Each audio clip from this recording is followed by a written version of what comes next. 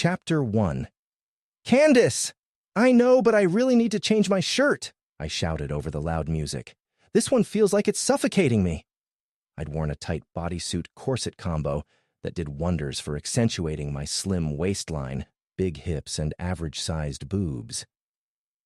I thought that it'd make tonight the night for Justin and I, and that I'd effectively lose my virginity. However, he'd hardly paid me any mind all night. Not that I blamed him.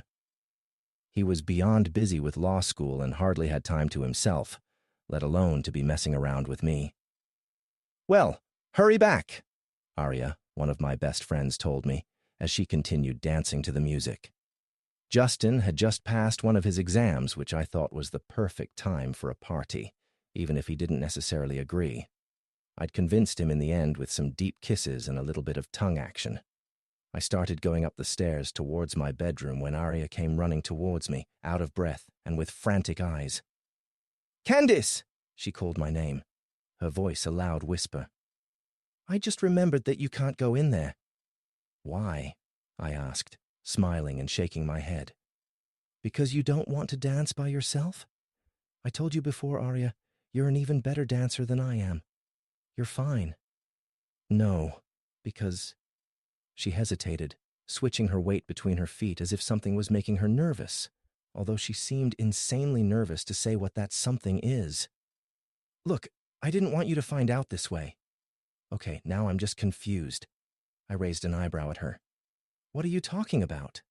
Can this wait until after I change shirts?" I reached for the doorknob again, but Arya stopped me. "No, it can't." "And why not?" I could see her trying to come up with an excuse on the spot and rolled my eyes. "Wow, funny joke, haha. Seriously, Arya, I'm suffocating." I turned my doorknob before she could try and stop me, and the scene in front of me left me completely flabbergasted. My boyfriend Justin and some girl were on the bed with their tongues down each other's throats, and nothing on but their underwear, hands all over each other. I squinted my eyes, getting a better look at the girl, and was left in shock when I recognized her. It was my best friend, Callie. My heart started beating so hard against my chest that I was sure it was going to jump out. Callie had been my best friend since elementary school, and I briefly thought about all of the things that we've gone through together. Not like it matters. I'll never be friends with her after this. Justin's eyes opened, and the second they locked on me, he immediately started to push Callie off of him. She didn't get the point right away. "Oh, are we playing hard to get?" She purred like a cat in heat. "No! We're playing get the fuck out of my house!" I exclaimed. She turned around suddenly with complete shock on her face. She sent Justin a look before sitting up and wrapping a blanket around her body. "Candace," she said my name sweetly, and I could tell she was trying to figure out what she should say. What lie would fix the mess that she'd gotten herself into? "I didn't know that you were going to come up here, and we were just fixing your bed frame. It's so rusty." "In your underwear?" I asked incredulously. "Does it look like I was born yesterday? It's just so hot." She defended herself and looked behind me. "Isn't it, Arya?" I turned around and looked at Arya, completely heartbroken. "You knew about this?" I asked. "About them?" As angry as I was, I could still feel my eyes beginning to water. Arya's lips separated before coming together again, as she hung her head in shame. So that was why she wanted to stop me before I came in here. She didn't want me to find out the truth, a truth that I should have been clued in on long before this moment. Arya may have been introduced to me through Callie, and may have known her longer, but I thought we were closer than that. I thought everyone here was better than that. It's clear that I thought wrong. I focused my gaze back on Callie. "You were always one hell of a liar, but I never thought that you would lie to me." I laughed, but it was humorless, looking at Justin. "And you?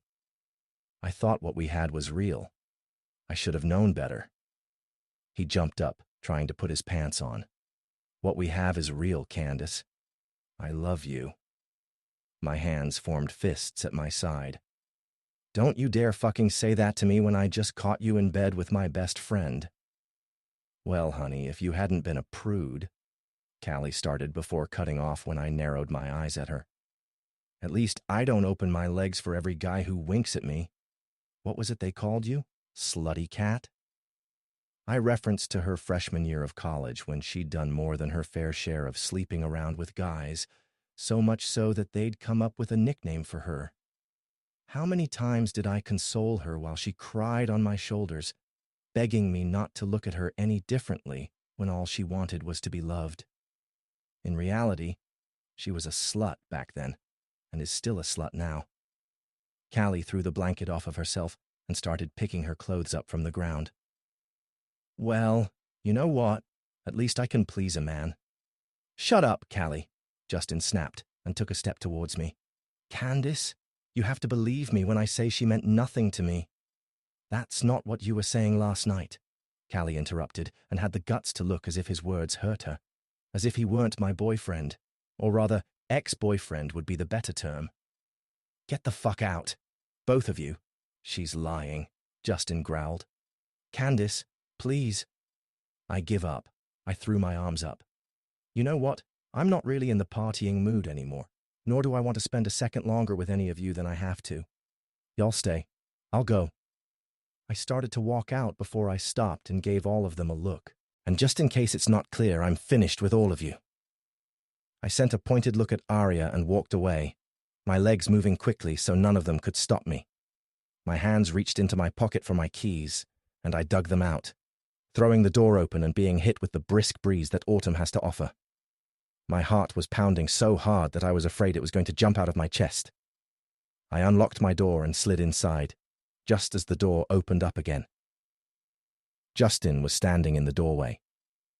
I pushed my key into the ignition, and my engine roared to life. Justin found my car and locked eyes with me. I put my seatbelt on as he was walking towards me.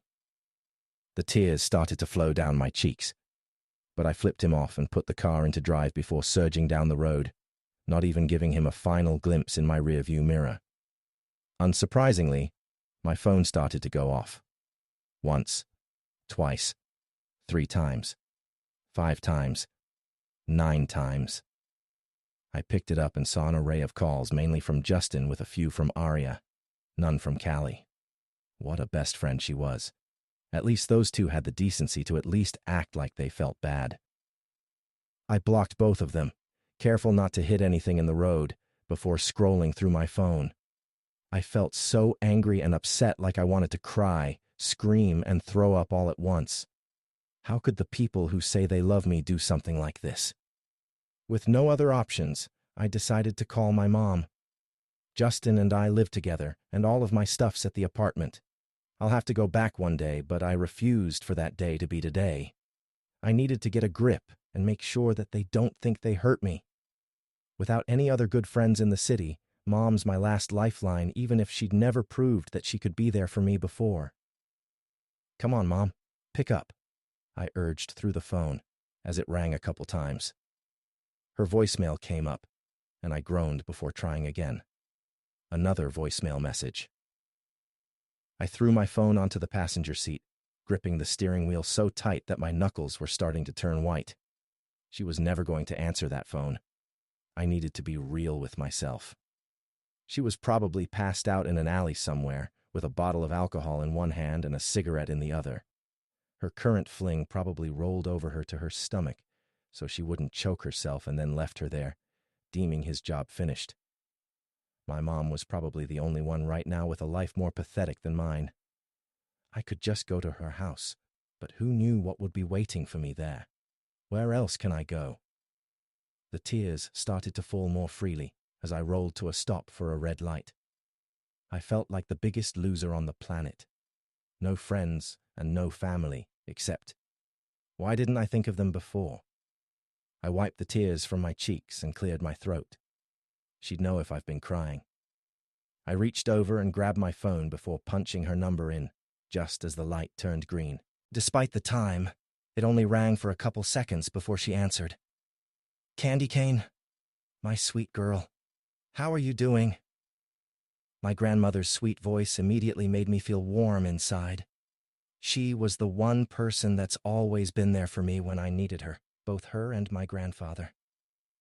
"Mimi," I said, fighting to keep the tears at bay. "I really need someplace to go right now. I'm going through a few things. And do you guys still live outside of LA?" I used to make fun of them for living outside the action of the city, but it was where they're happiest. "Of course!" she exclaimed. "You know you don't even have to ask. Come on, sweet girl." California. That's just the place to take a break away from my life. Sure, it was a 3-day drive, but that would give me time to clear my head and to think. Chapter 2, Richie. "I'm not happy with this, Andrea."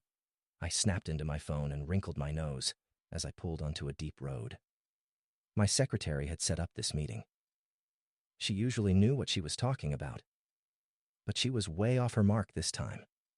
My brother, Andrew, might have enjoyed it, but he was in Africa, doing a volunteer run with Doctors Without Borders. Lonely spaces and ne'er-do-wells were his specialty. To be fair, Caleb, my driver, did offer to drive me. But I'd been convinced that I would enjoy the scenery until remembering that I was from Las Vegas and currently resided in New York City. I was used to the bustling cars and people screaming at each other rather than the absolute silence and seeing a gas station every 10 miles. Nothing about the countryside was comforting to me in the slightest, and it felt like a waste of my time that I was even out here. "If you couldn't meet him out there, then you wouldn't have gotten the opportunity to try it," she reminded me, doing her best to calm me down. An angry Richie was not one that people wanted to mess with. I winced as my well-sprung Porsche hit a bump even it couldn't handle. Yeah, Andy would love it. Riley would think I was crazy. It would have been Mom's perfect bag, but Dad would have hated it. Not that their opinion mattered anymore. 2 years ago, they'd gone down with their yacht off the coast of Libya after visiting my brother. I still wasn't over their deaths. The yacht, which was supposed to be state-of-the-art and unsinkable, had been my birthday present to Mom because she'd always wanted to sail around the world. Dad just wanted to be wherever Mom was. "If it's so good, then why isn't he global?" I snarled, hating the direction my thoughts have gone just as the GPS tells me to get onto a narrow road. I squinted, doing as it says, skeptically. If another car wanted to drive past, it wouldn't be able to.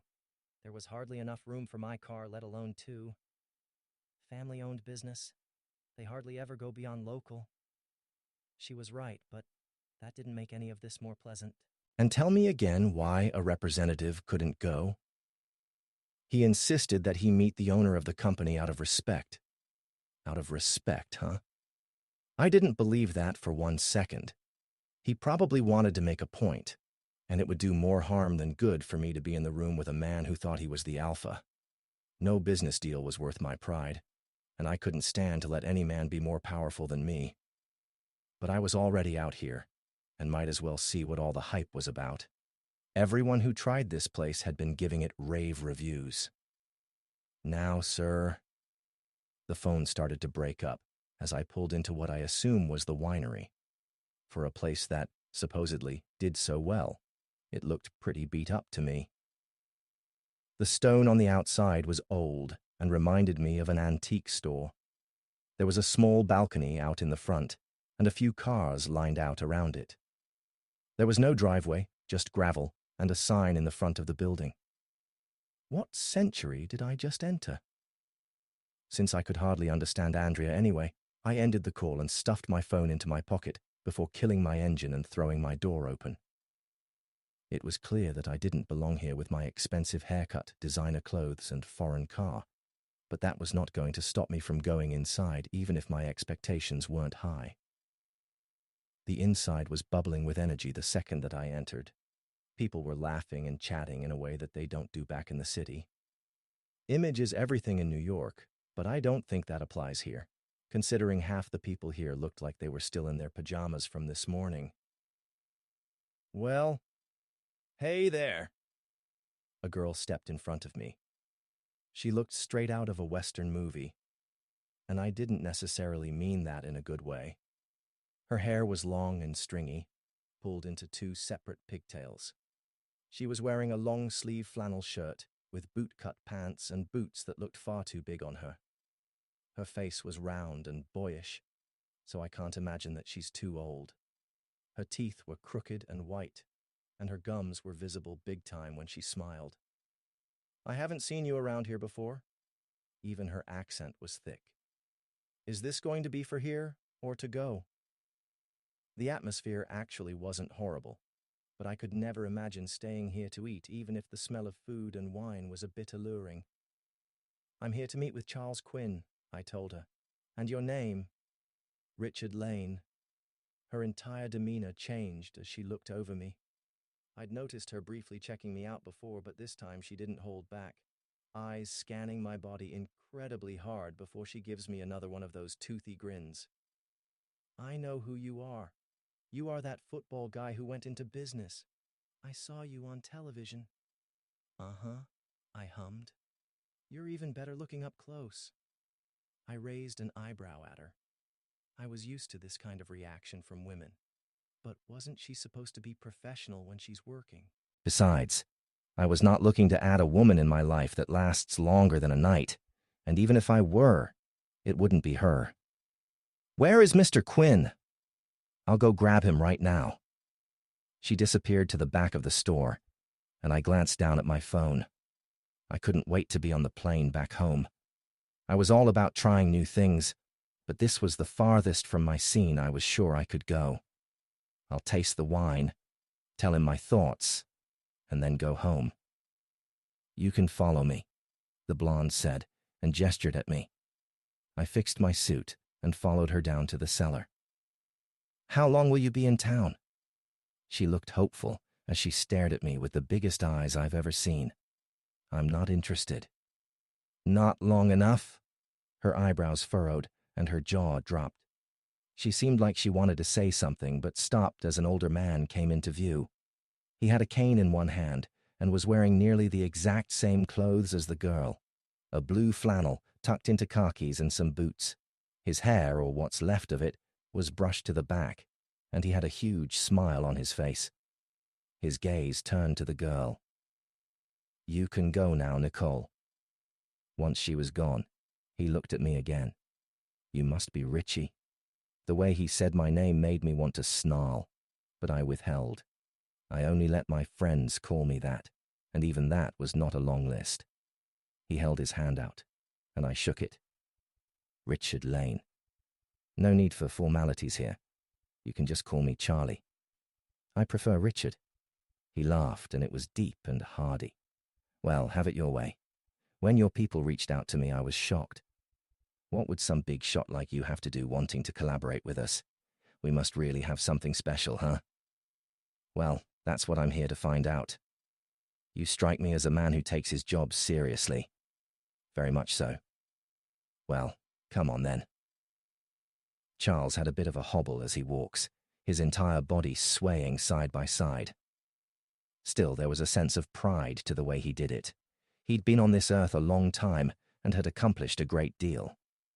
He should walk proudly. He tapped on one of the barrels. "Here she is." He looked around for a few seconds with squinted eyes before finding what he was looking for. Some glasses. Charles only grabbed one and smirked. "Far too early for me to be drinking, and I have a bad habit of not being able to stop once I start." He laughed at his own joke before pouring me a glass and handing it to me. I grabbed it and took a sip. To say that I was shocked was an understatement. My eyes nearly popped out of my head and I eagerly drank the glass. I hadn't expected much from Charles and his wine, but it was safe to say he completely blew my expectations out of the water. This had to be the best glass of wine that I'd ever tasted in my life. "Good, ain't it?" he asked, genuinely looking for my opinion. "My granddaughter's staying with us. Had some drama going on in the city, and she said it was just amazing." "It is," I agreed. "I'm not walking out until I have a contract with this man."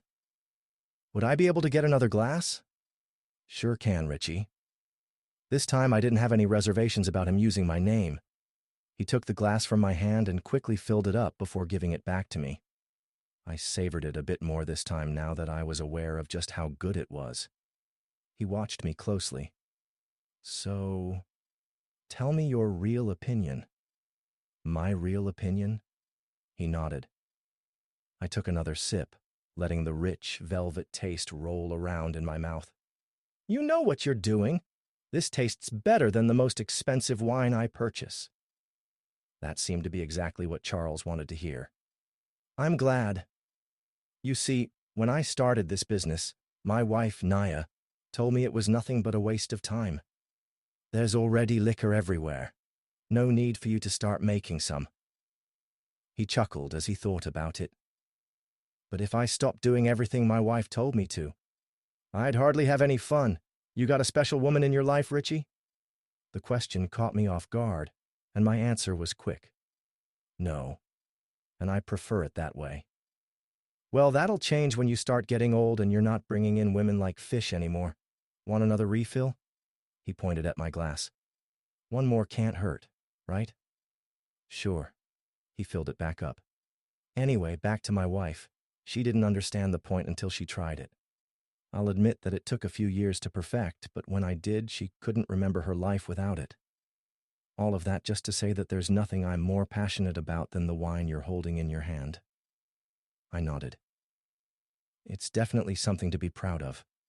I wasn't quite sure what to expect when coming here today, but this wine... Mr. Quinn, you're on to something. Please, call me Charles. Have you ever thought about going global with it? The numbers were already beginning to rack up in my head. Or at least just countrywide. I'm much too old to be trying to expand, don't you think? You're never too old to become rich. I'm not in it for the money. I just enjoy what I do. An idea popped into my head. Then have you considered selling? I have the means to make this a very profitable business. You'd still have access to shares and would be able to do what you enjoy most without all of the boring stuff attached. Charles thought about it for a moment. His lips pursed. Then the smile was back on his face, and he shook his head. I built this company from the ground up, and I'm not letting it go anywhere until I'm deep in my grave. I nodded and brought the glass back to my lips. We're just going to have to see about that. He would learn how persuasive I could be. Chapter 3. Candace! Candace! Mila exclaimed as she stepped into the house. She was not much different from how I remembered her, except she'd grown into her looks a lot more. She was tall and thin as a model, with black hair cut into a luxurious bob and kind brown eyes. She looked decked out in designer clothes and shades on her forehead, which meant she must have been doing well for herself since I saw her last. Don't you look gorgeous? She gestured with her finger for me to twirl, and I did so with a little laugh. You've grown up so much since we were 13. The last time I saw you was a decade ago. Can you believe that? Mila talked so fast that I was barely able to get a word in, which reminded me exactly of when we were children, so much so that I couldn't help but to smile. Before there was ever Callie, there was Mila, and if there was one person who I knew wouldn't betray me, it was her. She'd always had such a kind heart, which was why it didn't surprise me that she'd been happy to hear from me and eager to see me when I called her out of the blue to let her know I was coming back to town. No, I can't. She touched my hair. It used to be red. You dyed it? After all of the teasing and bullying I suffered? Yes. I loved your natural hair. When it grows out this time, I think I'm going to keep it. You'll have to keep me updated and not lose contact. She rolled her eyes. Why did you stop coming here? I thought you loved your grandparents' place. I did. I do. I had a lot of stuff come up with my mom. Oh. She knew all about my mother and didn't even bother to ask more questions than that. Well, are you still straight? Huh? I frowned, laughing out of confusion, sure that I heard her wrong. Heterosexual, still in love with the men. While I'd like to stay far away from them right now, yes, I am. She sighed and leaned against the doorway. That's a shame. A woman could do you right. They're better than men. I learned that a long time ago.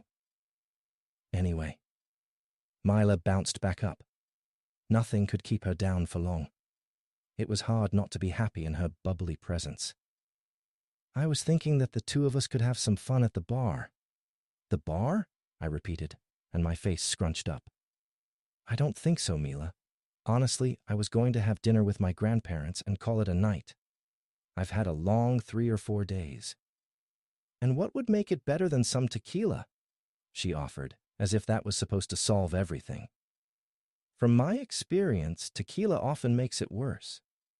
Yeah, well, that's the day after, not while you're drinking it. I laughed. You are something else. She smirked. That was something she'd known all of her life, but the difference between me and her was that she embraced it. Mila was completely content not being like everyone else. Maybe that was why I always enjoyed her company so much. Come on, you owe me. You fell off the face of the planet and I couldn't reach you. The least you can do is buy me a couple drinks. I won't even force you to have one. How kind of you, I said sarcastically, and shook my head, looking at her puppy dog eyes. Fine, just a couple hours. You know what? He sounds like a real douche, and you deserve way better than an asshole like that. Mila gave me a sympathetic look, a drink in one hand while she rubs my shoulder with her free one. She was already on her 4th drink while I was still working on my 1st. Mila's always been able to outdrink me. In fact, I don't think there's anyone that she can't outdrink. It's not the first time either. I let out a breath. Elaborate. She took another swig of her drink. Before we were official, we were in the talking phase for like 3 months. He ended up sleeping with another girl. Mila frowned. Why did you get with him? You know cheaters never change. Everybody says that. She's right. Well, I reasoned that he wasn't my boyfriend yet, so it was okay. And did you actually feel that way? I snorted. Of course not. She gestured the bartender over to get her another drink. Do you want to know something that I've learned? Hit me with it. Always stay true to your feelings. I know that sounds cliché, like something that would come out of a kid's show. But honestly, it makes life worthwhile. If I spent my time doing what I thought people wanted all of the time, I wouldn't be me, and more importantly, I wouldn't be happy. What you want and how you feel matters. Never sweep that under the rug because it always comes back and bites you in the ass. That strangely made me feel better, and I smiled. Who knew Mila Cochran could be so wise while she's drunk? Tipsy, not drunk, she corrected and laughed. By the way, it looks like a handsome hunk is coming your way. I turned around, and Mila was right. There was a man coming straight over to me. He was short and chubby with a beer belly that shows what he liked to do in his free time. He had a scummy face and big hands. Hey, ladies, he greeted in what he thought was a charming voice, although I could attest it was far from it. How do you two feel about having the best night of your lives? Mila looked straight at him and laughed. I'm sure your penis isn't even big enough to find the G-spot, let alone know what to do with it if you did. Now run along. We're not interested. A bit harsh, but the man seemed to get the point. Bitches, he drawled underneath his breath and turned on his heel to walk away quickly. The tips of his ears were red from embarrassment. I looked at Mila. That was mean, don't you think? She rolled her eyes. You know what's mean? Promising a girl the time of her life when you know you can't last more than 2 minutes? Been there, done that, and quite frankly, it's just cruel. She downed the rest of her drink before gesturing for another. Man, this is going to be one hell of a night. Now, if you'll excuse me, I'm going to go find a cute girl to make out with. And you know what? You should too. I shook my head and watched as she grabbed the last drink the bartender offered and threw it to the back of her throat before letting out a little, confident scream and disappearing through the crowd of the bar. For a split second, I debated calling it a night. The only reason I came out here was because of Mila. But if she planned on hooking up with someone, then she wouldn't need me. On the other hand, my luck was so bad that she'd end up needing me just because I left. I drank the rest of my drink before asking for another one, deciding that 2 would be my cap for the night. Just as the bartender handed it to me, a stranger sat in Mila's seat. I'd thought Justin was the hottest man I'd ever laid eyes on, but he had nothing on Mr. Tall, dark, and sexy beside me. I looked at him from the side, so he wouldn't notice, and had to stop myself from swooning. I was not the type to get riled up simply because a guy was attractive, but my panties were getting damp at the thought of this man getting into them. He had a mysterious bad boy aura around him. His hair was so dark that it was almost black, and it was damn near impossible not to notice those intense, dark blue eyes. His skin was a shade underneath tan, and he was dressed exceptionally well, which wasn't something I was used to guys my age doing. It was clear that he was not a guy my age. "Take a picture. It'll last longer." His words took me by surprise, and I turned my head to get a look at him fully. "Excuse me?" He looked at me with a raised eyebrow. "You're staring at me. If you want me to take you to the bathroom and bend you over the counter, baby girl, all you have to do is ask." His face was smug, and I wondered how often that line worked for him. Not this time. Before I could give it a second thought, I tossed my drink straight in his face. "Not in your wildest dreams." He was shocked at first before his face contorted in pure anger. His eyes darkened as they narrowed at me. Looks like it was time to go. I jumped from my bar stool but didn't get the chance to make a single step before his arm was around my waist, pulling me right up against his body. He smelled like alcohol, thanks to me, but even that was not enough to make him stop being attractive. "This suit cost me over 10 grand. How do you expect to pay me back?" His tone was serious, and he looked like he wanted to pop my head off. $10,000 for a suit? That's insane. "I paid you back by teaching you some manners. Your friends at home must find your humor irresistible." I smiled. "What? You don't?" I didn't have to look around to realize that everyone was staring at us. I could feel their eyes on me, and I knew it was because of the sexy man holding me, wet and irresistible. I started squirming to get away from him. His arm tightened. "You are infuriating. Sounds like you're not used to meeting women who don't fall onto their knees for you." He stared at me hard. "No, I don't. Let me go. Oh, I'm hardly finished with you." Before I could ask what that was supposed to mean, he leaned down and pressed his lips against mine. I fought at first, but the feeling of his tongue along my bottom lip was enough to make me melt against him, even if my mind was screaming at me to get a grip. 72 hours ago, I caught my boyfriend with my best friend, and now I was making out with some stranger that I met in a bar, and enjoying every damn minute of it. Chapter 4. Richie. "Dance with me," I asked her, my hands still firmly planted on her waist.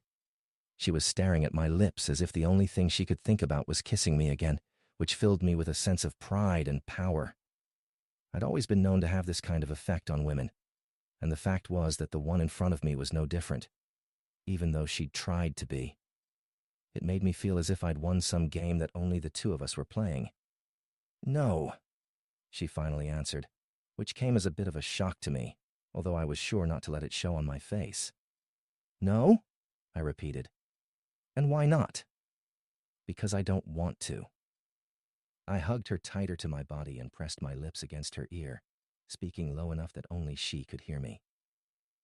"See, that's where I think you're lying. I don't think you'd want anything more than to be taken on that dance floor and dance with me. And you want to know what I think would make you even happier.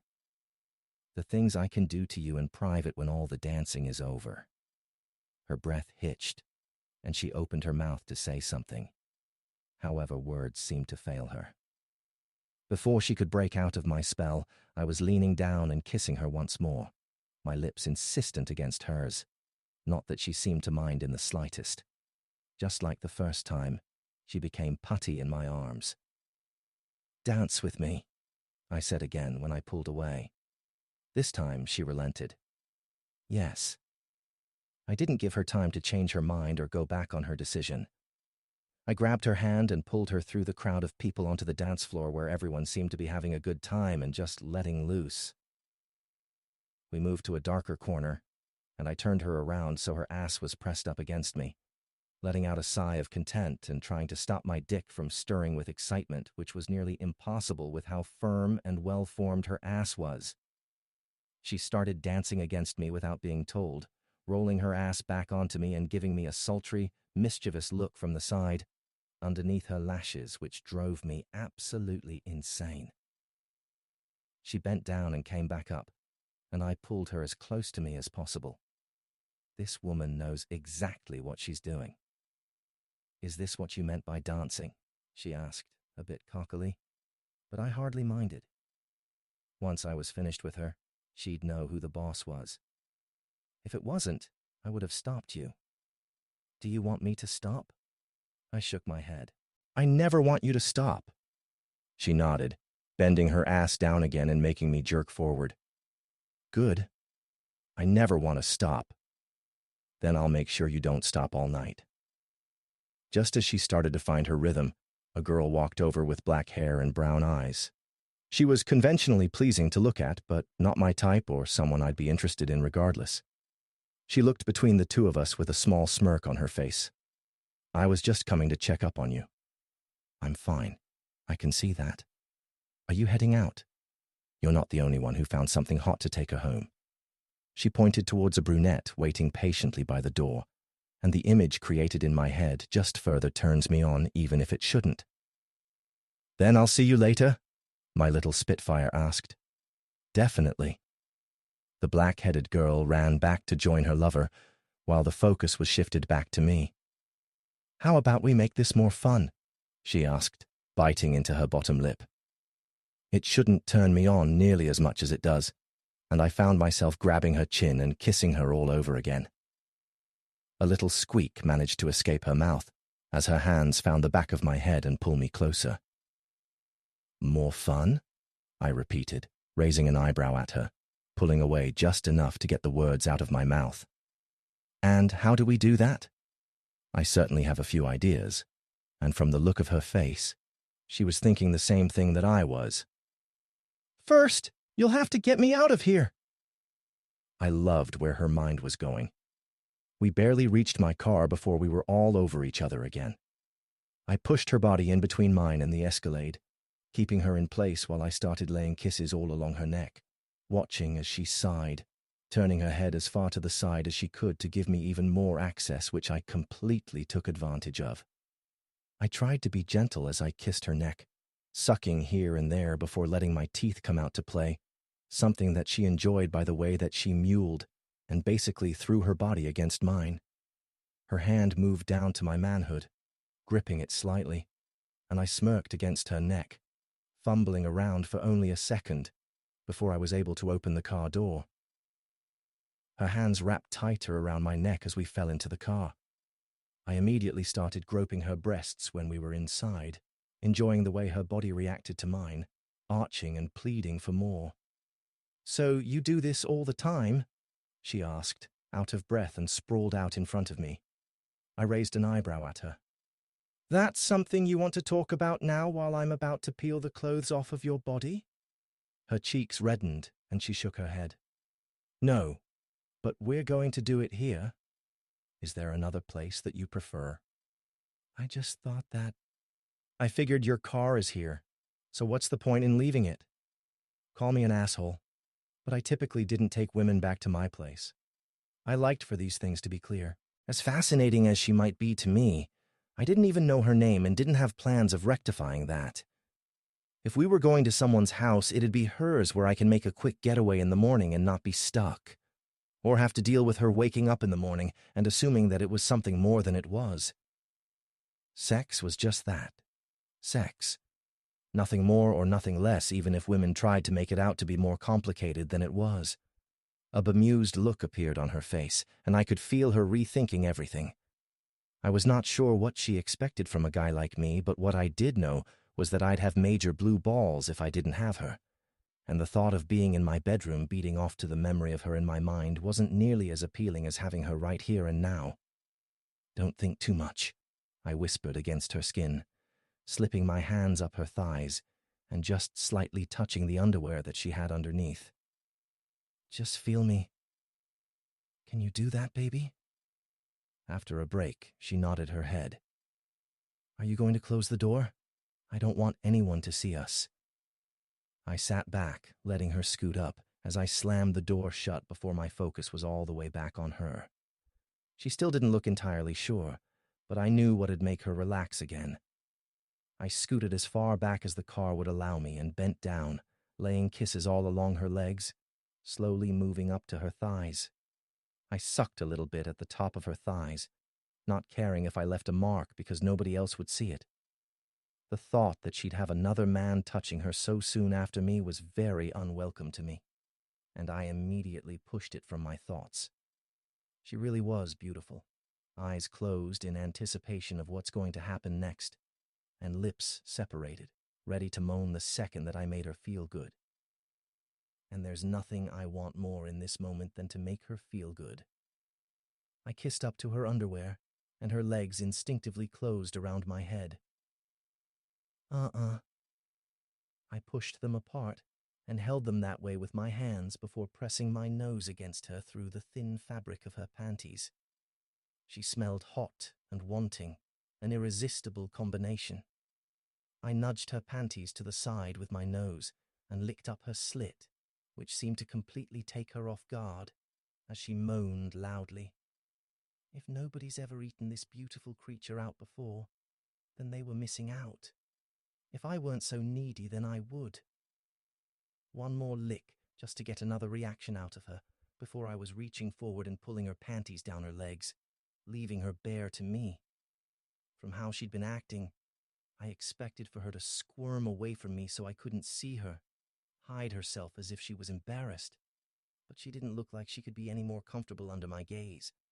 There was nothing I liked more than a confident woman. I made relatively quick work of my belt before yanking my pants and boxers down, which was a bit of a task in the car, although she was incredibly patient, watching me with wide eyes before reaching forward and leaning to take me in her hand. "You're so warm," she commented. "I'll be hot inside of you." I gripped her thighs, pulling her back fully down onto the seats before I nudged her with my tip, trying to tease her, although teasing myself just as much because of how much I wanted her. Her breathing increased, and I made sure she didn't stop looking me in the eye as I sank into her inch by inch. When I hit a bit of a barrier, I was confused. "Is she—" She reached forward and pulled my shoulders, bucking her hips so that I was fully inside of her, and all of my thoughts vanished. She was warm, wet, and unbelievably tight. I'd never heard of a better combination. Her nose was scrunched up. "You okay?" I asked. "Yes," she said quickly. "You're just a bit big." "Too big?" She rolled her eyes. "Your ego is too big." She bucked again, and with no signs of pain on her face, I pulled out of her before pushing back into her, hands gripping her thighs, as pleasure washed over me. This is going to be a fun night. Chapter 5. Candace. I nervously shifted my weight between my feet, biting gently on my nails as I waited for Mila to open the door, wondering what in the world could be taking her so long. I knocked a few more times before taking a step back. I'd never felt like I'd had to tell someone something as much as I did right now, like if I didn't get the words out, I'd just explode. Finally, the door opened, and she was standing in front of me, covered up in a robe with absolute bed hair and confusion etched onto her features. When she saw me, she smiled, but still looked tired. "Candace," she said my name, surprised to see me. "I didn't think that I'd be seeing you quite this early." She took a step away from the door so I could step inside. "I didn't expect to see you at all, actually. Can I make you a coffee or tea?" "Coffee would be wonderful," I told her and came in. Her apartment was small but cozy with bohemian themes spread throughout. Mila really did have an eye for interior decorating, which wasn't that much of a surprise to me, considering that she did it for a living. She closed the door and took the small step on the platform to get to the kitchen, located conveniently beside the living room. Mila turned the coffee maker on before grabbing a mug from the cabinets. For herself, she prepared an orange juice, drinking it quickly and looking a bit more like herself. "Do you usually get up this early?" "Not at all," I answered, aching to tell her what happened last night, but waiting until I get my coffee first. Every time I closed my eyes, the only thing I could think about was him. I didn't even know his name, and I wished I did. He was the man that I lost my virginity to, after all. "Cream or sugar?" she asked. When I nodded my head, she added a couple sugars and some milk to give it a warm color before coming back towards me and handing over the mug. "So, what's got you up so early?" "Remember that guy from last night?" I started. She nodded. "Well, we ended up—" "Mila? Where'd you go?" a voice called from the hallway. "I wasn't finished with you yet." A woman popped her head around the corner with a smirk on her face, and I recognized her as the same one from the night before, at the bar, except this time she was completely naked. Her face turned from excited to horrified. Mila just smiled while I completely averted my gaze. "I'm sorry." I apologized quicker. Not everyone had sex in a car the night before.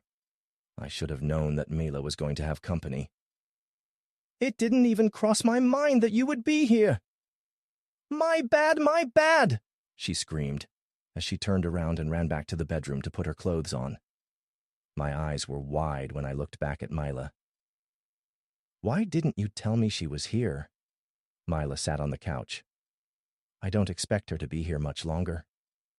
She patted the seat beside her and looked up at me happily, as if a naked woman didn't just come out of her room, ready to pursue whatever the two had started this morning. "I don't know that she agrees," I pointed out. "Maybe I should just go." "Go?" Mila repeated and shook her head. "No, there's no need for that, trust me." "But the girl—" "I had my fun," she interrupted, "and now it's time for her to leave. Trust me, it's better that way. She's one of the clingy types, and I'm far from looking for a relationship." I sat down, feeling bad for the girl, but ultimately knowing that it didn't have anything to do with me. Thankfully, I'm a friend and not a potential interest. Otherwise, I'm sure that I'd be treated the same. The girl returned, except this time she was fully clothed and had her hair pulled up. She slowly came over and gave me a nervous smile. "I'm so sorry for that," she apologized. "I didn't mean for you to see that much of me and didn't know that Mila had someone else here." "It's okay. I didn't see all of you," I reassured her. She stretched her hand out to me. "Tegan," she introduced herself. I shook her hand. "Candace. It's really nice to meet you. Are you a friend of Mila's?" "There's no need for all of the pleasantries," Mila commented as if she was bored with the conversation. "We fucked. It was great. Now you can go. Thank you for the good time." Tegan looked damn near heartbroken, but did her best to be passive as she grabbed her jacket and walked to the door. "You can just forget my number." "Already have." She opened it, stomping out, before slamming it shut behind her. I looked at Mila. You didn't have to kick her out like that. Tegan seemed nice. Doesn't change the fact that I was done with her. She shrugged. Besides, she's not even actually gay. Just wanted to know what it felt like to be with another woman. You indulged her. Of course I did. She's hot, but that's all it is. Mila leaned back and crossed one leg over the other. Anyway, you were about to tell me a story about the guy from last night? Leave it to her, not to let go of any details. Did the two of you go home together? She wiggled her eyebrows at me. I swallowed. Yes and no. How am I supposed to explain it? Mila frowned. Wait, what is that supposed to mean? We didn't go home together. So you didn't end up fucking around? No, we did, just not back at either of our houses. That seemed to excite her. You are so nasty, she exclaimed. I never would have expected that from you of all people. Although then again, I wouldn't have expected you to sleep with anyone in the first place. Why do you say that? Because I scream prude? She rolled her eyes. No, because you just got out of a relationship. The thought of my ex-boyfriend and people I once thought were my friends made me want to barf. I hadn't even thought of them when I'd been with my mystery man the night before. Mila eyed me. Don't tell me you slept with him just because of your ex. No, I said quickly. Maybe too quickly. Are you sure? Yes. I mean, I'm pretty sure, I guess. I don't really know. That doesn't sound that confident. I'm not that confident, I admitted. I was beyond confused. Was it because I broke up with my first real boyfriend that I jumped into the bed of the first sexy stranger that I saw? Or was it more than that? I thought back and remember that irritating, sexy smirk that made me want to drop my panties for him, and the way that his hands rolled along my body as if he'd seen every inch of it before. Even his lips had left trails as if I was the most valuable thing to him. Thinking about him got me hot. That's something no other man has ever been able to do. So? Mila cocked her head to the side. Where did y'all do it? Thinking about it embarrasses me, but I told her anyway. In his car, I admitted. His car, she repeated, her voice getting higher. You are such a slut. I am not. She was laughing her ass off at me. Well, I wouldn't have done it in a car unless I was getting paid. She gave me a suspicious look. Were you getting paid? Ew. Gross. Of course not. I'd never get paid to have sex with someone. I would, she admitted, especially if it was a lot of money. Mila really was something else. Can we change the topic, please? You don't want to tell me how hot the sex was with your gorgeous mystery man in the back of his car?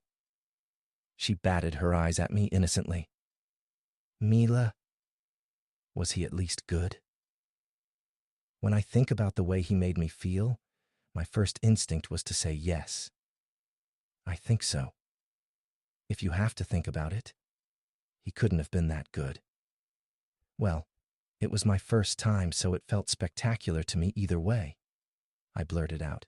It was so quiet that I could hear a pin drop if I wanted to. Mila was staring at me as if I'd grown a second head and told her my plans to run for president. The look on her face was a mixture of surprise, shock, confusion, and some more things that I couldn't make out and probably didn't want to. You're joking, she finally said, once she'd taken a moment to really gather her thoughts. I let out a breath and shook my head. No. But how? I never found the right person, I guess. As if that's the reason people have sex these days. Well, I realize that now. My phone started ringing in my pocket, and I held a finger up to Mila while I dug it out before seeing my grandmother's name along the top. She hardly ever called me, so I had a feeling that it was something important. I answered. Hey, Mimi. Everything okay? I turned my body away from Mila, although I was sure that didn't do anything to stop her from being able to hear me, not as if I was trying to harbor this big secret anyway. Candace. The way she said my name always filled with so much affection. She'd told me before that I was the daughter she always wanted, which was a personal hit against my mother, but an understandable one if you knew her. Everything is fine, sweet child. I was calling to check on you. I didn't get a chance to see you for breakfast and figured you had something important going on. If something important could be classified as going to my best friend's house and telling her all about the wild sex I'd had with a complete stranger the night be, then yes, it was very important. I'm just with a friend, I told her. Then I'll make it quick. Your grandfather and I are having a special friend come to dinner this evening, and we'd really like it if you were there to meet him. Okay, I said evenly, picturing some older gentleman that they've met through business. I'll make sure to be there. Good. I think you'll like him. Chapter 6. Richie.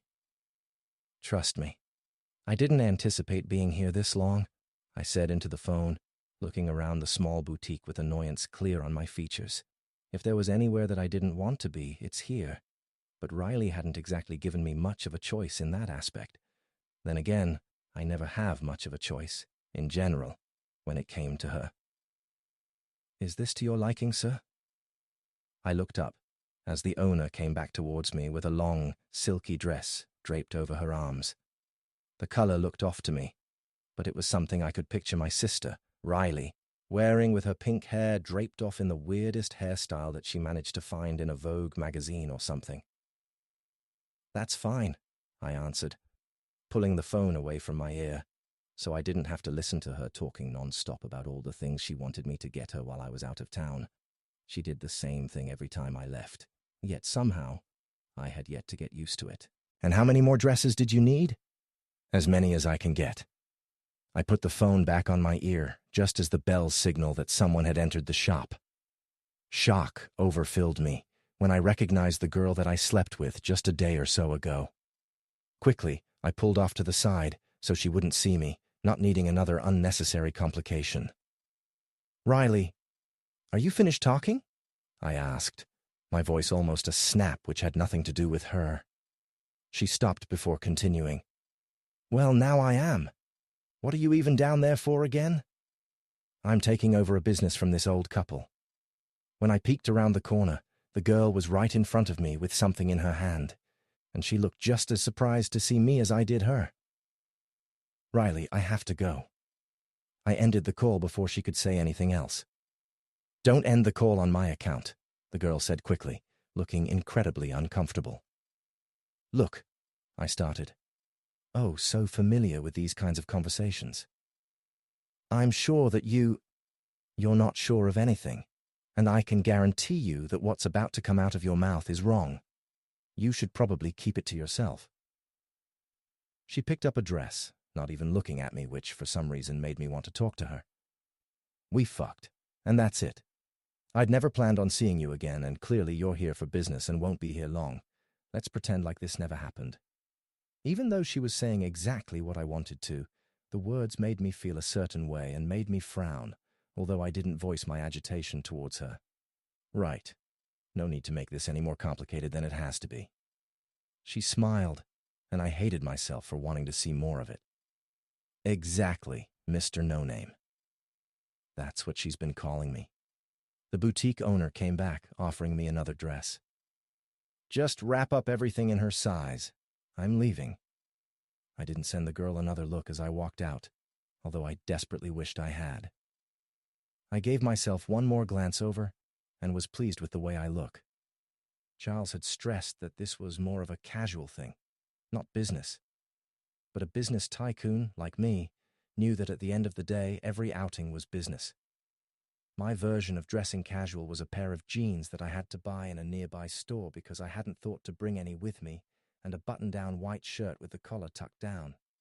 Usually I went out of my way to slick back my hair but hardly find a reason to, and left it vaguely wild, although I'd run a comb through it a few times. If anyone I knew saw me, they'd think I'd completely converted over to being country, as long as they didn't look at my car, which couldn't be farther from the case. I was just a man of good perception and dressed to my environment. Throwing the door open, I stepped out and locked it before looking at the restaurant that Charles had invited me to. It was nothing special, a far cry from the five-star restaurants with Michelin-rated chefs that I was used to, but I did have to admit that there was something cozy about the environment. When I walked inside, the hostess immediately smiled at me. "Table for one? Party for Charles." She nodded and looked at her notepad. "One moment." She disappeared, and I stuck my hands into my pocket, waiting patiently for her to return. "Where is he?" I heard a familiar voice and frowned before turning around, seeing the same girl that I'd been intimate with. "Where is he?" Was she talking about me? "I hope you're referring to someone else," I stated, and watched as she turned around, entire face scrunching up once she noticed who I was. "You know, you're kind of starting to act like a stalker, following me around. What happened with you being okay with this being a one-time thing? This wouldn't be the first time that I'd dealt with a stalker. Once women found out how useful I could be to them, It was pretty hard to get them to go away. I'd thought this girl would be easy, seeming as she made it clear that she didn't want anything to do with me. However, I should have known better. She was just a good actor. For the record, I'm not here for you. She turned away from me.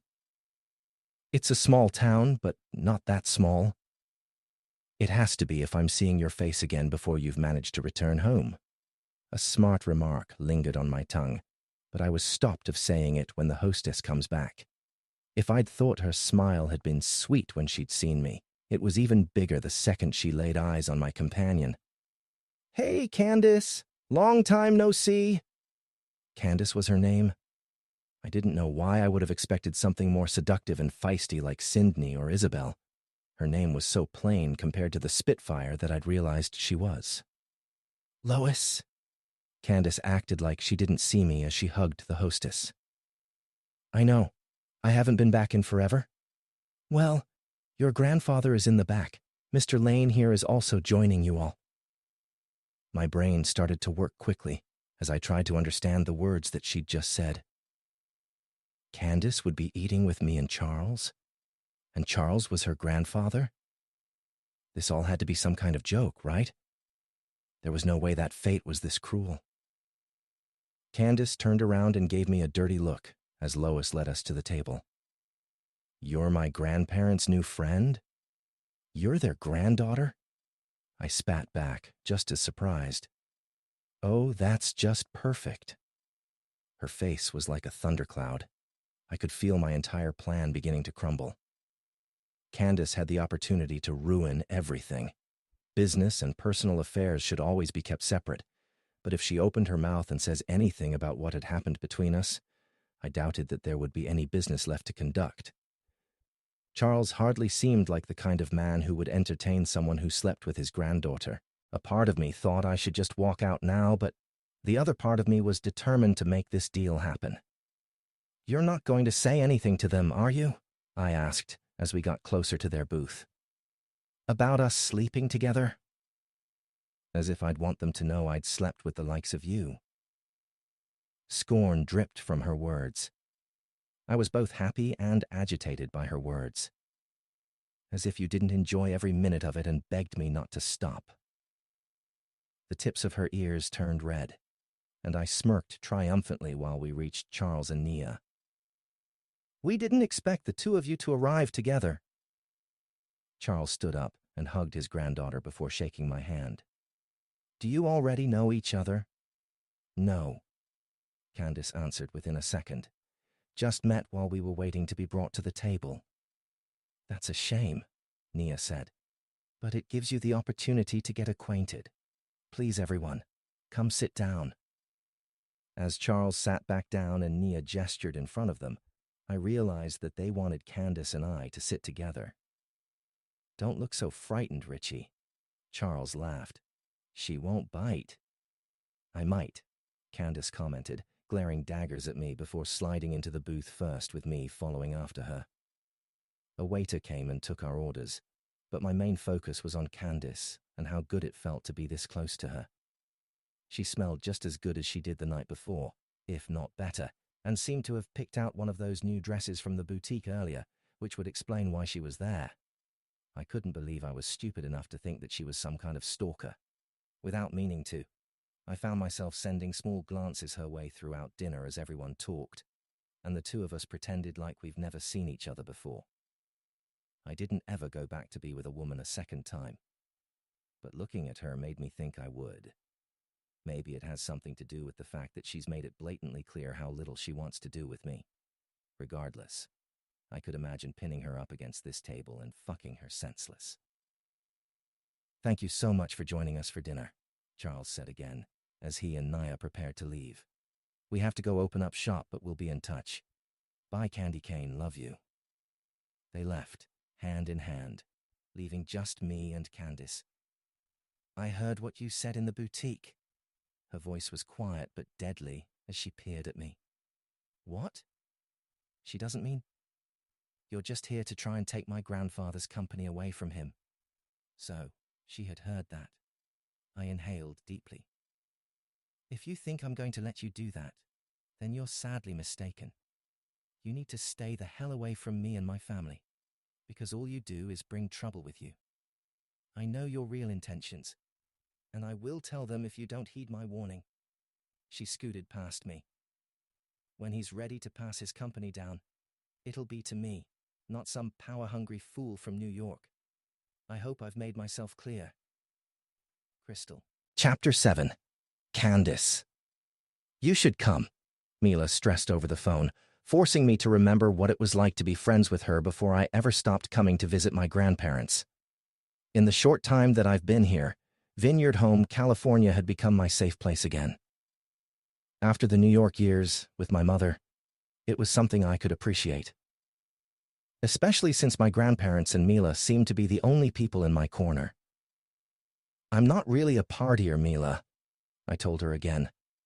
"The last time that I went to a party, I caught my boyfriend cheating on me." "Well, you're single and men suck, so that won't happen again." I could imagine her smile on the other end of the line. "Easy for you to say." My phone started vibrating against my ear, so I pulled it away, shocked when I saw my mother's name on the top. She never called me unless she needed something, so I doubted it'd be anything good. A cruel part of me didn't want to answer. Why should I be there for someone who had made it clear on numerous occasions that she cared more about a beer bottle than she did me? At the same time, she was my mother, and it was a primitive instinct that made me want to hear her voice, even when I knew I shouldn't. "Mila, I have someone on the other end. Can I call you back later?" Probably not until the end of the day. I'd noticed a pattern that whenever I ended up having to deal with my mother, it threw me off for the duration of the day and put me in a bad mood. She sighed. "You better not be trying to talk your way out of going to this party." I'm not. "Really, I'll call you back. This is important." "Fine. Talk to you soon." I ended the call and answered my mother's thankfully before it could ring for the final time.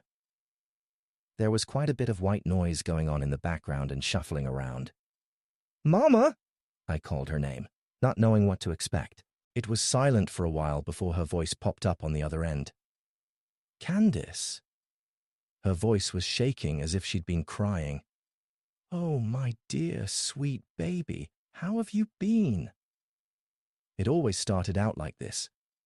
She started out acting as if she was an affectionate mother just wanting to check in on her child, when she was anything but. "Mama, is something wrong?" Over time, I'd become the only person she could call when she got into trouble, a fact that the both of us knew extremely well. "Oh, Candace." There was yelling in the background. "Mama needs to ask you for a favor, all right?" "Of course. What is it?" "Mama lost her job, baby, and Sean, he's being a rat's ass and refusing to pay for anything. All I need's a 12-pack and some cigarettes. Maybe $50. Really? That's all I need, and then I won't bother you again, I promise you." $50 was such an insignificant amount of money, and to be honest, it wouldn't bother me financially to give it to her, but hearing what she was going to use it for, that was what made me uneasy. I'd been telling my mother for years to stop drinking and smoking. However, she never listened to me, and that was one of the reasons I couldn't stand to be around her. What those things did to her. But at the same time, I'd never known her any other way. My mother's always been a drunk who couldn't stop lighting a cigarette, so why should I expect her to change? Her priorities were all jacked up. That was why she spent most of my childhood pawning me off on my grandparents rather than raising me herself. Apparently before me, and with the help of my dad, she'd been clean and good at one point. But when he died, everything changed. I was sure he would have hated the person she was now. All in all, that's the reason my grandparents and I were so close. They were the parents I never had the opportunity to have, and I couldn't thank them enough for everything they'd done for me. The only difference? While I hung on to the hope that Mom would change one day, they'd already come to the conclusion that she wouldn't. She couldn't make these kinds of calls to them anymore because they had stopped picking up the phone. "Mama," I started. "If you really need something, then you know I'm here for you. Always. But I'm not going to keep giving you money for you to destroy yourself, okay? I can't. I love you too much for that. But Candace, I do need this. Don't you know I've been trying to quit, but it's hard. If I can just do one more week, then I'll be able to let it go. I know I can. Mama, I'm sorry. But no. She paused before speaking. You are a no-good, greedy ass skank, and every day I regret the day that you... I ended the call before she could say anything else and leaned against the wall of the winery, letting out a deep breath to calm myself. It was the same thing every time. She asked me, and if I didn't give it to her, she lied in an attempt to bargain before resorting to calling me all of the ugly names she could think of. Not today. I thought about calling Mila back before deciding against it. What I needed right now was some time to myself. I was sure she'd understand if she were in my situation. Besides, it was not like I wanted to go to that party anyway, something she was completely aware of, so hopefully she wouldn't be too upset. After I'd calmed myself down a bit, I opened the back door to the winery, figuring I'd throw myself into work to get my mind off of everything. It was not like the day could get any worse. Or could it? Richie was in the winery, standing with my grandmother and speaking with her as if the two of them were friends and had been for years. My eye twitched as I watched them, and the anger began to overfill me. I was already having a crappy day, and now this. Hadn't I made it clear to him that he was to stay far away from this business and my grandparents? What part had he not understood? You're back, my grandmother stated, grinning as if Richie was the best company in the world, something I doubted. Good. I was wondering where you went. Well, here I am. I'll be right back, okay? She left to go to the back, and I glared daggers at Richie. Did you forget what I told you? I snapped, all of my pent-up frustration spilling out onto him. He smirked as if he didn't have a care in the world. I didn't forget. So why are you here? The amount of power that you think you have over me is comical. He took a step towards me, leaning down to whisper in my ear, so close that he was sending shivers down my spine. He shouldn't affect me this way, and I hated that he did. See? I thought about what you said, and you could tell your grandparents if that's what you wanted to do. However, how are you going to let dear old Grandpa know that you were a slut and lost your virginity to me? My blood ran cold, and my breathing became heavy. How did you know that? I'd certainly never told him, and the only other person who knew was Mila. There was no way she would have said anything, right? He chuckled, pulling back enough to look me in the eye. Do you think I'm an idiot? I put two and two together. My heart was erratic. That doesn't make you special, and it doesn't mean that I have any amount of attachment to you. If that's what you're worried about. I'm not worried about anything. He cut me off. It's not as if I think that it means you'll be drooling over me. But I figured you'd be losing quite a bit of your dignity telling your grandfather what happened between us. You won't be his sweet little grandbaby anymore, will you? I don't think I had ever been as angry as I was at that moment. Are you trying to blackmail me? I'm doing exactly what you did to me. You're never going to get the business. Grandfather won't let you, and neither will I. How about you focus on staying out of the way? Oh, aren't the two of you just adorable? Richie took a step back as my grandmother walked in, eyes so bright that you'd think she just won the lottery. I don't think I've ever seen a better match of people. If only she knew. I turned away from Richie. Where's Granddad? About to come back up. Richie here told me he had a few errands to run today, and now that I'm looking at the two of you, it's clear that you guys have something going on. She put a hand on my shoulder. I just know your grandfather would approve of a fine man like Richie. You two are just adorable and have our complete permission to go out. The words almost sent me into an epileptic shock.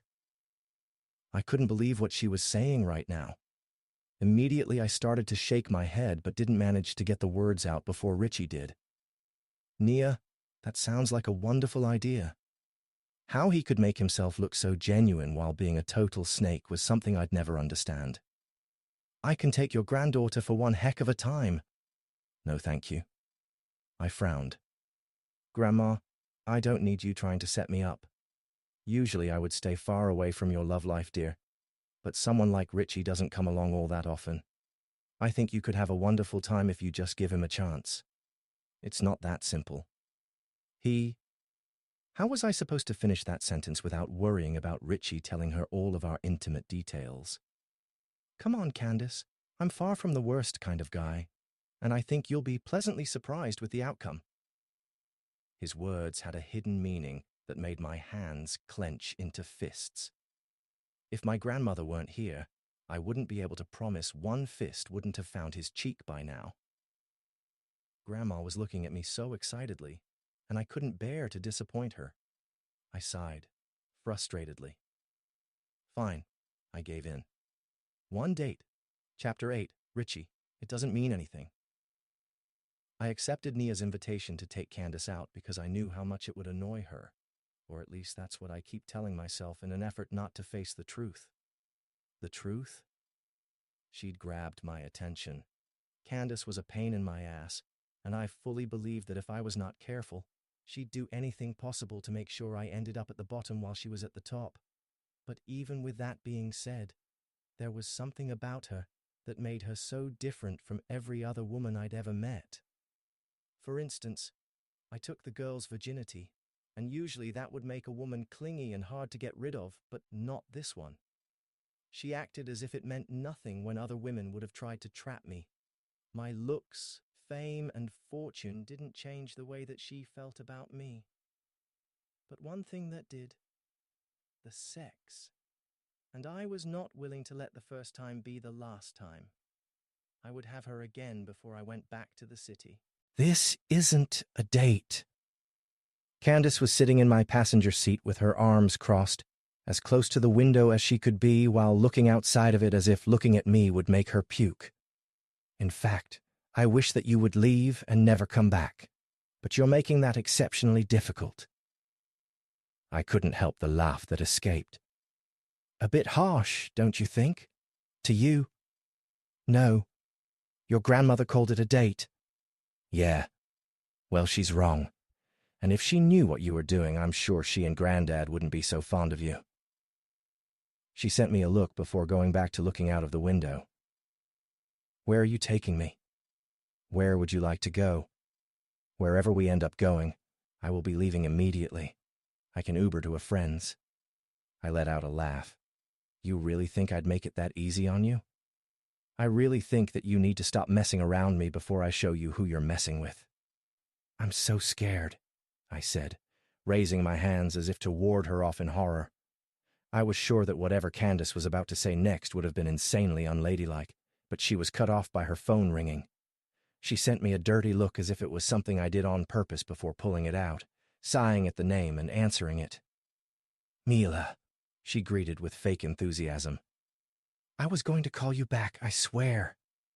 I could only hear one end of the conversation. "No, I didn't forget. I don't, Mila. Like I said earlier, it's really not my style.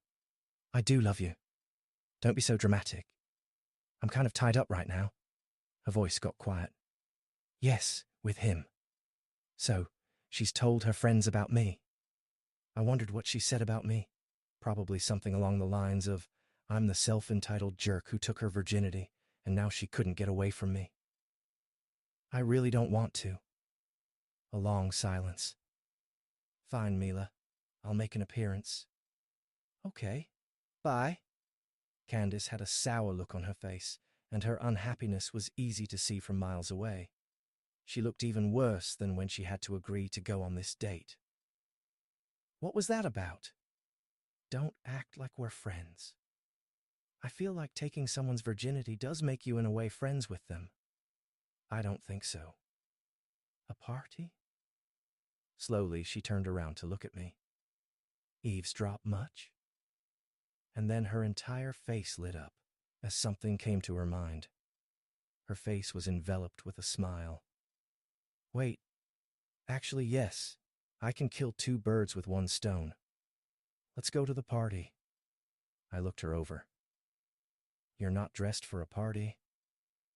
I don't have anyone to impress. She put her back against the seat. But there are going to be a lot of women with their guards down who will get so lost in your eyes that they won't even notice you're an asshole. Getting them to spread their legs for you should be relatively easy.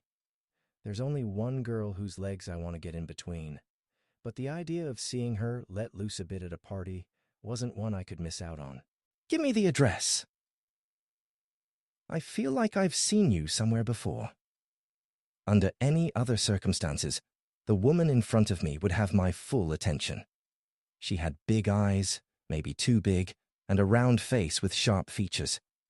Her hair was dark and almost reached her butt. She'd been flirting with me for the better part of 5 minutes with subtle glances and little smiles. She was small but cute. If I wasn't so focused on Candace, I would probably take her home. Probably not, I told her, honestly. I'm not from around here. Yeah, you have a city accent.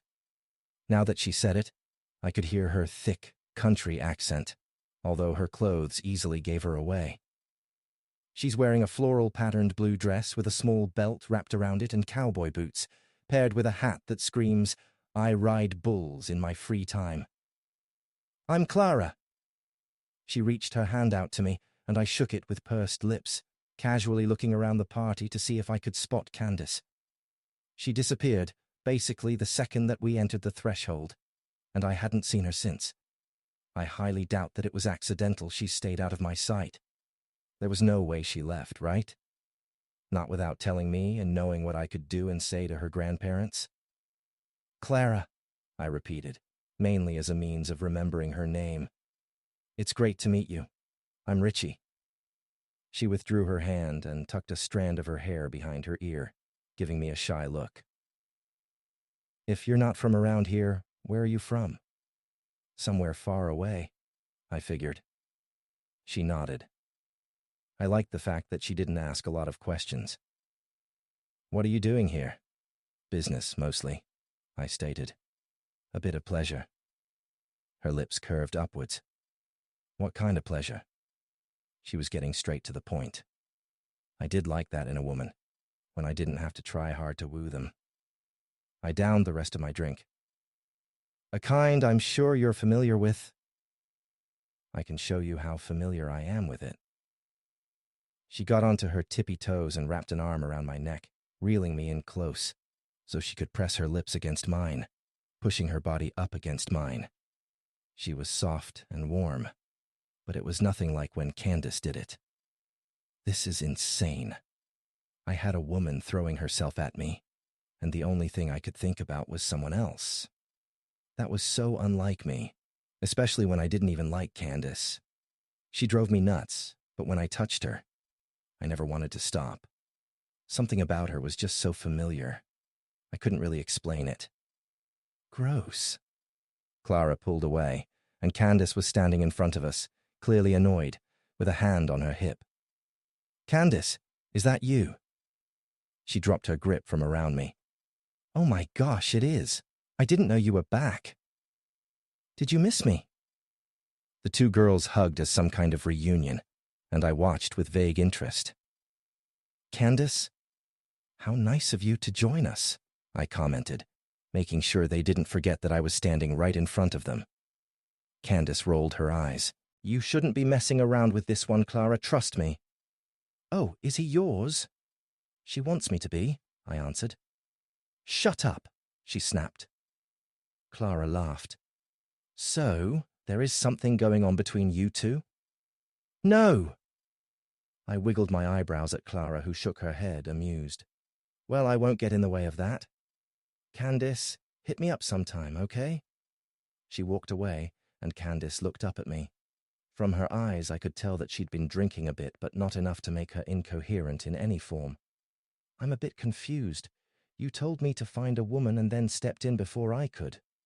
Clara's too good for you. But you're not? Candace opened her mouth to say something, but her nose wrinkled before she closed it again. She leaned against the wall and puts her hands into her pocket. You shouldn't find a girl here. I cocked my head. Why not? Because She drifted off. I said so. And I'm expected to listen to you now? Because I'm better than them. Are you offering yourself? Her cheeks turned red. Is that what you want? What happened to this being a one-time thing?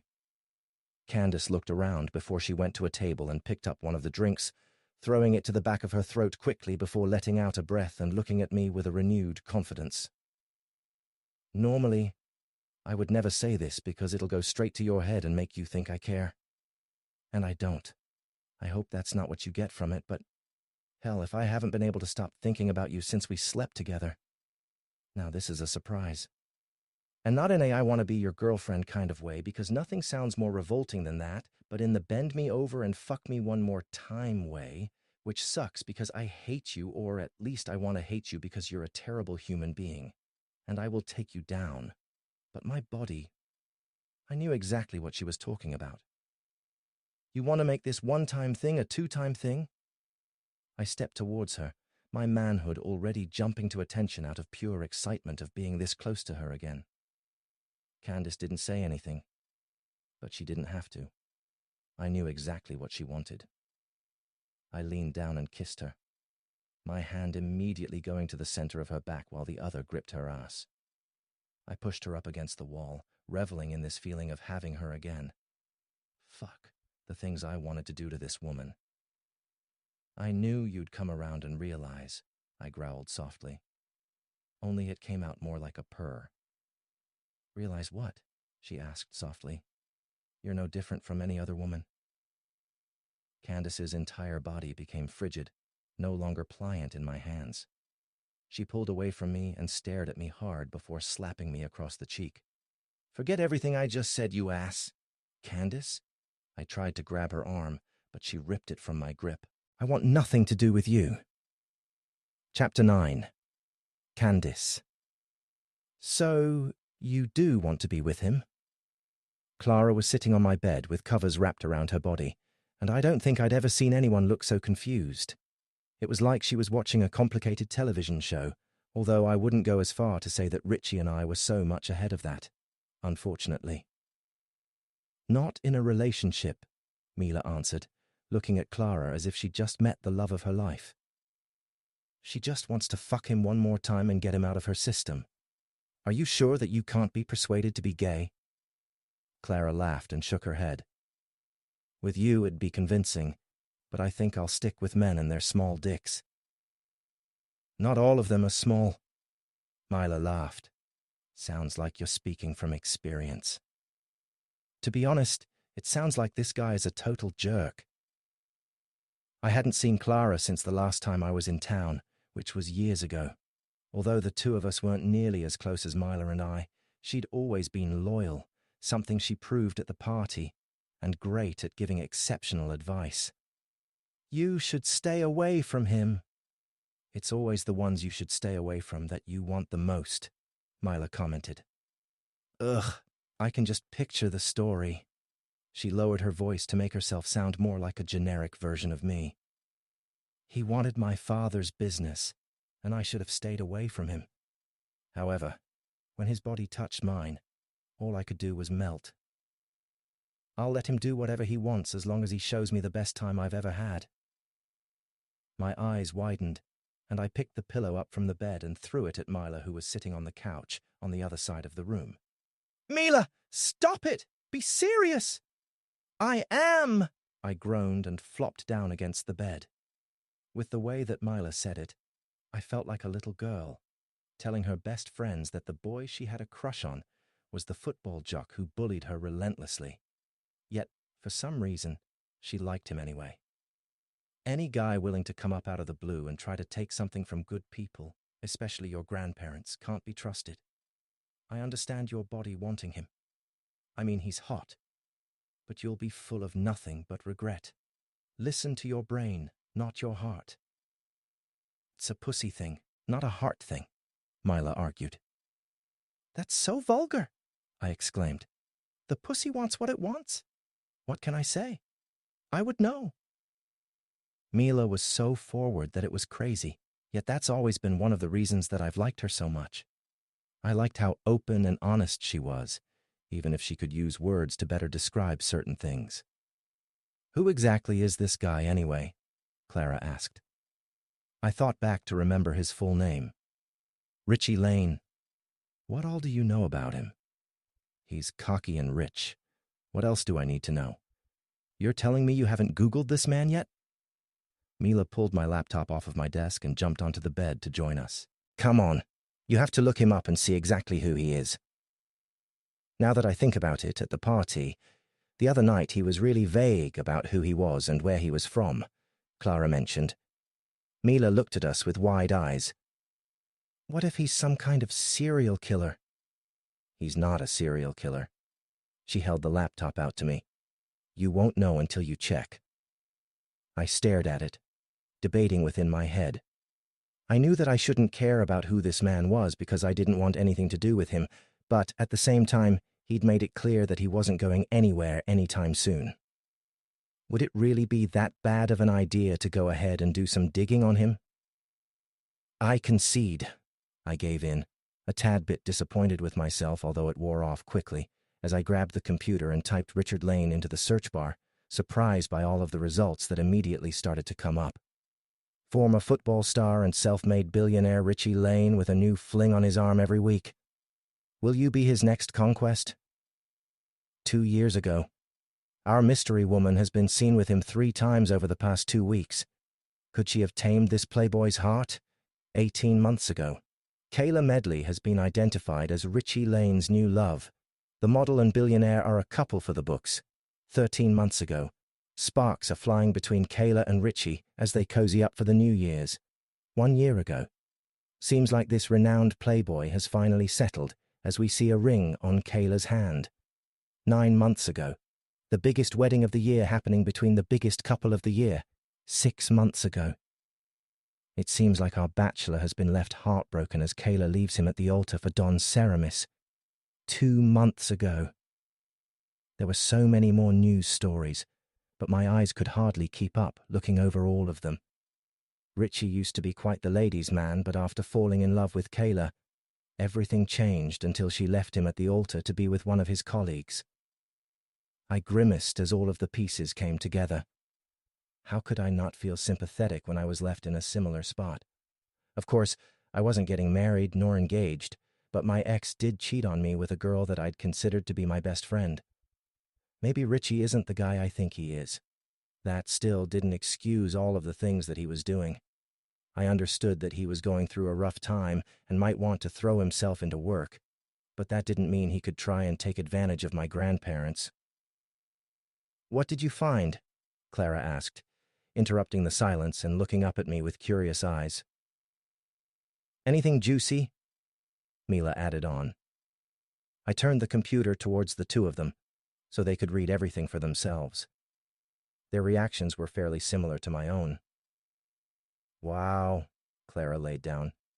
Seems like he's been through a lot. That Kayla girl is hot. I'm sure she would have turned my world upside down too, Mila commented. Hardly the point, I reminded her. Just saying. Well, what are you going to do? Clara asked. The question shouldn't be so hard to answer, but the harder I thought about it, the more that my brain came back blank. What he's gone through shouldn't change anything. I was confused about who I was trying to convince with my words, myself or my friends. But it does, Clara added. Maybe. I groaned. I still don't want to date the guy. Then be enemies who fuck, Mila offered. You don't have to like him, and he doesn't have to like you for the 2 of you to get it on. You're not trying to fall in love, and neither is he. Argue by day and get railed by night, and when the 2 of you are over it, then that'll be the end of it. No strings attached. Her words intrigued me, but I was still not 100% convinced. You've been reading a lot of those erotica books again, haven't you? She grinned. All of them. I don't know if that would make things better or worse. Who cares as long as you feel good about yourself? Maybe this is what you need to get your power back. He may not be the guy you would have chosen, given the circumstances, but obviously your inner woman can't let him go. Fuck him until he's out of your system, save your grandparents' company, and then move on happily with your life. I looked up at her. You really think I can do that? Honey, I know you can. A quick nodded. Then that's what I'm going to do. The cabinets were loud as they closed. I'm sorry, but I don't see them here. I apologized to Granddad. He was in some important meeting, apparently, and left something here, at the house, but I didn't see it. Is there anywhere else that I can look for it, maybe? No. He let out a sigh. I'm sure it'll come up eventually. Thanks, Candy Cane. No problem. Have you heard from your mother recently? Not after I refused to give her money for cigarettes and she went off the deep end. No, I haven't. That's probably for the best. It was sad that he felt that way about his former daughter-in-law, but I couldn't blame him. She'd been nothing but trouble since my dad died. Can you do me a favor and get started on dinner? Sure. Anything you're craving specifically? Whatever you feel like making. Nia will be there soon, so I'm sure she'll help. Sounds good. All right, love you, sweet girl, and I'll see you in a bit. I hung up the phone and opened the fridge, looking through it casually to find what I could make for dinner. Their fridge was always stocked to the top with more food than I'd ever seen the two of them eat, as if they were always preparing themselves for company. I was pretty sure that's just a grandparent thing, though. A few things called out to me, so I set them out to thaw just as the doorbell rings. I was not expecting anyone, so my guess was that Grandma forgot her keys again and got locked out, something she'd done several times before. When I opened it, it was Richie's face I saw, not my grandmother's, and he seemed just as surprised to see me, eyes glazing over me with a mix of hunger, shock, and lust. I was wearing a sexy pajama set that I'd unpacked that afternoon out of the boxes Arya mailed to me, a tank top that formed a V and showed a little bit of my cleavage and shorts that hardly went over my ass. I should feel embarrassed, but I didn't. What are you doing here? I asked. He blinked a couple times before meeting my gaze and holding up something in his hand. I had something for your grandfather. I started to take it from his hand. I'll make sure to get it to him. He grabbed my wrist before I could grab it. For some reason, I don't believe you. Are you calling me a liar? He smirked. There are a lot of things I'd call you. Let's start with sexy. My heart rate picked up. Isn't this what I want? Fuck him until he was out of my system. It was go time. Chapter 10. Richie, why is she looking at me like that? Candace was staring at me hard as if she could see something in me that nobody else could. Her lips parted, and I noticed how close we were, so much so that we were breathing the same air. Briefly, I thought about the night that we shared together in the back of my car when I took her virginity.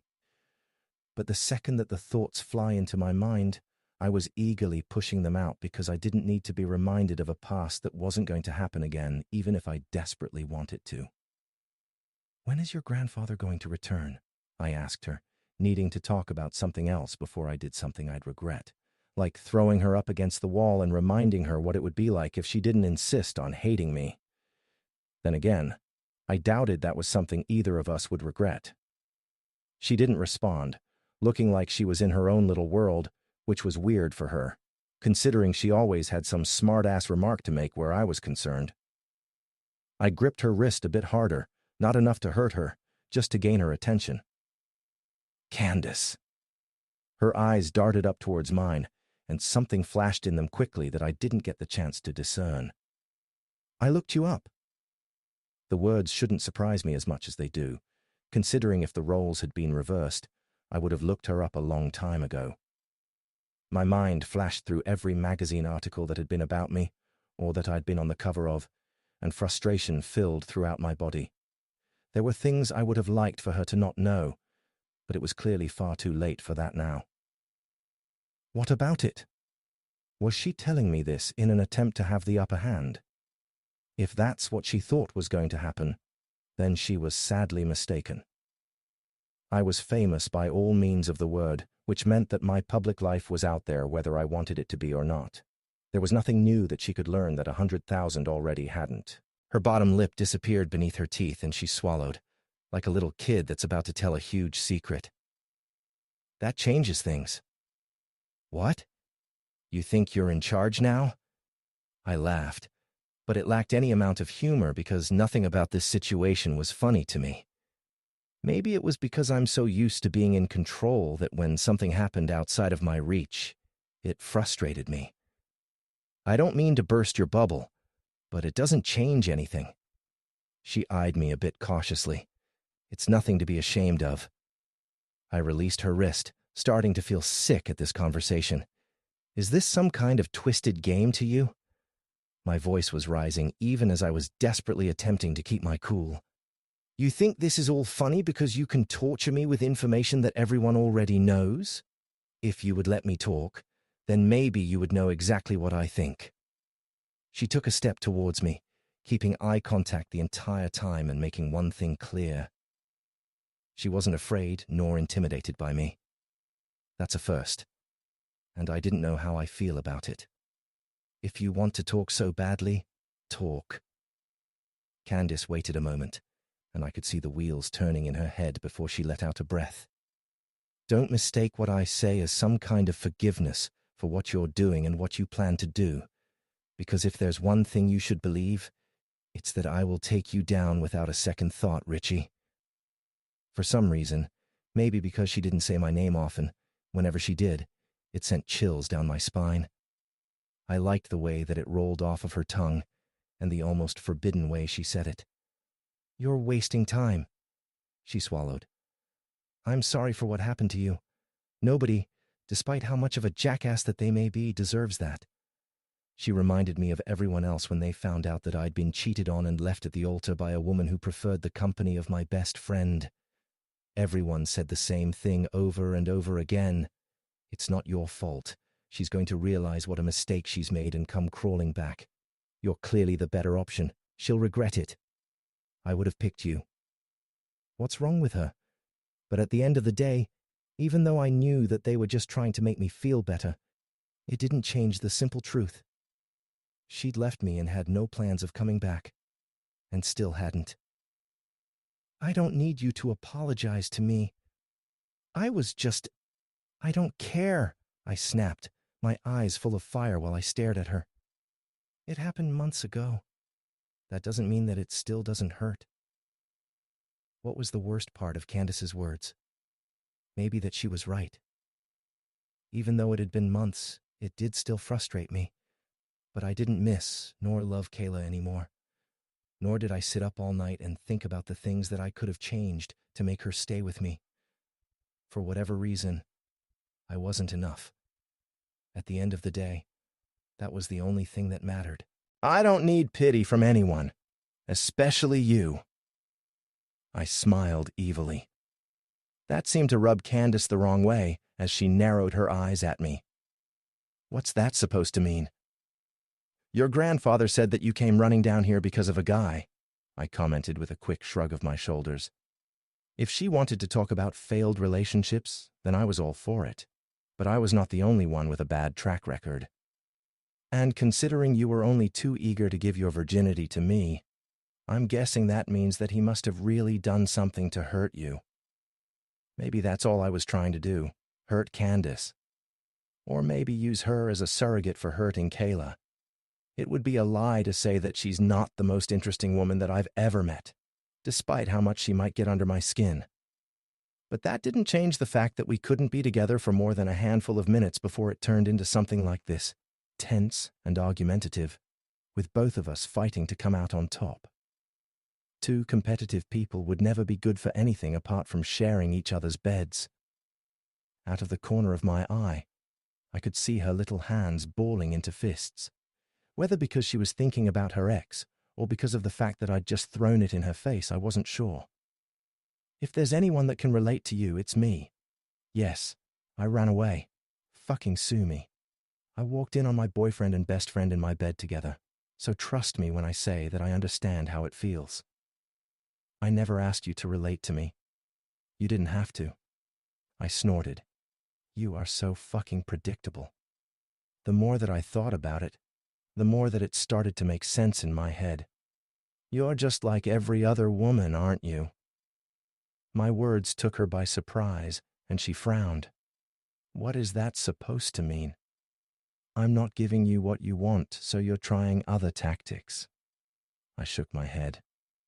I've got to be honest. You're good, and I never would have thought.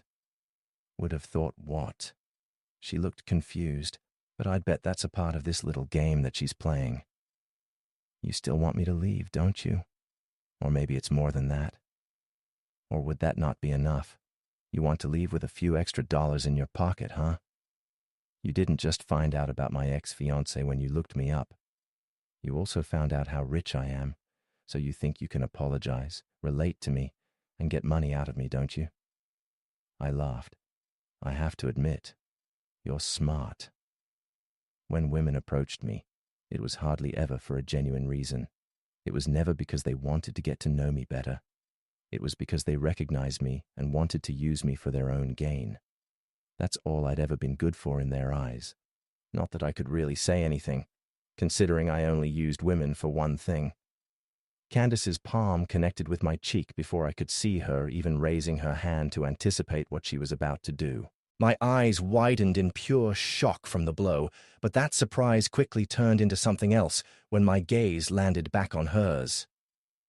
"What is wrong with you?" I roared, grabbing both of her wrists in my hands and backing her up until her back was against the wall.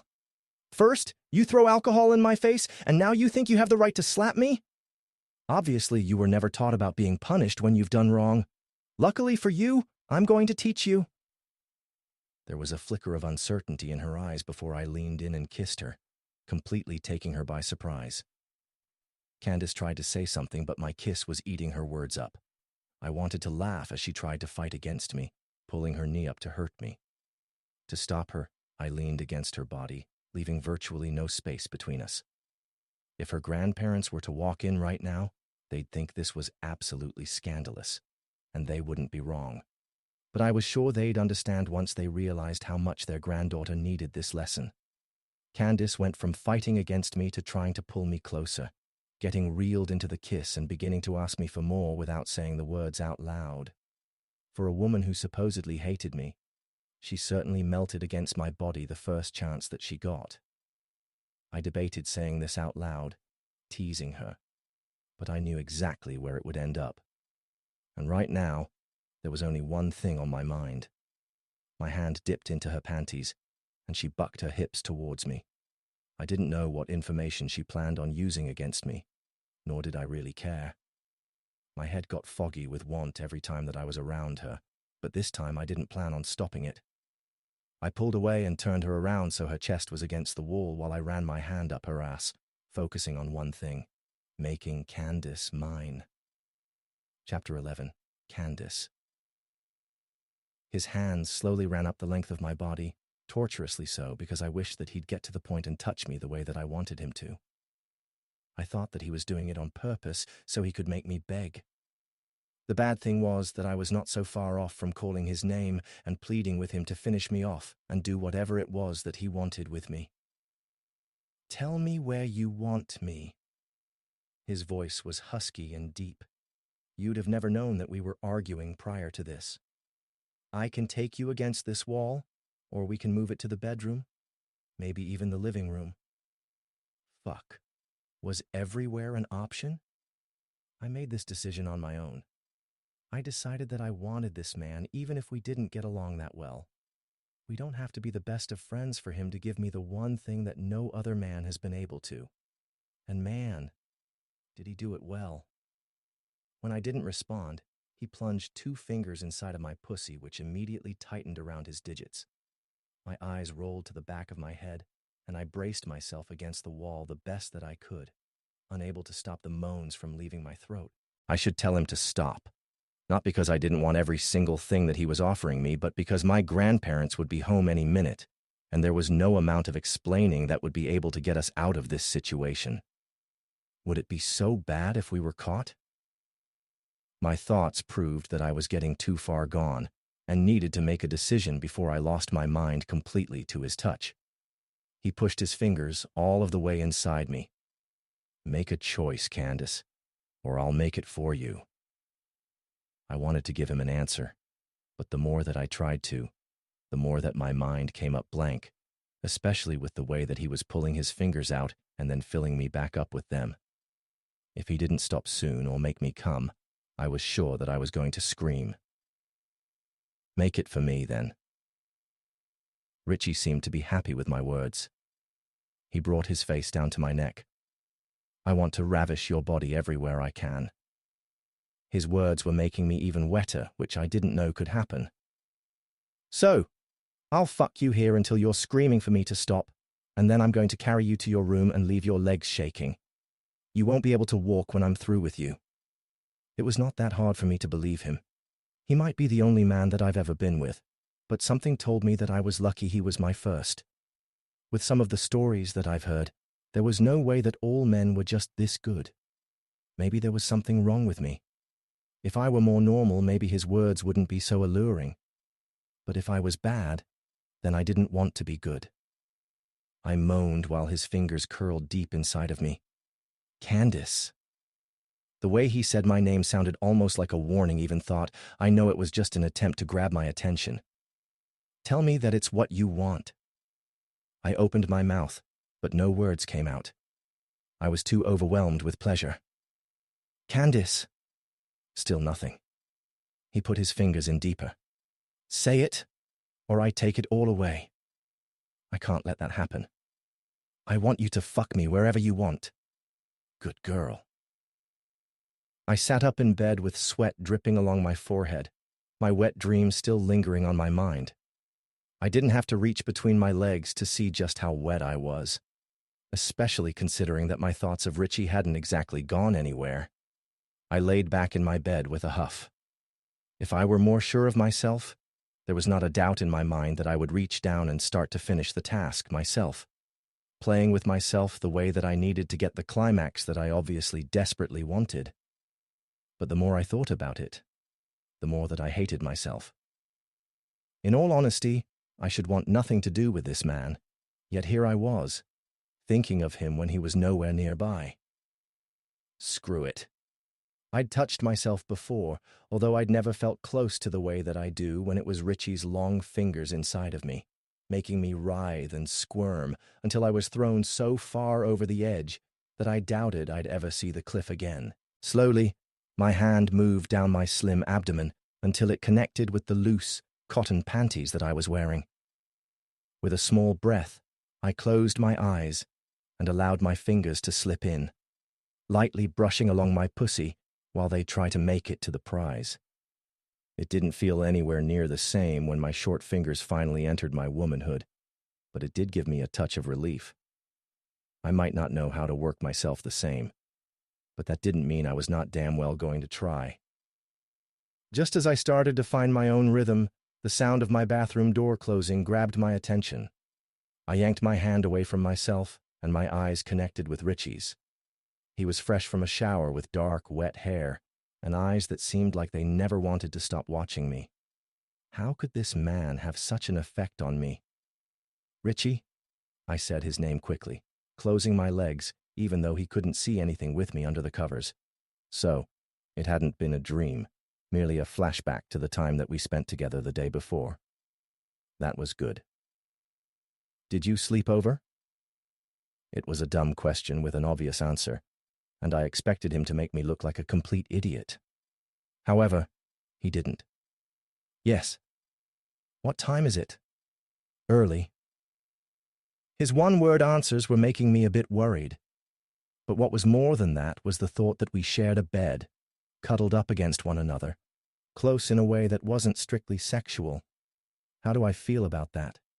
How does he feel about that? "Were you thinking about me?" "What?" "Just now." When I didn't answer immediately, he decided to elaborate. "While you were touching yourself, was it to thoughts of me?" "No," I answered, but the way that my cheeks tinted red gave away my real answer. "You're not special. Don't be delusional. Don't be so full of yourself. Have you ever done that before? Underneath the towel that he had around his waist, I could see his bulge, which is growing thicker and longer by the second. It was no question that he was quite the grower when he's aroused, and I still could hardly believe that I was able to take all of him by myself. It didn't take a genius to guess what he was talking about. Yes, I've masturbated before. He moved to the side of the bed, in front of someone. My heart started beating quicker than a hummingbird's wings, and I swallowed. No. Then, let's change that. He ripped the covers from my body and allowed the towel to fall from around his waist, eyeing me hungrily as if I was a cool oasis on a hot summer day. It was wild how desired this man could make me feel. Touch yourself now? I can't do that. The idea of touching myself in front of him wasn't one that was appealing to me. Why not? He asked, curiously, as if that didn't make any sense to him. I snorted and shook my head. You're here. Why don't you touch me?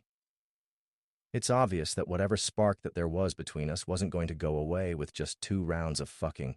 Maybe a couple more, and then we could call it quits and go back to solely hating each other's existences. That's not what I want right now. Why does what you want matter? Because you make me happy, and I'll do the same. My eyes fluttered shut as I thought about just how happy he could make me, trying desperately to calm down my racing heart. I felt like a girl who couldn't control her emotions, and the more I thought about it, the more I realized that's all I was. Do it! I let out a shaky breath and moved my hand back to the position that it was in before I knew he was there. What do you want me to do? Whatever makes you feel the best. You feel the best? I admitted.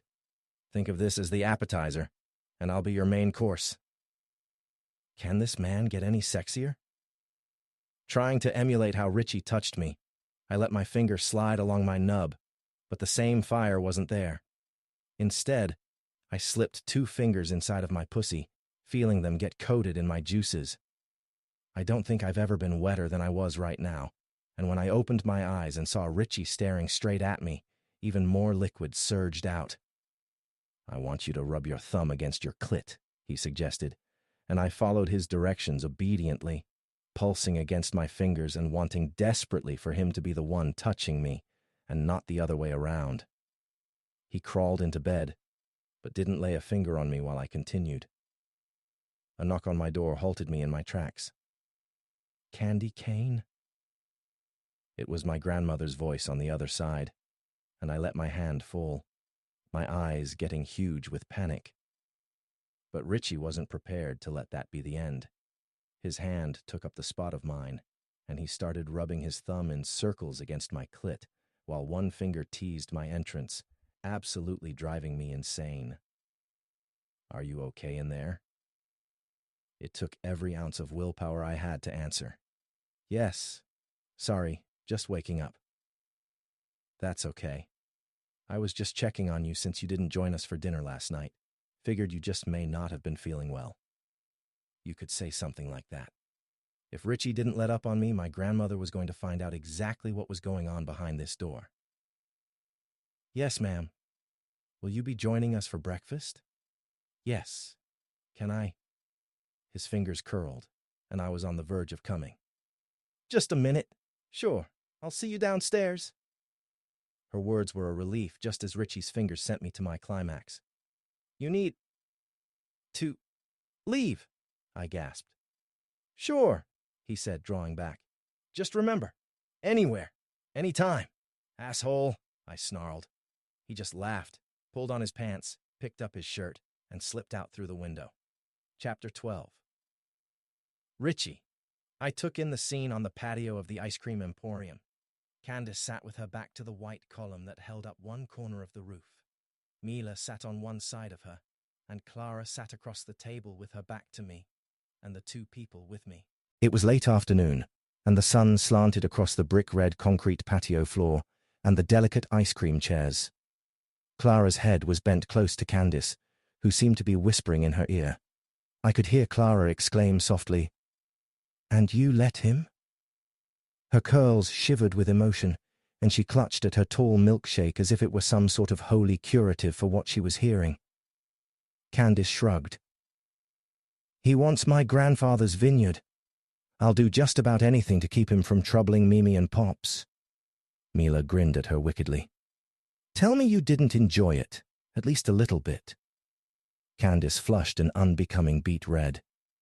"Maybe, but that doesn't mean—" "Well, look what the cat dragged in," Mila exclaimed, cutting her off before she could say more. So, she still opposed the purchase of the vineyard. I could guess why.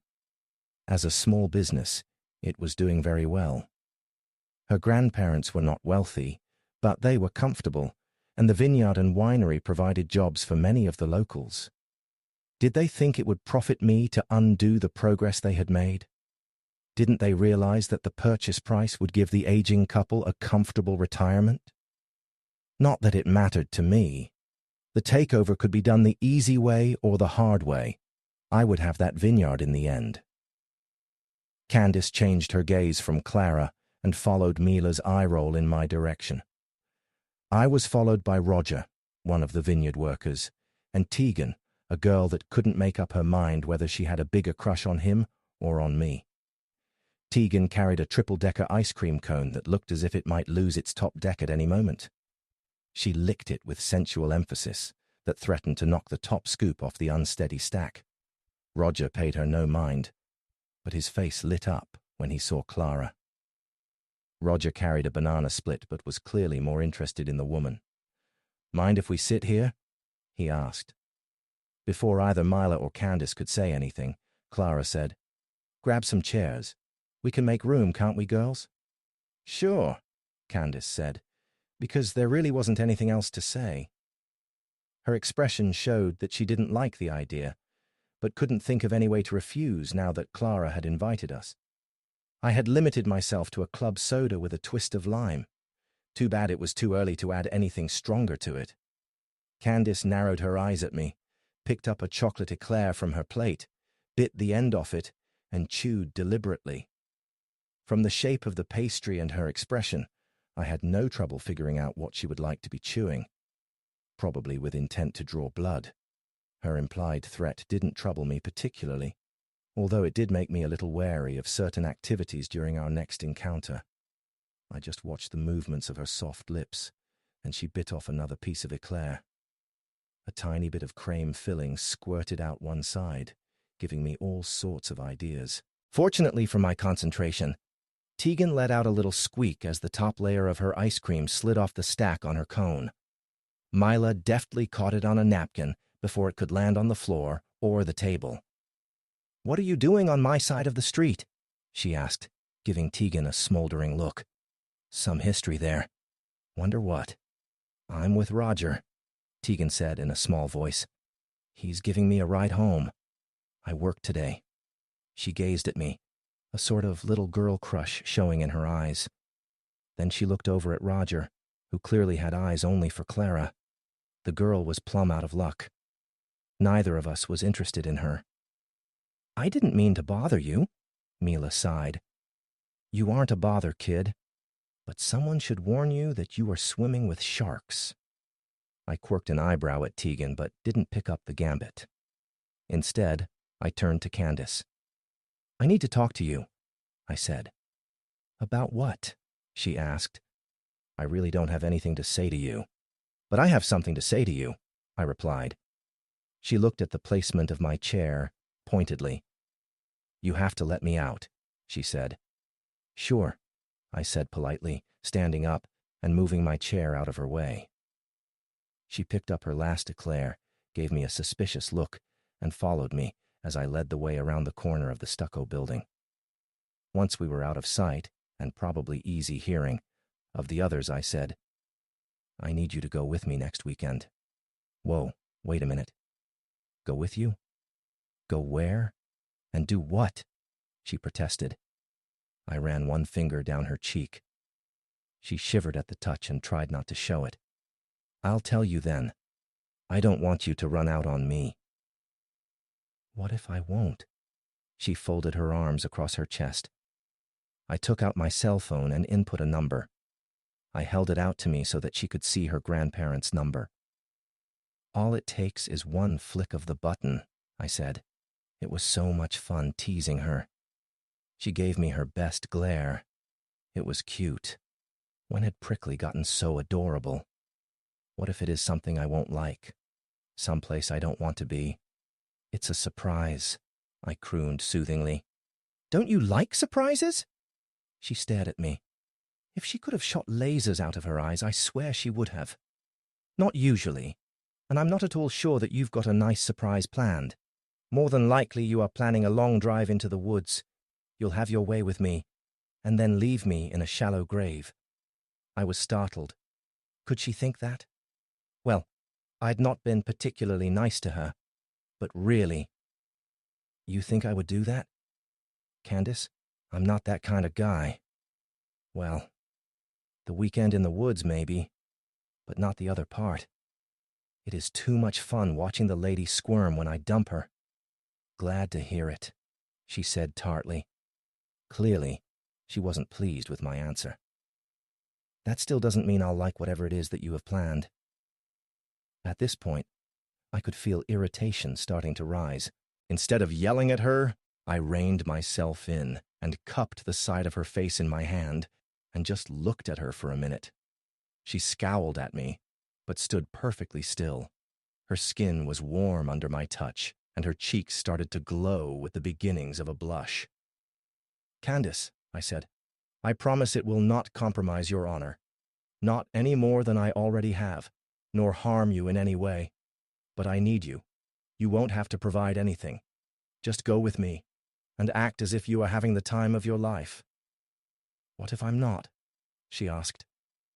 I could see her resolve beginning to waver. "Then try to pretend. For your grandparents' sake. No, make that for my sake. Please? Remember, anytime, anyway. You promised." "Fine," she snapped. "I did promise, but I didn't promise to like it." "Thank you," I said, relief washing over me. Maybe it wasn't the best way to get a +1, but it was going to work. I could not think of a more beautiful woman to show off on my arm. Mission accomplished. Maybe I should have told her where we were going, but it was so much fun needling her, I couldn't resist. "And maybe you could now try balancing a peanut on your nose or walking a picket fence," a little voice said in the back of my mind. I ignored it. I'd told that voice to go away and lie down quietly a long time ago. I walked Candace back to her table and collected up my passengers by eye. After all, I had promised them all a ride home. I'd been known to break a promise or two, but this one would be easy to keep. "Sit up front and tell me about your day," I invited Roger. This relegated Teague to the back seat. She looked like she wanted to pout. It was clear she had counted on riding in the front seat.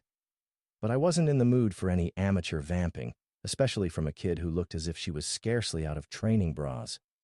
Roger was flattered and more than happy to talk about his day. He and another worker were preparing a new field for a trial type of grape. He didn't know what kind, only that the boss was really excited about it. They spent most of the day picking rocks and fitting them into a dry stone wall. "It's just the best thing," Roger explained, "finding a rock that will fit and then looking for the next rock. None of them are the same. It's like a puzzle." I let the young man's words wash over me. Had I ever been that excited about a job? Maybe, but it certainly wasn't a job picking rocks. And yet, those rocks were making a wall, and they were being removed from a field for a new planting of grapevines that would bear succulent fruit that would be crushed and made into delicious, one-of-a-kind wine. That was work I could get into. Maybe I was going about this the wrong way. I crushed that thought before it could get started. This wasn't the first small vineyard I'd taken by storm. No matter how great a working relationship they have with their people, I will find a way in. I dropped Tegan off first, earning myself another sultry pout and a reminder that the vineyard workers like to hang out at a certain bar. The girl was clearly eager and willing, but I'd met her type before. She'd be all honey-sweet and kisses until it came time to move on. And move on I certainly would, because she'd be boring after one night. Is she always like that? I asked Roger abruptly. Like what? He returned. Oh, you mean the pouty come on? Yeah, her ma died when she was a little kid. Her dad has tried to raise her, but she's kinda run wild. It's been worse since she had her 21st birthday in May and moved out on her own. Well, she was legal at least. But I'd called it right. She was just a wild kid, and probably much loved by the locals because she was an orphan. A quick fling with her would scare off my preferred prey, the boss's granddaughter. Lost in my own thoughts, I almost missed Roger's next remark. I'd kind of like to ask her out, but it's sort of like asking out your kid sister, you know? You grew up together? I asked, absently. Yeah. Used to have acorn wars in the grove down by the river. Who knew she'd grow up so? Roger struggled for words. Ask her, I said, pulling into his drive. What's the worst that can happen? Chapter 13. Candace. I went home, feeling, well, upset didn't quite cover it. The feel of Richie's palm on the side of my face had sent shivers down my spine. It had also warmed up my lower abdomen in ways that weren't exactly foreign to me, especially after he'd spent the night in my room. But I'd never felt that kind of intensity from a simple touch. But that wasn't all. There had been an odd look on his face, something beyond his usual facile sense of humor or look of sardonic mischief. Nor had he appeared to have his cold businessman attitude. There had been something, not exactly unsure. No, maybe that was it. He had not been certain I would go with him to do whatever it was he had in mind. Maybe he did have some nefarious scheme in mind. After all, didn't they say that serial killers usually look just like everyone else? Anyway, it didn't matter. Unless I wanted my grandparents to know what was going on in my bedroom when I should have been coming down to breakfast, I had better do as he asked. I pulled my car into the driveway at my grandparents' house, parked in my usual place, turned off the motor, and then locked up. Yes, with a key, not one of those fancy key fob things. Say what you will about older model cars. The parts are cheaper on them, and there is less to go wrong. Anyway, I loved my car. It was one of the few things I had kept from my old life.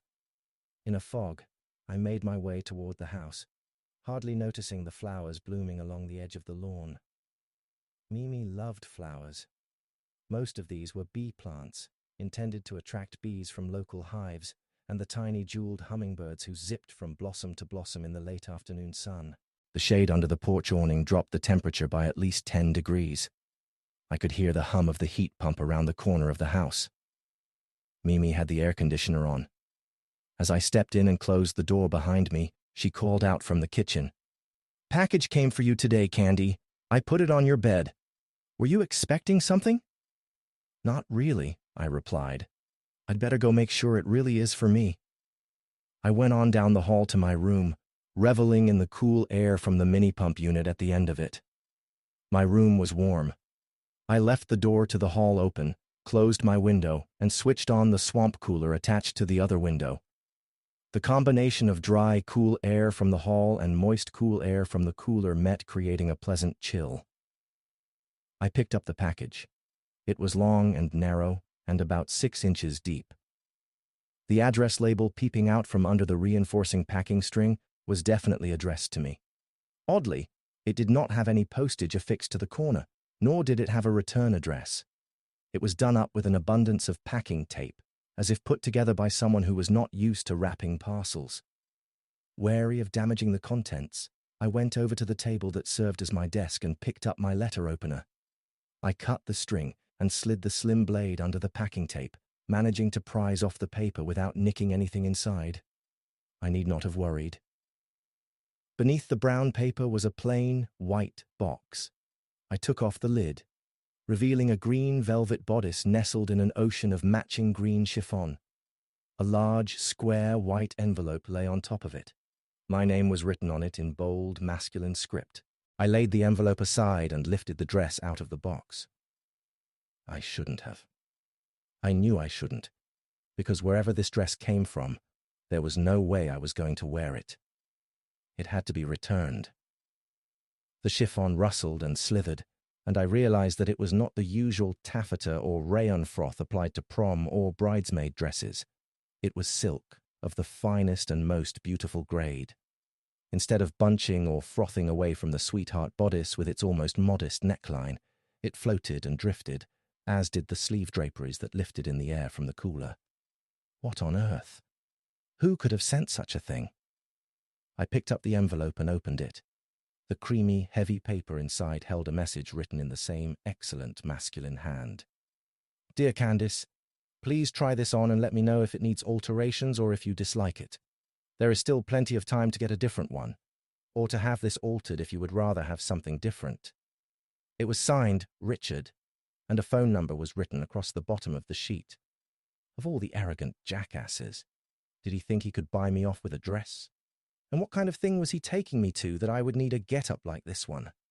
But my eyes were drawn back to the dress. It was gorgeous. It was dramatic and overblown, and probably cost more than I'd make in a year. I was tempted to try it on, but I was hot and sweaty. Suddenly I was afraid to even touch it before showering. I'd put a permanent stain on it, tear the draperies, or pop one of the beads off the bodice. What were those beads anyway? They weren't glass, that was for sure. They had a density to them, and each one had a natural gradation of color, almost like water, shifting from a pale green to a deeper green, and sometimes almost into a dark blue. They didn't sparkle, but they seemed to glow with their own personal energy. Upon closer inspection, I realized the slightly larger beads that went down the front were actually buttons. The wearer would be able to get in and out of this gown without requiring help. Before I could talk myself into trying on that marvelous confection, I pulled my phone out of my purse and punched in the number. It was picked up on the third ring. "Richard Lane," came the rich, deep voice on the other end. I felt as if I was melting just from the sound of it. No man had the right to sound that sexy over the phone, especially one that was as big an asshole as Richie. It made me feel irritable, prickly, and that dress was fabric temptation. Just looking at it, I could imagine how it would feel on my skin. "What is this?" I demanded in the most aggravating, strident tone I could manage. "What is what?" he asked innocently. I thought my head would explode. I could just imagine the self-satisfied smirk on his face. "This dress. It is absolutely too much." "Oh, no," he assured her. "Compared to what everyone else will be wearing, that is just a simple little frock, but I didn't want you to show up in your last year's prom dress and be embarrassed." "In my what?" I nearly shouted. "I didn't even go to my prom. I went to my college entrance exam that day, and the test center was too far away to get back for anything so silly." "Well, now," he crooned in a Bostonian imitation of a Texas drawl. "I'm right sorry to hear that. I bet you were cute as a button when you were a senior in high school. The men in your graduating class have no idea what they missed out on. Thanks for the vote of confidence." I put as much snark in my voice as I could manage. "But for all you know, I was skinny and gawky and had spavined knees like a foundered old cow." He laughed. It was a genuine laugh, not a put-on throaty chuckle such as I might have imagined. And what he said next melted my heart like butter in the sun. "I can't imagine you as gawky, and I bet your knees were just fine. But even if you had been, those boys missed out on something, and it is my good luck that they didn't have a clue." "I bet you say that to all the women you take on mystery dates," I said. It was a lame comeback, but right then, that was all I had. "Nope," he said in his regular voice. "Only to the lovely ladies who used to be skinny little girls, or plump little girls, or athletic little girls, or—" All right, I said, laughing in spite of myself. "You've made your point, but I can't accept this dress." "Sure you can," he said. "It's rented. I'll send it back afterward. I wish I could buy it for you to keep, because I bet you are going to make it look like $1,000,000. But I really can't. My budget is big, but not big enough to buy something like that for a one-time gig." "Rented?" Now I was terrified to even touch the thing. What if I spill something on it, or tear it? It's more durable than it looks, he said. And anyway, it's insured. If something happens, I won't get all of my deposit back, but that's only a tiny sum compared to buying it. I sat down on the bed, dumbfounded. Then I hopped right back up because I nearly sat on one of the sleeves. Insured? I gasped. What is it made of, cloth of gold? Not hardly, he chuckled. And this time it was the put-on sexy male laugh that was supposed to melt feminine hearts, but mostly made you want to hit the bozo making the sound. The fabric is silk velvet and silk chiffon, but the expensive part is the jade buttons and beads. Try not to lose one of them, okay? I drew in a sharp breath. So that's why the color was so beautifully nuanced. No wonder the dress was insured. Mr. Lane, I said firmly, I cannot possibly be responsible for a dress like this. I'll spill something on it, or catch the hem on something, or lose one of those expensive buttons. Right now, I'm afraid to even touch it after sitting at the ice cream emporium. Who knows what kind of crud I have on my hands? Miss Quinn, he replied with equal firmness. I need a +1 who can wear that dress. You are the only woman I know who can even remotely pull it off. I thought furiously. He had to have some kind of special motive. Are you still trying to use me to get my grandfather's business? Candace, he said, sounding a little desperate now. Please, just go shower or whatever you need to do to feel comfortable touching the dress and try it on. The designer will be glad to work on it if it needs adjusting. I need a bit of arm candy to show off at this shindig, and I think you will be perfect. All right, I said, but don't blame me if you lose your deposit. I won't, he promised. It will be worth it to show up with you on my arm in that dress. Okay, I gave in. I'll try it on. Chapter 14. Richard, I couldn't believe my ears. Most of the women I dated would have been delighted with the dress and had raptures over it. She sounded as if she was afraid to touch it. But when she finally called back, she said it fit perfectly, including the green satin ballet flats. She was such a bitty little thing that I'd hesitated over the choice of shoe, but we were going to be standing a lot, and probably dancing. There was no point in making her miserable by having her balance on top of a pair of stilts. Momentarily, I wondered if I could get her to do that sexy dance she'd indulged in the night I met her. No, probably not. Not in that dress. I had a heck of a time waiting until the end of the week. But I managed. Of course, the weather picked this week to rain, demonstrating that sunny California wasn't always so sunny. It was perfectly capable of dumping half the Pacific Ocean and maybe even part of the Atlantic on the southern end of California. I was concerned about what the rain would do to that dress, but that was the least of my worries. We would be dancing at this event, and rain brought out the very worst part of my football injuries, especially my artificial knee and the pin in my hip. I wanted to stroll in, show off the prettiest girl in all the 50 states, and leave that prick of a bridegroom and every other male in attendance wishing they were the lucky man getting to squire her around. Oh, and it wouldn't hurt my feelings at all to put this bride in the shade. She'd stood me up at the altar, and now had the gall to invite me to the wedding. The official wedding. As I understood it, they went straight to a Las Vegas marriage chapel. She didn't even change her dress. With all this in mind, I had Caleb drive so I could stretch my legs out on the trip. It would take us at least 2 hours to get there. Should I get a hotel room and plan to change clothing there? Nah. I was already putting out enough money to rent that dress. I hoped it would live up to my expectations. I wished I had been able to see Candace in it before today. I needn't have worried. When Caleb brought my spacious limousine to a stop on the Quinn's driveway, she was waiting on the porch. She looked as if she was floating as those dainty little ballet flats scampered down the steps. The velvet top part of the gown hugged her hips, waist, and bosom like a lover's embrace. The wide scoop neckline modestly concealed her breasts, but showed off her lightly muscled shoulders and slender neck to perfection. Drape sleeves that were as delicate as a dragonfly's wings fluttered from her shoulders, meeting in the back to form a light cape. They were caught up at her wrist with those amazingly expensive jade buttons. And what those buttons did. Wow. They marched in a line down her front, accentuated the swell of her bosom above the perfectly toned plane of her stomach, drew the eye of the beholder from her beautiful face, and then pulled it downward to a V that pointed to other regions. Heat began to pool in my loins, remembering the rich, feminine scent of those other regions. The skirt billowed out around her as she hurried down the walk. She looked as if one of her grandmother's flowers had come unmoored from its stem and was fluttering toward me. The effect was devastating. I wanted to grab her up right then and there, run back into that tidy little room of hers and... But then she was at the car. Caleb was opening the door and helping her in, making sure that all parts of her silken draperies were inside before he closed the door. "Well?" she asked. "Does the dress live up to your expectations?"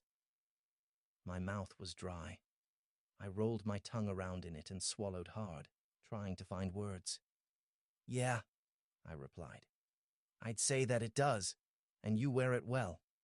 She made a face at me. "It's floofy," she said. "I could do with about 3 fewer layers of chiffon. The bodice is nice and the beads and buttons are delightful. I do thank you for choosing ballet flats."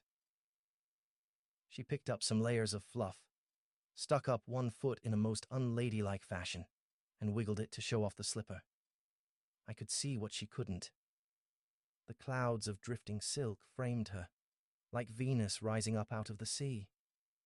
I imagined candy on the half shell, minus the bodice and buttons. Speaking of buttons, I was going to bust some if I didn't get my mind off what was underneath those layers of silk. Just a few more minutes of feasting my eyes, and I was going to be advertising my interests, big time. I decided to tease her, just to break the mood that was building between us. "Didn't your mom teach you how to sit like a lady?" My voice came out rough and husky. What the heck? I was responding to her like a kid with his junior prom date. She got a wicked little glint in her eye. "Them's fightin' words, pardner," she quipped, mimicking a certain Wild West hero. "I'm a Wild West pioneer, and I'll sit however I darned well please." She hiked the froth of chiffon up to her knees and placed both her dainty slippers on the air conditioner vent that ran along the base of the privacy wall between driver and passengers. Her ankles were delicate and trim. For the first time I understood why ankles were once considered erotic. Nice as they were, it wasn't the ankles. It was the implication of the knees above them, and what lay a little farther north of that. Why was I responding this way? Never in all my life had I found an ankle erotic. To cover my confusion, I opened the mini-fridge that was tucked on my side of the vehicle. "Wine?" I asked. "In this dress?" She shook her head. I'd spill it on myself for sure. She had a point, and it wouldn't do to ruin my plan before we even got started. "I got just the thing," I said.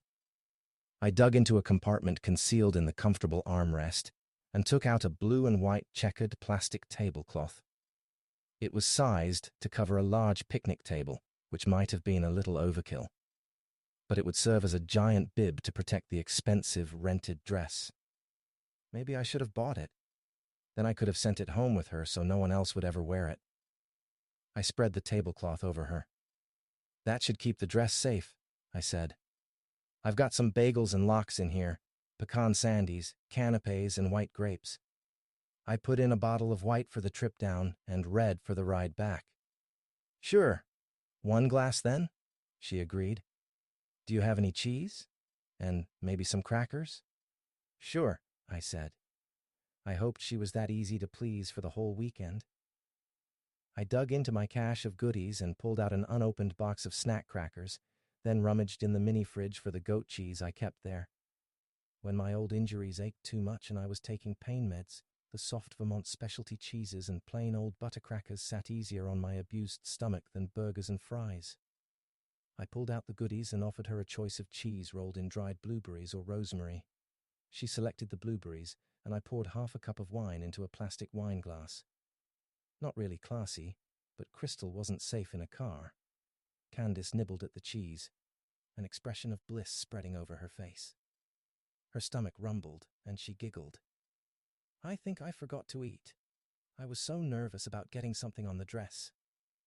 She took a bite of cracker, another nibble of the cheese, then licked some of the crumbs of cheese off her fingers. They were long, delicate fingers, with almond-shaped nails that were either innocent of nail polish or coated with a protective clear film. Her pink tongue chased an errant blueberry, catching it just before it dropped off the side of her hand. She looked at the glass of wine, realizing that she would have to put something down or grow a third hand. She looked so pitiful, I chuckled. I just could not help it. Her soft grey-green eyes had taken on nearly the same shade as the jade buttons. There were no tears. Her lower lip didn't tremble. But there was only so far a gentleman could push such a determined, stiff upper lip. I touched a button, and a small table folded out of the dividing wall. She set the crackers down on the table but did not relinquish the cheese. I handed her the wine, and she inhaled the aroma of it, then sipped at it delicately. "Hank Dumont's," she said. "The pressing was about 10 years ago. It's a respectable year and it is good, but not as good as Pop's Red." "No," I agreed, because her grandfather's wine was hearty, robust, and tasted like the hills on a summer day. Somewhat like his granddaughter, now that I thought about it. Candace nibbled some more of the cheese, the tip of her tongue licking a blueberry off her upper lip, and it was almost more than I could take. I felt ready to explode. I wanted her. I wanted her now, and be damned to the dress. But she wasn't that experienced. Our first time had made that clear. And even though I'd spent some time educating her, she still had an innocence about her that was unexpectedly appealing. I corked the bottle, tucked it back in the fridge, then leaned over and kissed the blueberry stain on her lip. She looked at me with those innocent eyes, a little startled. Then she kissed me back. She might not have been experienced in all ways, but it was clear she'd put in some practice kissing. Beyond that, she brought a sincere hunger to tasting my mouth that was erotic beyond belief. I slid my hand under the tablecloth and past the frothy barrier of the skirt. She was right. There was enough fabric there for 10 dresses, and way too much of it at the moment. But I persevered, my questing digits making their way through the defensive hedge. I glanced up just in time to catch an expressive eye roll from Caleb as he activated the privacy screen. My hand found stockings and a garter belt. Teasingly, I undid one garter. Her eyes grew wild, and she tossed back the wine, having a presence of mind enough to set the glass down on the table. "What are you doing?" she gasped, as my fingers spidered their way past stocking and found soft, smooth flesh. "Should I stop?" I asked, pausing my hand scant inches from my goal. Gods, I wasn't sure I could stop, but I waited for her answer. "No," she said. Then, "Yes, what about the gown?" Fuck the gown. I undid another garter, found a silky wisp of panties, and slid them down, hobbling her thighs. She was wet, so hot. "Last chance," I said, slipping 2 fingers into that warm, moist cavern that was calling to me. Tight muscles closed around my fingers. "I promised any time, anywhere," she gasped, arching to meet my hand, trying to open herself to me in spite of the panties. That was all it took. I had permission, and I gave in to the insistence of my lower member. It was like a dive into paradise. She was more than ready, and tried to angle her hips to accept all of me. I had intended to hold back, but there was something about her warmth, the softness of the velvet, the slippery drift of silk. I was lost in a sea of sensation, keeping only enough sense to hold myself up off her, enough not to crush her with my weight. The elastic on her panties snapped, and she rose up against me, welcoming me, her legs pulling me in deeper. We caught a fierce, savage rhythm, kissing like mad things, and in minutes or an eternity we both reached a shuddering climax. We clung to each other for a moment, lost in that haze where nothing matters but the most primordial dance of all. Then she broke the spell. "Where are we going?" Memory came crashing in on me. "We are going to my best friend's wedding. He's marrying my ex-fiancé. A wedding? There will be people? Those people? Richard? She struggled to sit up. Hold on, I said, handing her some napkins to help clean up. Let's see if we can preserve at least some of my deposit. Your deposit, you asshole? We're going to walk into a church full of people, rumpled and smelling. As if I got lucky, he said, kissing her. All you have to do is cling to my arm and look at me like I'm the best thing since sliced bread. Then she got it. Your best friend and your ex-fiancé. She began to grin wickedly. So, I should look just a little rumpled? Just a little, I agreed. But not too much. Charmingly sexy, not ravaged. Her grin got wider, and we both burst out laughing. Oh, vengeance was going to be sweet. Chapter 15. Candace, Caleb proved his worth as a driver. Before we got to the event, he pulled in at a truck stop that had showers. While we didn't use those, I bought a package of personal wipes and took advantage of the spacious, clean bathroom to do a better cleanup than we'd managed with the napkins, to shake out the folds of that magnificent dress, and to repair my updo and makeup. As promised, I made myself look model presentable, charmingly disheveled by putting my hair into a messy knot instead of my crown of curls and putting on a brighter shade of lipstick. I felt amazingly good, as if a light bulb had gone off inside of me. When I stepped out into the hall, Richard and Caleb were waiting for me. You look magnificent, Richard said. You do, Caleb echoed. But we'd better get on down the road, or you two are going to be late to the party. We weren't quite late. The groom was waiting at the altar, but we managed to nip in ahead of the bridal party. He gave us a nervous look, and there was a rustle of whispers in the small wedding gallery. It was crowded with the 50 or so guests who were gathered there. Richard murmured in my ear, his hot breath giving me shivery aftershocks in my lower regions. It would serve him right if she didn't show. She left me waiting with everyone staring at me for the better part of an hour before she called her parents. And you came to their wedding? I murmured back. Oh, darling baby girl, he whispered, his hot breath on my ear again, rousing molten lava in my pelvic area. Showing up with you is the best vengeance I could possibly have. This is a truly exclusive gathering. There will be reporters outside. Reporters? I squeaked. The bride paced down the short aisle to the traditional wedding march. But in that small room, she had to have seen us. I was pretty sure she gave us the side eye as she passed, but I had to give her credit. She maintained her composure. She's expecting, Richie Stage whispered into my ear, just after she passed. Color rose in the bride's cheeks, but she kept walking. She was a true steel magnolia, that one. He added, a little more softly but still loud enough that the people immediately around her could hear. Not sure if it's mine or Ken's, but it doesn't matter.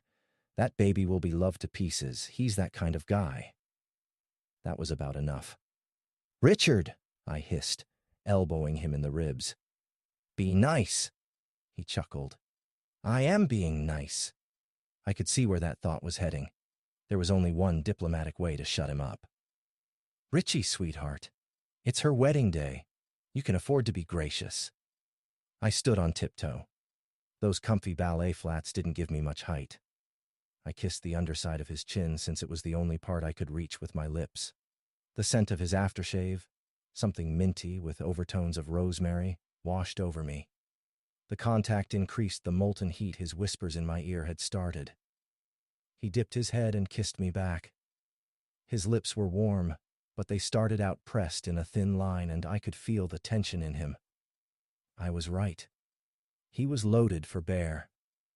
But as we kissed, his lips softened, and he shared a little tongue with me.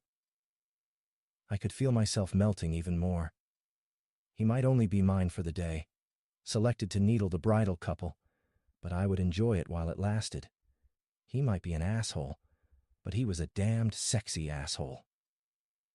Since you asked me so nice, I'll be good, he stage whispered, drawing more attention to us as he kissed me again, this time deeply and thoroughly. I never believed those lines in the romance books about lips swollen from kissing. But if that was a thing, then mine were going to look like balloons.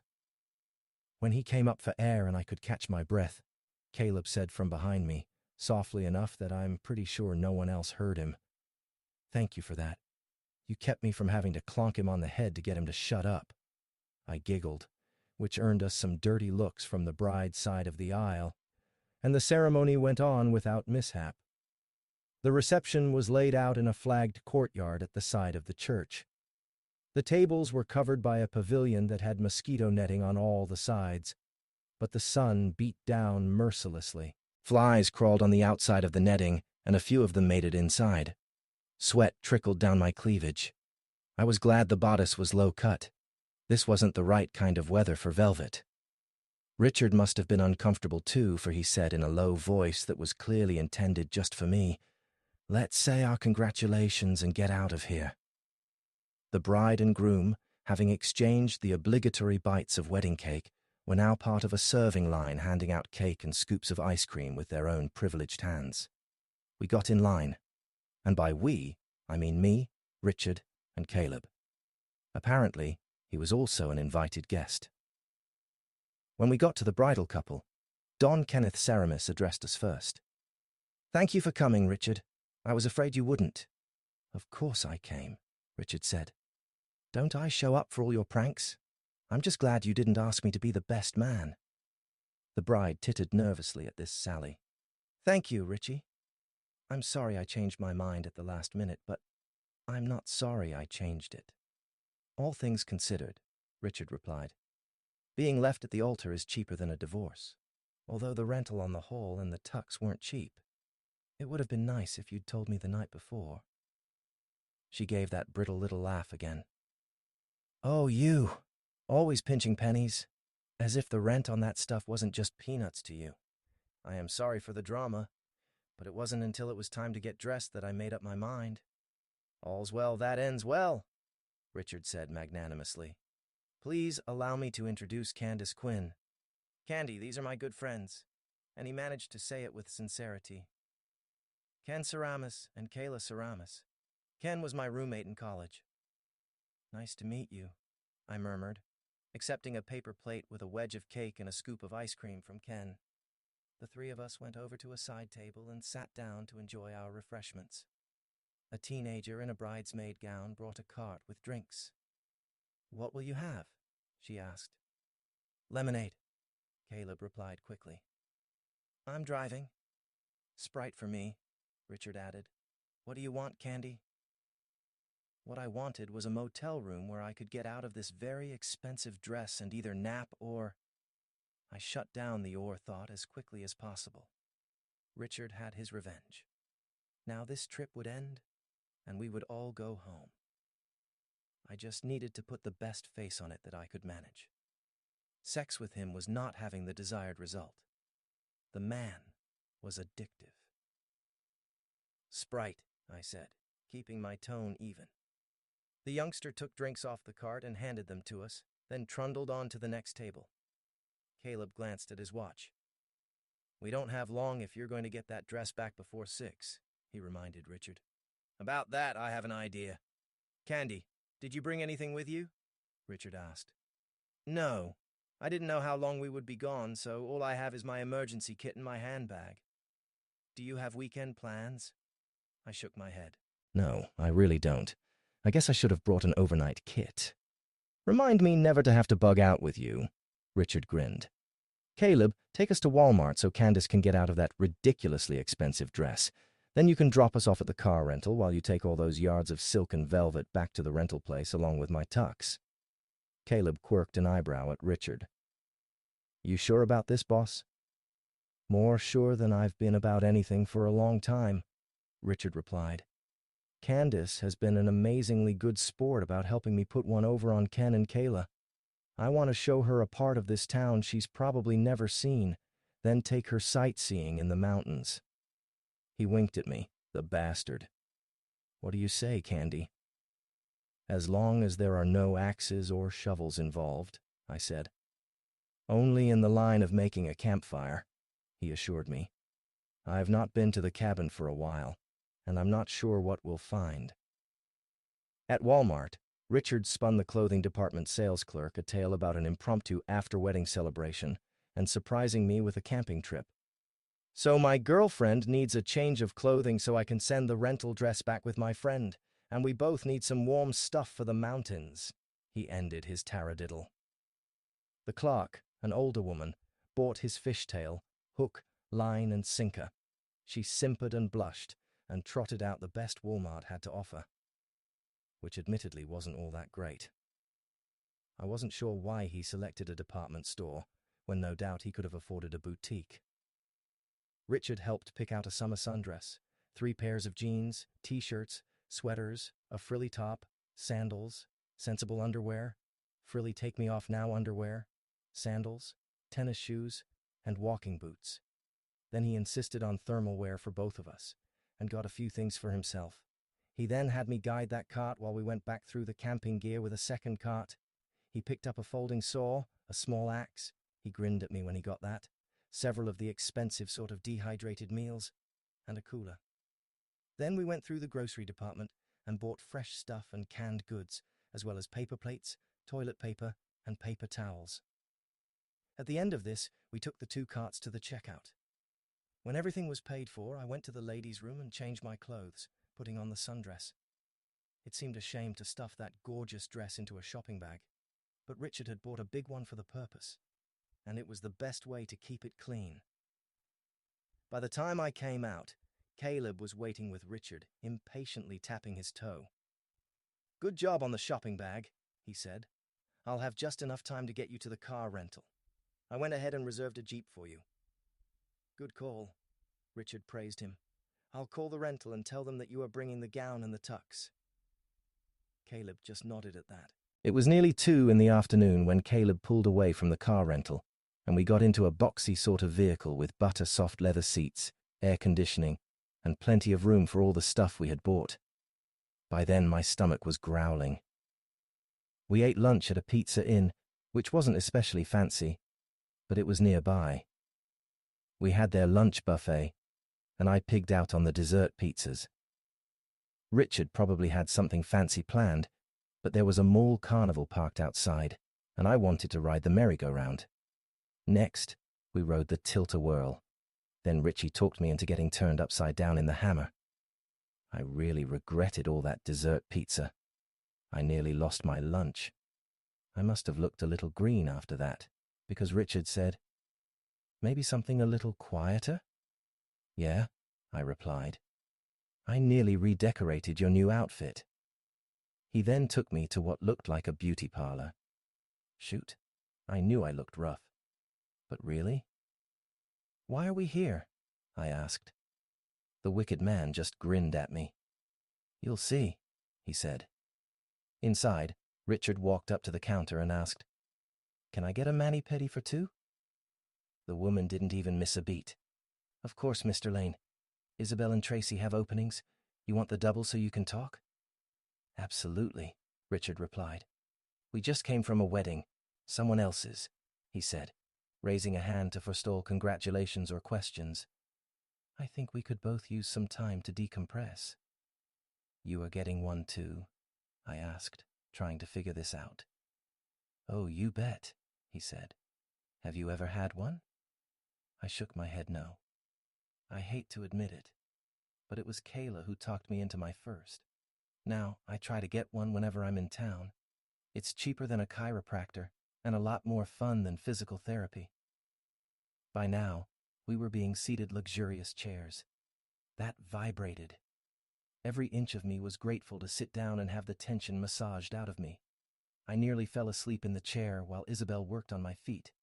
I thought I would dissolve into a puddle and just melt into the soaking water. When we finished there, we went to dinner at a comfortable mom-and-pop restaurant that served the best home-style sit-down dinner I'd ever had. It had been a long day.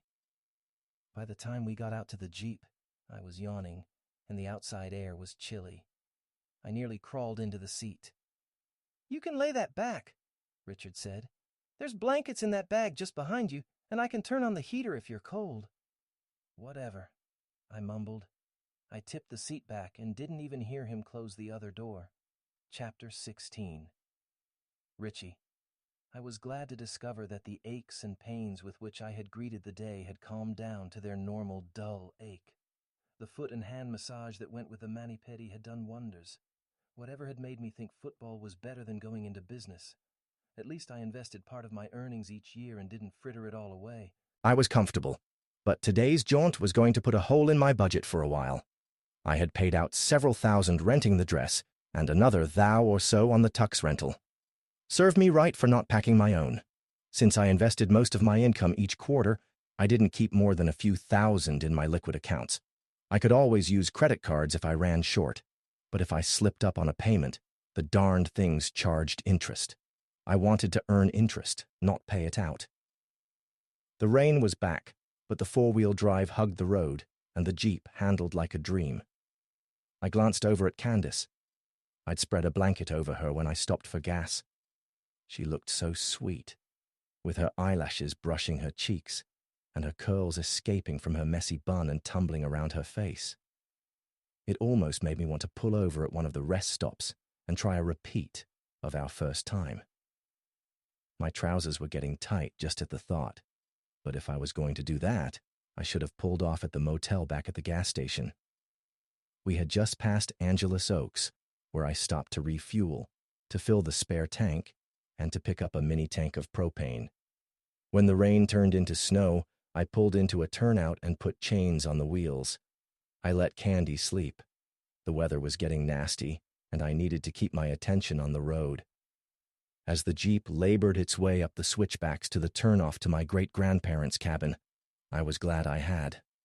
Although the road was not icy, big, fat flakes were falling, quickly covering everything. I had just pulled into the drive and turned off the Jeep's engine when a phone rang.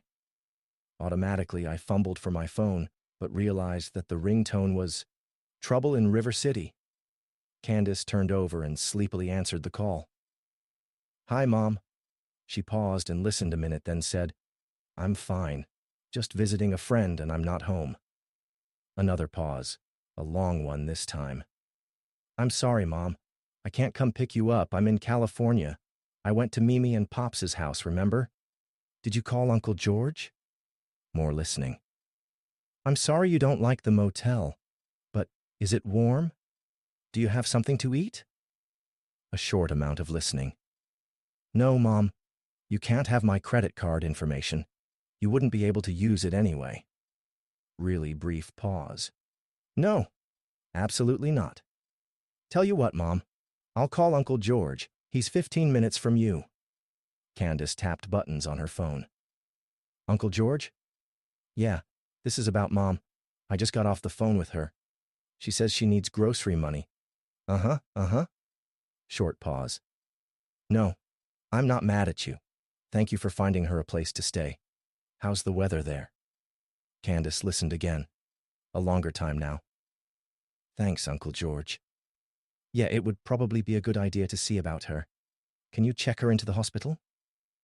Brief pause, then, "Yeah, I know it's a big step. Thank you. I'm too far away to drive over." Candace laughed. "Yeah, California is just a tiny little step away from Boston. Nope, not warm here. We just arrived where we are staying tonight and it's snowing. Thanks again." "Trouble?" I asked when she had hung up.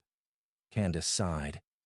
"Mom got evicted from her apartment for smoking on the premises and for being behind on her rent. Aunt Jessie won't have her in the house because she's rude to everyone and a bad influence on my cousins. So, Uncle George put her up in a motel. We're probably going to have to get a lawyer and have her placed in one of those detox hospitals again." "Detox?" I felt my eyebrows creep up. "Mom has problems.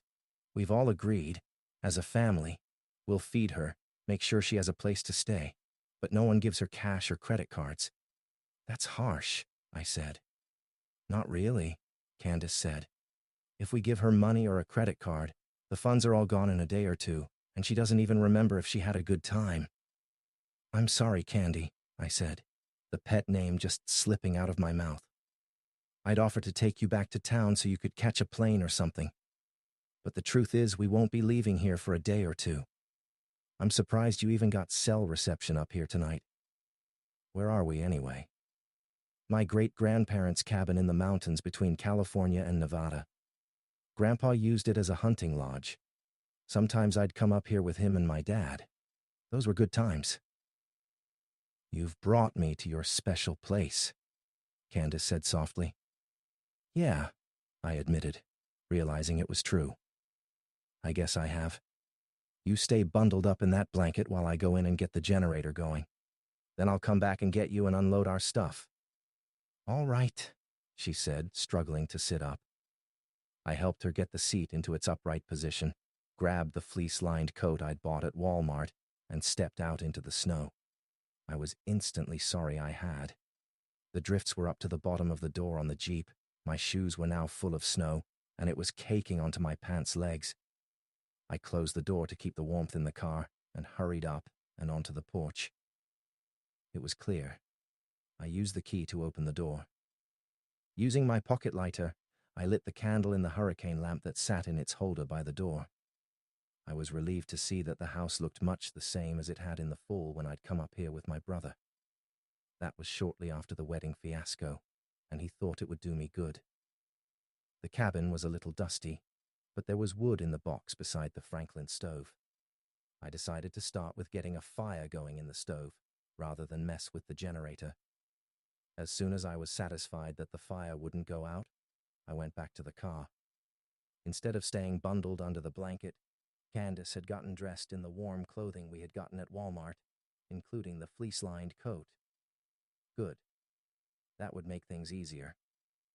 We each picked up bags from the back seat and brought them into the house. "You know how to work a wood stove?" I asked. She nodded. "I've been camping with Mimi and Pops. Should I start putting some of this away? Maybe make something to eat?" "You could put stuff away," I said. "Don't worry about food just yet. I'll have to see if there's water to the sink, or if I'll have to go to the cistern in the basement." By the time I got the rest of the bundles into the house, my teeth were chattering.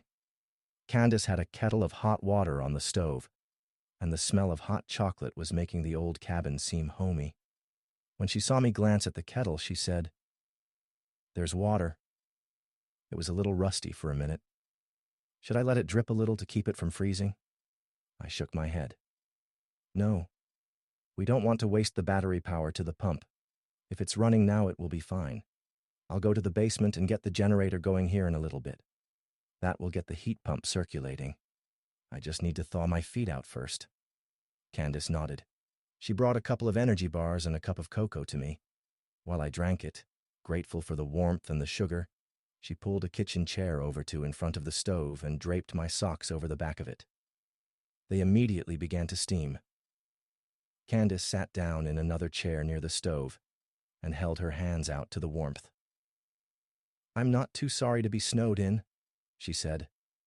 "It gives me a good excuse not to catch a plane and go see about Mom." "What's wrong with your mom?" I asked. Candace sighed. "It all started with Dad's death. Mom had a car accident and was on pain pills for a long time. She was grieving, and the pills not only dulled the pain from her injuries, they numbed her mentally and eased how much she missed Dad. I could see it coming. I'd seen it with fellow athletes and had come very close myself." "She became addicted?" Candace nodded. "I not only lost my dad, but in a very real sense, his death killed my mom. I miss her, the person she was, and I care about the person she is. We'd sign up one of us as a legal guardian so we could help her. But at the last hearing, she was sober and clean, and the judge ruled that she was a competent adult." "How long?" I asked. She did a little double take. "How long what?" "How long before she was back on the street?" I asked. 3 weeks, Candace said. Abruptly, she changed the subject. "Where are we going to sleep?" "In here," I replied.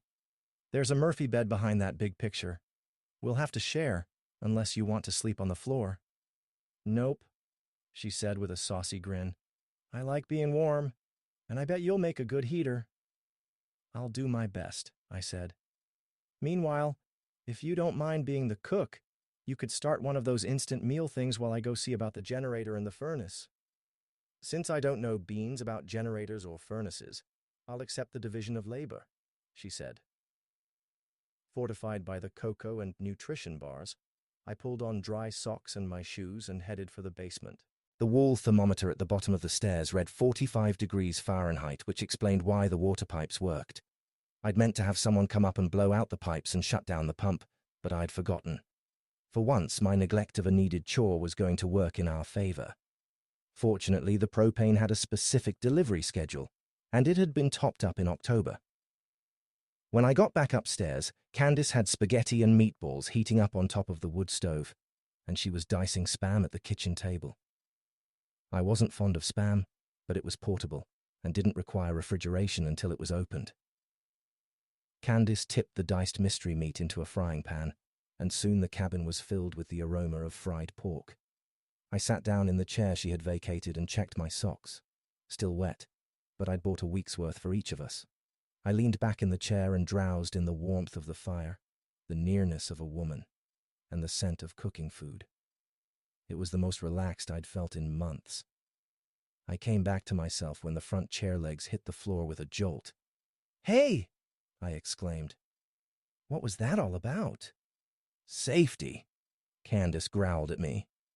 "Have you ever seen anyone fall when a chair topples over backward?" I thought about it. "Can't say that I have." She glared at me, but I was having a hard time focusing on what she was saying because she'd unzipped her jacket and was showing a good amount of cleavage in her V-neck t-shirt, and she held a bowl and a spoon in her hand. That bowl was exuding a drool-worthy aroma. My brains reached a full stop under the double onslaught of feminine pulchritude and the prospect of food.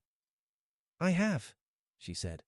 "All the football jocks in my high school used to do it, until Tommy Jenkins had his chair a little too far from the wall. He hit his head on the radiator and got a concussion. My cell stopped receiving about 15 minutes ago, so about all I could do for you would be to cover you up and keep you warm. Oh, and hope nothing went wrong with the generator or furnace, because my mountain cabin experience begins and ends with wood stoves." "Oh," I said, feeling embarrassed. "I hadn't thought about that. Sorry." "Didn't think you had." She thrust the bowl into my hands. "Here, eat this and keep all your chair legs on the floor." Bossy females were not my favorite, and I would have said more, but the stuff in the bowl smelled too good to ignore. I dug into it, sucking in air to cool it and keep from burning my mouth. I said, pointing at the bowl with my spoon. Good." She grinned at my antics and said, "You're welcome," before tucking into her share. Later, after we had eaten, cleaned up the kitchen, and set up the Murphy bed and gotten into it, I lay with my arms wrapped around her. She'd selected a fuzzy pajama set without an ounce of sex appeal, but somehow she made them look good.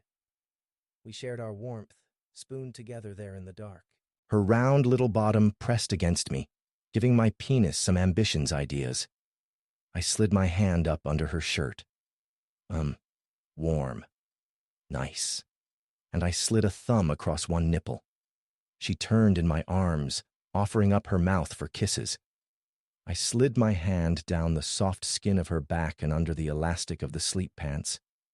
No panties, I discovered, with a secret grin. I slid my hand lower, touching the sensitive bundle of nerves at the base of her spine. She gave a little moan of pleasure and began working on the buttons on my sleep shirt. Her hands were like ice on my skin, causing my nipples to contract as hard as a girl's, while my unruly lower member was rising to the challenge. I reached lower, exploring sensitive private parts, then dipping into her well of delight. She was hot and wet and squirmed against me. I shifted her so I could get a more frontal angle. Cupping her pubic mound in the palm of my hand, I dipped in again, letting her rub her clit against the palm of my hand. After all the walking we had done and the long drive, I knew my hip wasn't up to supporting me in missionary position. So I eased onto my back and pulled her up onto my stomach. She was lightly muscled, yet warm and soft where it counted. She smelled of gas station soap, honeysuckle deodorant, lemon shampoo, and warm, eager womanhood. When we kissed, her mouth tasted of chocolate and marshmallows. Candace squirmed atop me, trying to position herself to gain what she most desired. I lifted her hips away from me, teasing her with the nearness of my member, letting it brush against her. It was a dangerous game. I nearly exploded right then, so I kept her a little farther away, teasing her until she whimpered with desire. I pulled her up a little higher and pushed up her top so I could get to her breasts. Her nipples hardened to little pebbles as the cold air rushed in under the blankets as I shifted her. I loved them with my tongue, first one, then the other. She moaned and shifted to give me more of her breasts. The fuzzy PJ top fell down over them, hiding them from me. Impatient, she kneeled up and yanked the top off. "Brrr!" she gasped, trying to pull the blanket back over us as she snuggled into my chest.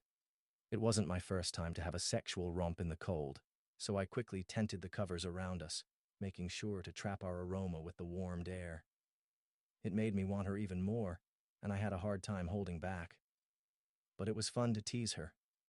This was the perfect end to a wonderful day, and I didn't want it to stop too soon. Candace braced herself on her elbows and rose up on her toes in a nearly perfect plank position. She wiggled her hips, trying to capture the tip of my cock in her moist warmth. I let her try for a few minutes, until she collapsed on me in frustration.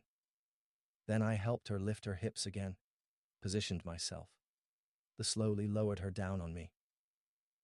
She was like velvet fire, hot, moist, tight, and almost mindless with longing. She didn't use any technique at all, just a young wild thing's instinctual seeking after pleasure. I guided her, keeping our movements slow. I used my thumb to tease her clit as she rode me, driving her to new heights of eagerness. When she completely lost control, I began pumping in and out, guiding her hips until we found a mutual rhythm, a piston driving in and out with an age-old mechanical motion, driving us to the inevitable volcanic explosion.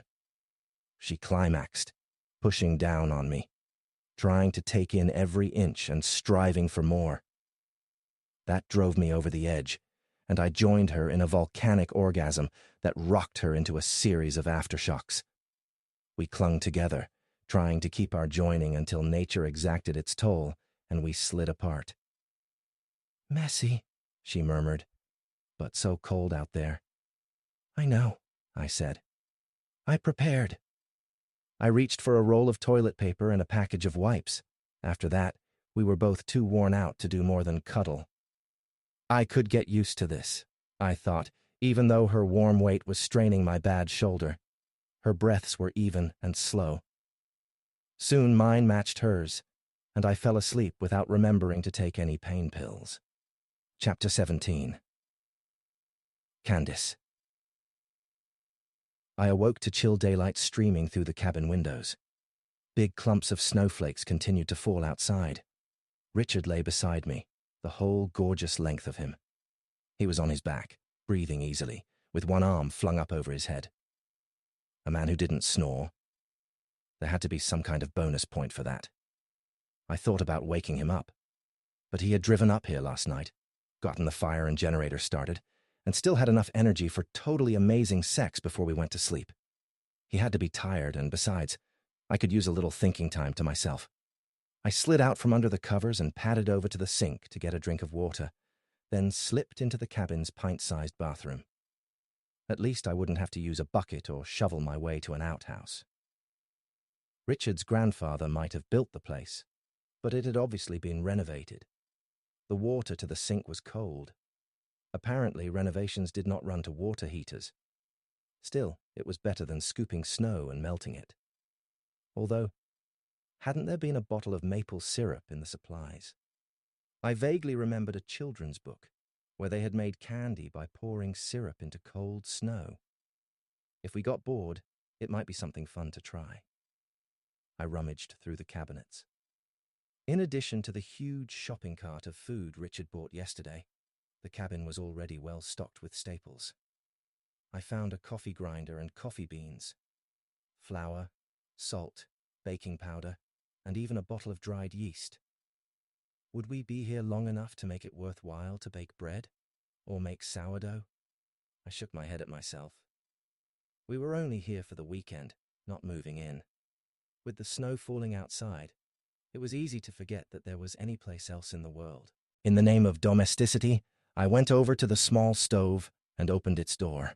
A few coals remained among the ashes.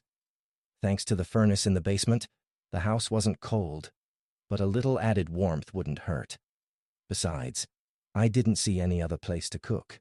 Before long, I had beans ground and the percolator on the stove with liquid beginning to splash up into the clear dome at the top. I was just stirring up some pancakes using a mix, eggs and water, when Richard stirred, turned over and grunted. "What is that heavenly aroma?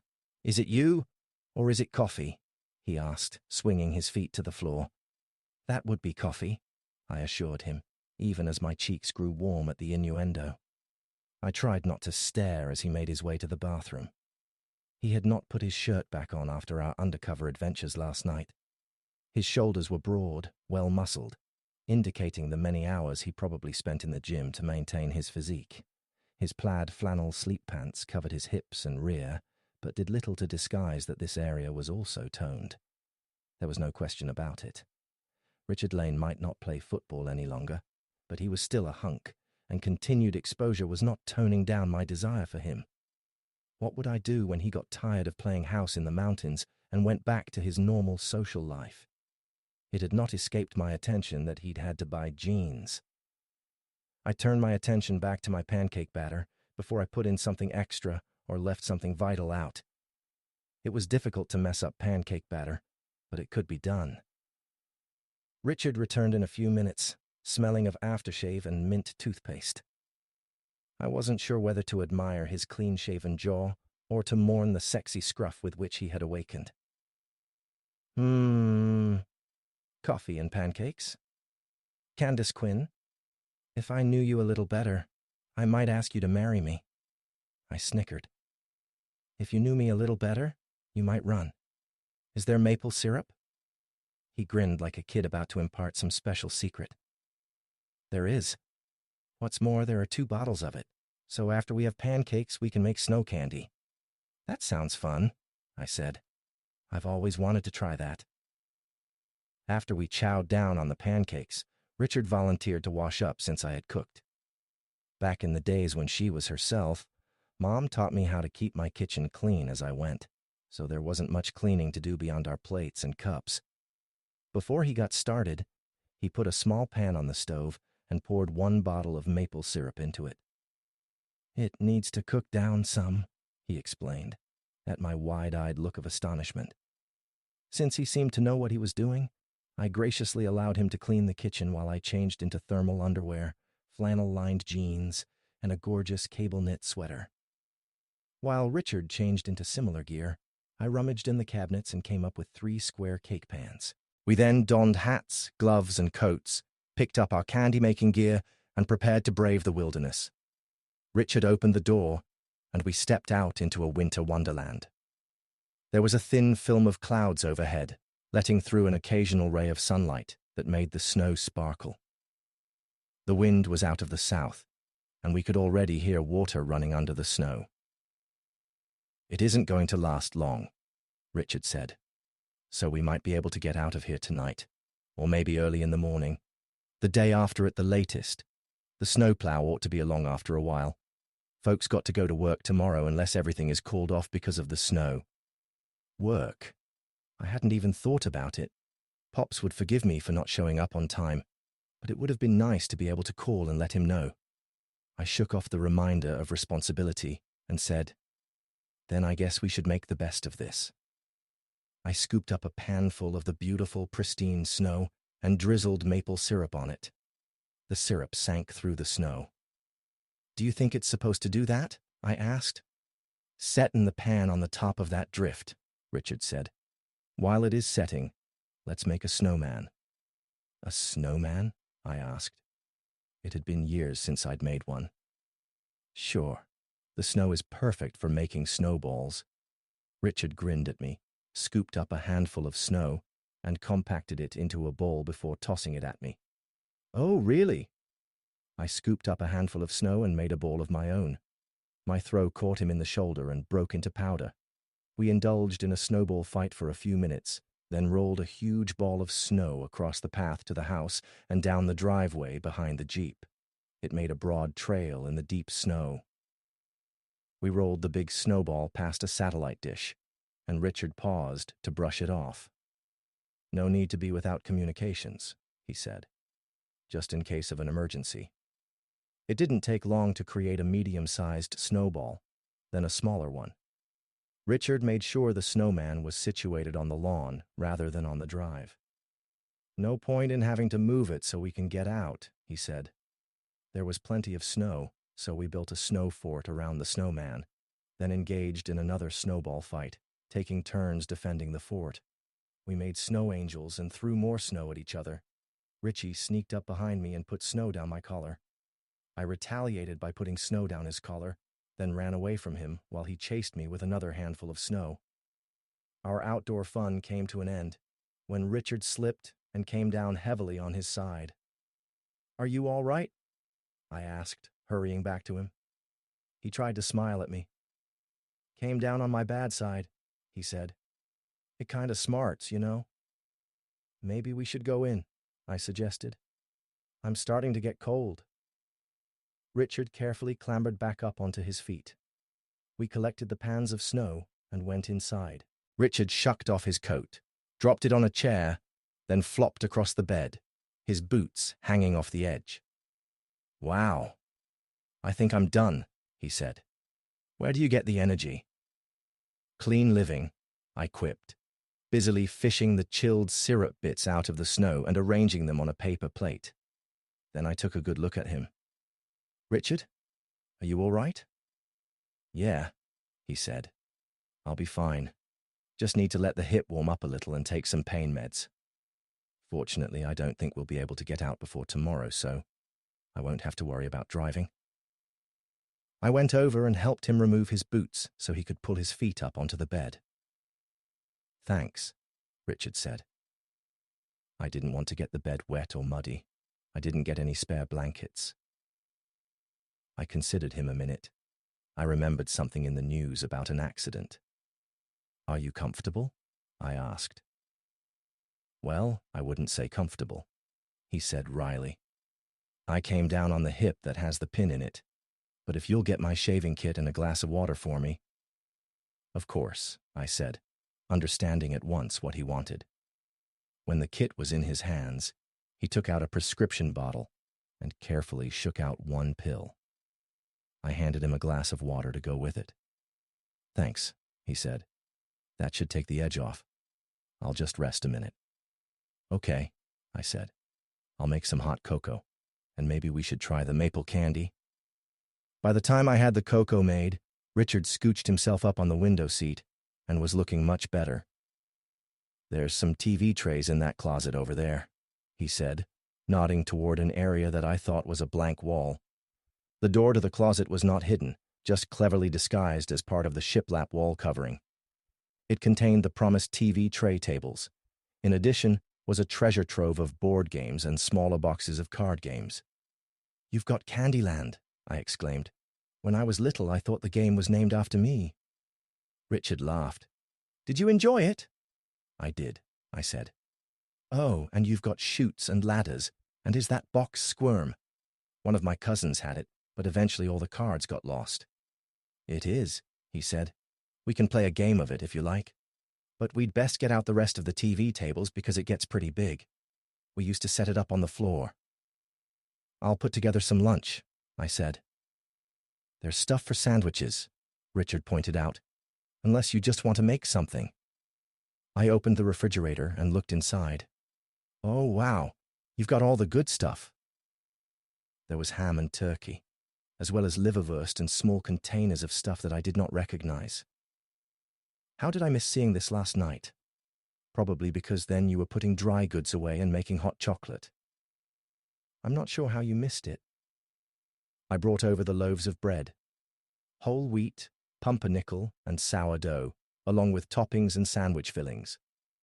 I set them on the table so we could each make our own sandwiches, with the snow candy, cocoa, and a package of chocolate chip cookies. It made a pretty good spread. I discovered that I had worked up quite an appetite after our romp in the snow, and Richard made 2 sandwiches for himself. I couldn't resist trying the snow candy before starting on my sandwich. It was sweet and chewy, almost like a caramel. "Good, isn't it?" Richard asked, picking up one for himself. My grandfather and I visited a sugar farm in Vermont when I was a kid. One of his old army buddies owned it. I was 10 or 11 at the time. It seemed the strangest thing to me that sugar would come from trees. "This is good." But he cooked the syrup down to the point that the snow candy was more like hard candy. "It sounds fun," I said.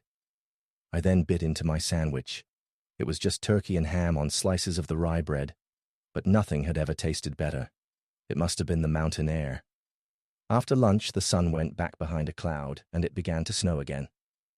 We played chutes and ladders for a while, then shoved 4 TV tray tables together and played squirm. The rules were not well explained, but we had a good time creating dragons with variable numbers of legs, dragons with 2 or 3 heads, and, of course, dragons with 2 or 3 tails. "What a cute game," I said. "I wonder why it never took off." "No idea," Richard replied. "Maybe too many parts and too many rules to remember. I think I'm gamed out. Want to watch a movie?" "Sure," I said. "But how? I still don't even have much cell reception, so I know we can't stream anything." He grinned. "Look in the top shelf of the closet." I had to drag a kitchen chair over to look in the top shelf. One side of it was stacked full of paperbacks. The other side had DVDs and VHS tapes. "Now," he added, "press that switch." I did. A wall panel to the right of the wood stove, where it would be perfect for viewing from the Murphy bed, slid aside, revealing a large screen TV and just about every possible type of player. "Oh, wow," I exclaimed. "What should I get down?" "Any DVD or VHS you like," he said. "I went through them a year or 2 ago and only kept my favorites." These were his favorites? The big football hero was a closet romantic? I settled on Goonies, Princess Bride, and It's a Wonderful Life. Maybe I should get snowed in with a football hunk more often. Chapter 18. Richie. I watched Candace as she stood on the chair tiptoe to search the shelf. The jeans she was wearing were too bulky to show off her trim figure, but I could imagine it. The pain pills had kicked in, and I was feeling better now. Our romp in the snow had cost me, but I wouldn't have given it up. She had a childlike delight in making snowballs, creating the snowman, and even in sampling the gooey maple syrup treats. "Why don't we get into something more comfortable?" I asked. "I'll make us some treats." She had just stepped down off the chair and now turned toward me with a kind of deer-in-the-headlights look to her face. "Go on," I said. "I picked out some pretty things for you. I'd like to see you in them before we have to head back to civilization." Candace made a face at me, seemed to think for a minute, then tucked the DVD boxes under her arm, positioned her hands in a prayerful pose in front of her, and bobbed her head as if she were Barbara Eden in I Dream of Jeannie. "I hear and obey, master," she quipped. "Hey," I said. "It's not that bad. I got some warm choices for you, not just skimpy ones." Then I added, "You could model all of them for me." I sorted through the clothing we had purchased and handed the packages to her. She took them and disappeared into the tiny bathroom. While she was gone, I changed into a pair of silky lounging pajamas. After all, it wasn't fair to ask of her something I wasn't willing to do myself. After I was in them, I was glad I had gotten warm, fluffy robes for both of us. Even with the furnace and the stove going, the air in the cabin was cooler than most lowland houses. I made popcorn using the handheld popper that hung beside the stove. I then stepped out with an ice bucket and got a scoop of snow in it. Brrr! It would have been smart if I'd done that before I changed into pajamas and slippers. When I stepped back in, she had emerged from the bathroom, wrapped in her fluffy robe. She grinned at me, guessing that I'd gotten my priorities mixed up. "Good thing those slippers are sturdy," she said, Miserable weather for a pair of scuffs. But look what a package I behold as I come back in, I said, advancing on her with the ice bucket in hand. She backed up a step. Whoa, up there, big boy. I'm not sure what you have in mind. I realized then that she must have thought I was about to revert to our former childish pranks, such as putting snow down her collar. While that might have been fun when we were out romping in the white stuff, junior high antics were not going to get me where I wanted to go.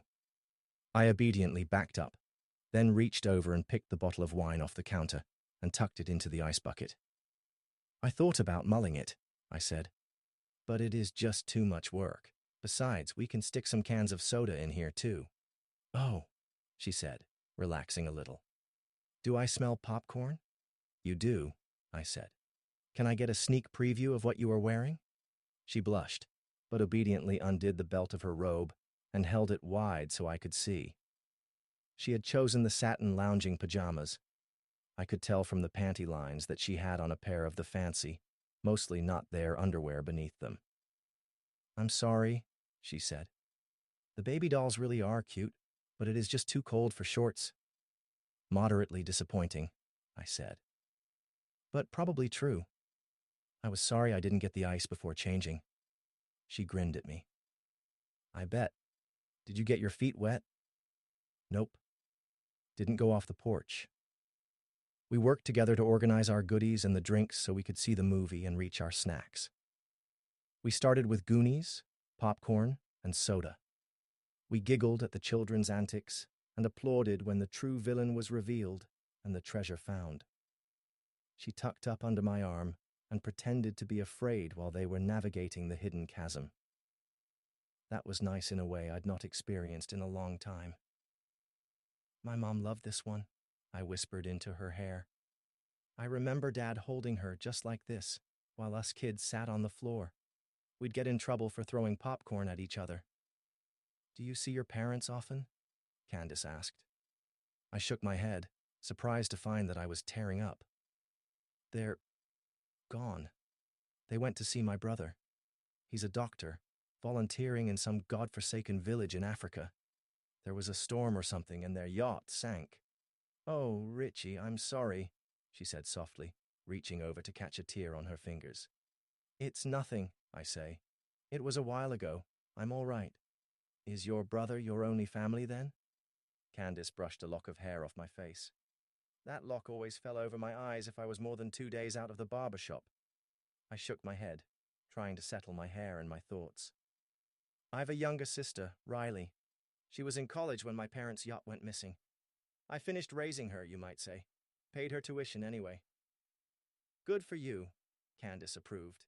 Not everyone would do that. I pretended to focus on the movie's finale, glad when she let it go and we talked about other things. When the first movie was done, I built up the fire, and Candace made fondue while I toasted the bread. We then settled down to watch Princess Bride. It turned out she knew the plot and memorable quotes almost as well as I did, so we didn't need to focus on the plot. Instead, we drank wine out of a double-sided antique sipping mug and fed each other bites of fondue. Candace got giggly on the wine and sang me a silly song about sippin' cider. She demonstrated for me how jaw to jaw, then lip to lip worked if you were sharing a drink. I did some sipping of my own, tasting the sweet wine on her soft, pliant lips. I took my time about it, lulling her into a haze of tangy cheese, sweet wine, and delicate nibble kisses that promised and tantalized. By the time we got to the fire swamp and the rats of unusual size, Candace was snuggled against me. I was more than happy to focus on making this a special night for her. The combination of fluffy robe and silky pajamas was titillating and a little frustrating. I wanted to slide my hand inside her robe, but she had it cinched tightly around her, and I couldn't get a good opening without seeming crass or pushy. Still, it was fun to feed her bits of toast dipped in cheese, and to be fed by her in return. By the time we reached the end of the movie, the fondue was gone, and so was about half the bottle of wine. When Buttercup jumped out of the window to share the world's greatest kiss, Candace was ready to try our version of it. Her lips were soft beneath mine, and her mouth tasted like grapes and blueberries. Now, I didn't have any trouble getting her sash undone, and her robe open enough to slide my hands under it. The soft satin slid under my hands. Her warmth. No words could describe. She turned in my arms and undid my sash. I shrugged out of my robe. I knew what I looked like, and I worked hard to maintain it. PT notwithstanding, it wasn't easy, but I was determined not to be one of those ex-jocks with a paunch. Her small hands explored my ribs, sending electric shivers all up and down my body. As if mesmerized, which was pretty close to the truth, I slid the soft robe off her shoulders. The satin pajamas suited her. The baby dolls would have looked cute, but she was beautiful. The square shoulders of the PJ top accentuated her lightly muscled shoulders and draped perfectly over her breasts. Her nipples were erect, tiny pebbles that pressed against the fabric. I ran my thumb across one, and she shivered. I felt myself harden in response. "We need to put our last movie in," she said with a little gasp, "or we won't get to watch it." "Do you want to watch it?" I asked, my loins already tingling with desire for her. She murmured in the affirmative. "It's my favorite, and I've not seen it for a long time." "All right," I said. I started to roll over, but a twinge in my bruised hip suggested if I wanted other exercise, I'd better take it easy. "Maybe you could put it in." She hopped off the bed, all lithe grace. I could see panty lines that indicated she'd put on a pair of those barely-there panties under the satin pajamas. It was going to be like unwrapping a gift package. She was shivering by the time she got back to me. "Why don't we snuggle under the covers while we watch this one?" she suggested. I wanted to see her. It had been dark in the car for our first time, and she'd been nervous at her grandparents' house, so that had been me having a good time making her uncomfortable. I know. Doesn't say anything good about my character, but she was just so fun to tease. In the car, on the way to the wedding, she'd been mostly obscured by that ridiculous dress. I really should have done more than looked at the purchase price, the name of the modiste, and the catalog illustration. But she had worn it well, and under all those layers, she had been so hot and ready. Just the memory created warmth in my loins. Now, I had her all alone in my great-grandfather's cabin. I had truly hoped for a fashion show, modeling the underwear we had picked up. But it was too cold for that. I might. No, I was a cad of the first degree, but I was not truly cruel. There was nothing sexy about goosebumps. So, a small disappointment. But the cold in the room encouraged snuggling, which certainly had its appeal. "There's grapes, strawberries, and more cheese in the refrigerator," I called out. "You could bring them back with you?" "Sure," she said, opening the refrigerator door. As she bent over to rummage in the vegetable and fruit drawer in the fridge, I got a good look at her luscious round bottom and those enticing panty lines. Yep. She was wearing the skimpy underwear, the ones that were scarcely more than a triangle of lace and some strings of elastic. When she stood up and turned around, her nipples had hardened in the cold and were clearly outlined by the satiny top. I didn't get long to look, however, because she padded quickly across the cabin floor, unceremoniously plopped the goodies on the table, and nearly dove under the blankets. Her feet touched my thighs, and I drew in a sharp breath. They were like 2 blocks of ice with tiny frozen toe pebbles attached. "Next time, put on your slippers," I growled. "That floor is cold." I noticed. She sniped back at me. Then she added, "Could it be getting colder?" I thought about that. It could get colder, that was certain. It might, but we should be fine. The propane was topped up, and we have the stove for backup if the furnace goes out.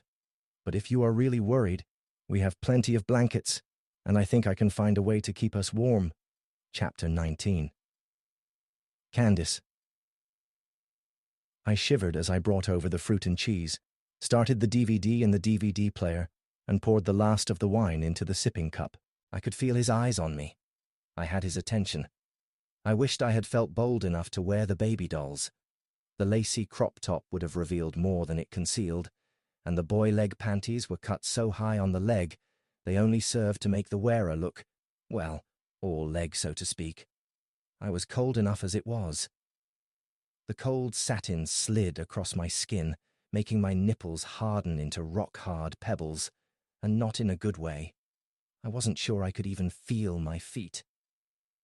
With the video running, I hurried to get under the covers with Richard. His sharp, indrawn breath told me just how cold my feet had gotten while I got us set up for the last movie.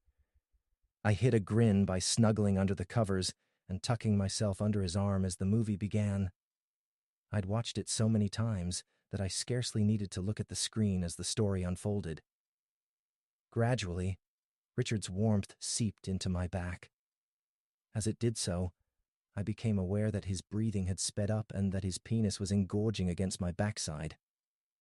It was an odd juxtaposition between the 1940s squeaky clean movie and the gentle seduction that began with Richard slipping his hand up under my shirt and running his thumb over my nipples, which had finally warmed up enough to relax. As he did so, they hardened again, sending a sharp electric thrill through me. It seemed to hit my central area and spread into a pool of warmth. I tried to lie still and not react, but he began a slow rotation of his groin against my backside. My brain might be saying, no, no, no, but my body began saying, yes, yes, yes. I gave up trying to ignore him, turned in his arms, and offered my mouth up to his for kissing. He obliged with a slow, gentle kiss. It was a gentle, teasing caress, an invitation rather than the hot, hard claiming that his previous kisses had been. He began the slow work of undoing the buttons on my shirt, so I returned the favor by undoing his. There was an awkward moment when we were both semi-trapped by the garments, but he helped me out of the sleeves of my top. Then I worked his off him. Then we were skin to skin up top. I could feel the hard ridges of his abdomen and chest. He had a light dusting of hair on his chest that arrowed down toward his pelvis. It was unexpectedly soft and teased my highly sensitized skin. The arrow of hair redirected my attention below his waistband, where I could feel his penis, hard and ready against me. The feel of it woke an answering heat in me that instantly soaked the scrap of panty I had pulled on under the pajama pants. Richard nuzzled my neck, placing tiny nibbling kisses on it, before lifting me so he could reach my breasts. He nuzzled the center, then nibbled over to the left one and took the nipple in his mouth. He flicked it with his tongue, then nibbled his way across to the other side, repeating the treatment. His kisses left a damp trail across my chest. As he moved, he let in a blast of cold air that chilled that part of my skin, contrasting with the hot kisses he was placing on my stomach as he worked his way lower. I tried to get my hands beneath his waistband, but he caught them, cradling them close in one big hand. "Not yet," he murmured. "I want to nibble you like the sweet candy cane you are." Hearing my grandfather's endearment almost jolted me out of the mood, but then he reached the top of my pajama pants. Still holding onto my hands, he dipped his head under the covers, positioned his mouth over my mons, and blew out a slow, warm breath. Suddenly, the satin pajama bottoms, mine and his, were a barrier between me and what I wanted. The rough lace of the take-me-off-now underwear rubbed against my now highly sensitized clit, making me anxious for all that he could offer and more. He eased off the pajama bottoms, stopping to admire the panties and what lay beneath them. "I can't believe you dye your hair blonde when you are truly a glorious ginger," he murmured, easing off the scrap of lace and satin. Then he bent over and used his lips and tongue to bring me to even greater heights of sensation. "Not too fast now," he said. "I want us to come together." I was with that program. I eagerly helped him remove his pajama pants and was delighted to find that he had gone commando beneath them. I used my hands to explore him, discovering the sensitive places, and finally taking my own dive beneath the blankets to explore his length with mouth and tongue. Even though we'd been at least 2 days away from civilized amenities such as a real shower, he smelled and tasted clean with a slight muskiness that was all male and deeply enticing. He seemed to swell more under my attention, and I accidentally scraped him with a tooth. "Easy there," he said. "I'm not a chocolate eclair." That made me giggle, which backed off the intense sensations a little. He pulled me up on top of him again, this time without the restricting clothing between us. He kissed me again, then lavished more kisses on my breasts. He lifted my hips and gently set me down over his penis. My body roared with sensation, and I nearly wiggled back off as I tried to find the right angle. Then we found a rhythm that worked for both of us and sent wave after wave of pleasure over me. It seemed to me I could feel every ridge, every pulse of the veins in his swollen member. I could feel his rough pubic hair against my clitoris, and it drove me wild. I wanted more. I wanted him to fill me, to expand with me until our sensations filled the universe. Something in the movie caught my attention, and out of the blue I asked, "Do you still want my grandfather's vineyard?" "Yes," he replied, pumping harder. "He makes the best damned wine I've ever tasted. I'd be a fool not to want it." Then he let out a hoarse cry that had nothing to do with speech and everything to do with raw, primal pleasure. My world exploded in the best fucking climax I'd ever had in my life, augmented and increased by his release. The crowd on the video recording applauded, and as he slowly deflated, a secret little bubble I'd begun to nurture popped, and the dream vanished like a soap bubble on a blade of grass. I collapsed on his chest, then pushed myself up and punched him in the shoulder. He caught my hand and gently rolled me over to tuck me up beside him. "I hate you," I sobbed. "I totally fucking hate you." "I know," he said, doing that damnable breathing in my ear, giving me sensual aftershocks. "And I'm sorry." He held me then, while I sobbed out my misery. I felt ashamed, because his touch seemed so good, so kind and comforting. Yet he was the one that seemed to be intent on shattering my world. It didn't make any sense at all. I wanted him, but I needed to keep him away from my grandparents' business. I curled myself into a small knot of misery. He kissed the back of my neck, gently massaging my tense muscles, whispering gentle promises that, quite frankly, I knew meant nothing at all. If I was smart, I would hop out of that bed, dress, and start walking down the mountain in the snow. But I didn't. Soon his gentle massage drifted lower. He began touching me, gently stroking my outer labia, my clitoris, then dipping his fingers into the core of me. My traitorous body responded with a savage longing. He rolled me onto my stomach, then pulled me up onto my knees and placed a pillow under my abdomen, all the while keeping up his assault on my womanhood. Tears ran down my face. All the while my body begged for him to keep doing what he was doing and to not stop. I think I said something like that. "Stop," I said. "No, don't stop, because this is the absolute last time we are doing this." "I'm sorry," he said. And weirdly, he sounded as if he meant it, but I wasn't sure what he was sorry for. Then he slid his swollen member into my vaginal opening from behind, all the while continuing to massage my clit and the area around it, so that now I was not only being stroked by his cock, I was also riding his palm, grinding into it, seeking the marvelous sensations that at once aroused a raging desire and a feeling that I was melting and floating away. As I came this time, I felt as if I was drowning, and that something beautiful had begun and died in that bed, in that remote cabin. I cried for that, as much as for his destructive plans for my grandfather's vineyard. He then tucked the blankets around me and held me gently, even tenderly. He didn't say anything more, just made sure that I was warm. After a time, sleep claimed me, blotting out all regrets and fears. Chapter 20. Candice. 2 weeks later, I held my hair at the nape of my neck while I bathed up breakfast and yesterday's dinner. It had been nearly 2 weeks since I spent the weekend in the mountains with Richard. I'd been sick nearly every day since. Had I caught something? I wondered to myself. We went to that stupid wedding where there was a close-packed crowd of people. We'd romped in the snow and eaten candy made from maple syrup poured on that snow. Could Richie have some sort of venereal disease? I rocked back on my toes, enjoying a moment of respite. Blueberry pancakes tasted great going down, but vile coming back up. The mere thought had me leaning over the porcelain bowl, vomiting up clear fluid. I had completely emptied my system. There came a knock on the door.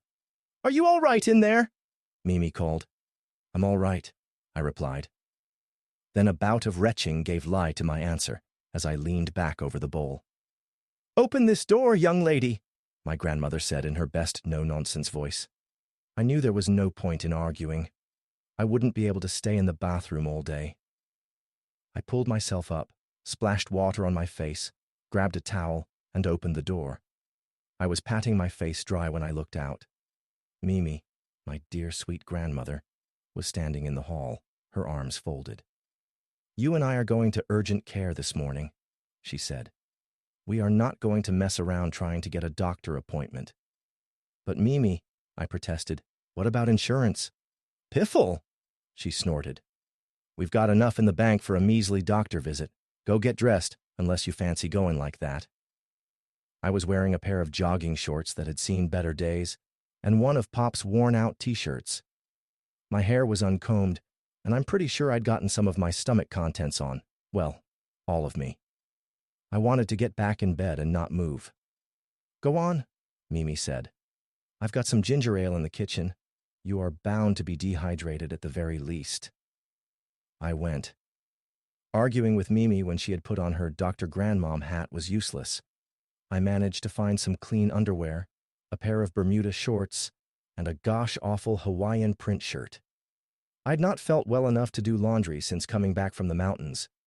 I managed to drag a brush through the top part of my curls and bundled the rest of my hair into a knot at the nape of my neck using the last lonely hair tie in my top drawer.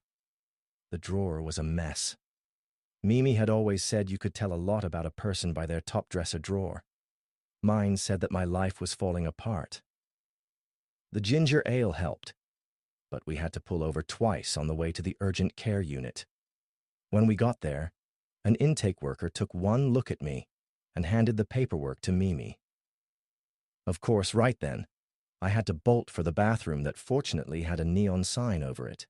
That meant that they immediately hustled us into a waiting room and handed me a bath basin. Mimi filled out the paperwork, including some details that I would rather have not shared with my grandmother, like, "When was the last time you had sex?" Mimi looked at the clipboard, read back through the symptoms, and said, She then stuck the clipboard into the holder outside the room, just as the attendant had asked. "What's supposed to mean?" I asked her. "I'd rather not practice medicine without a license," she said primly.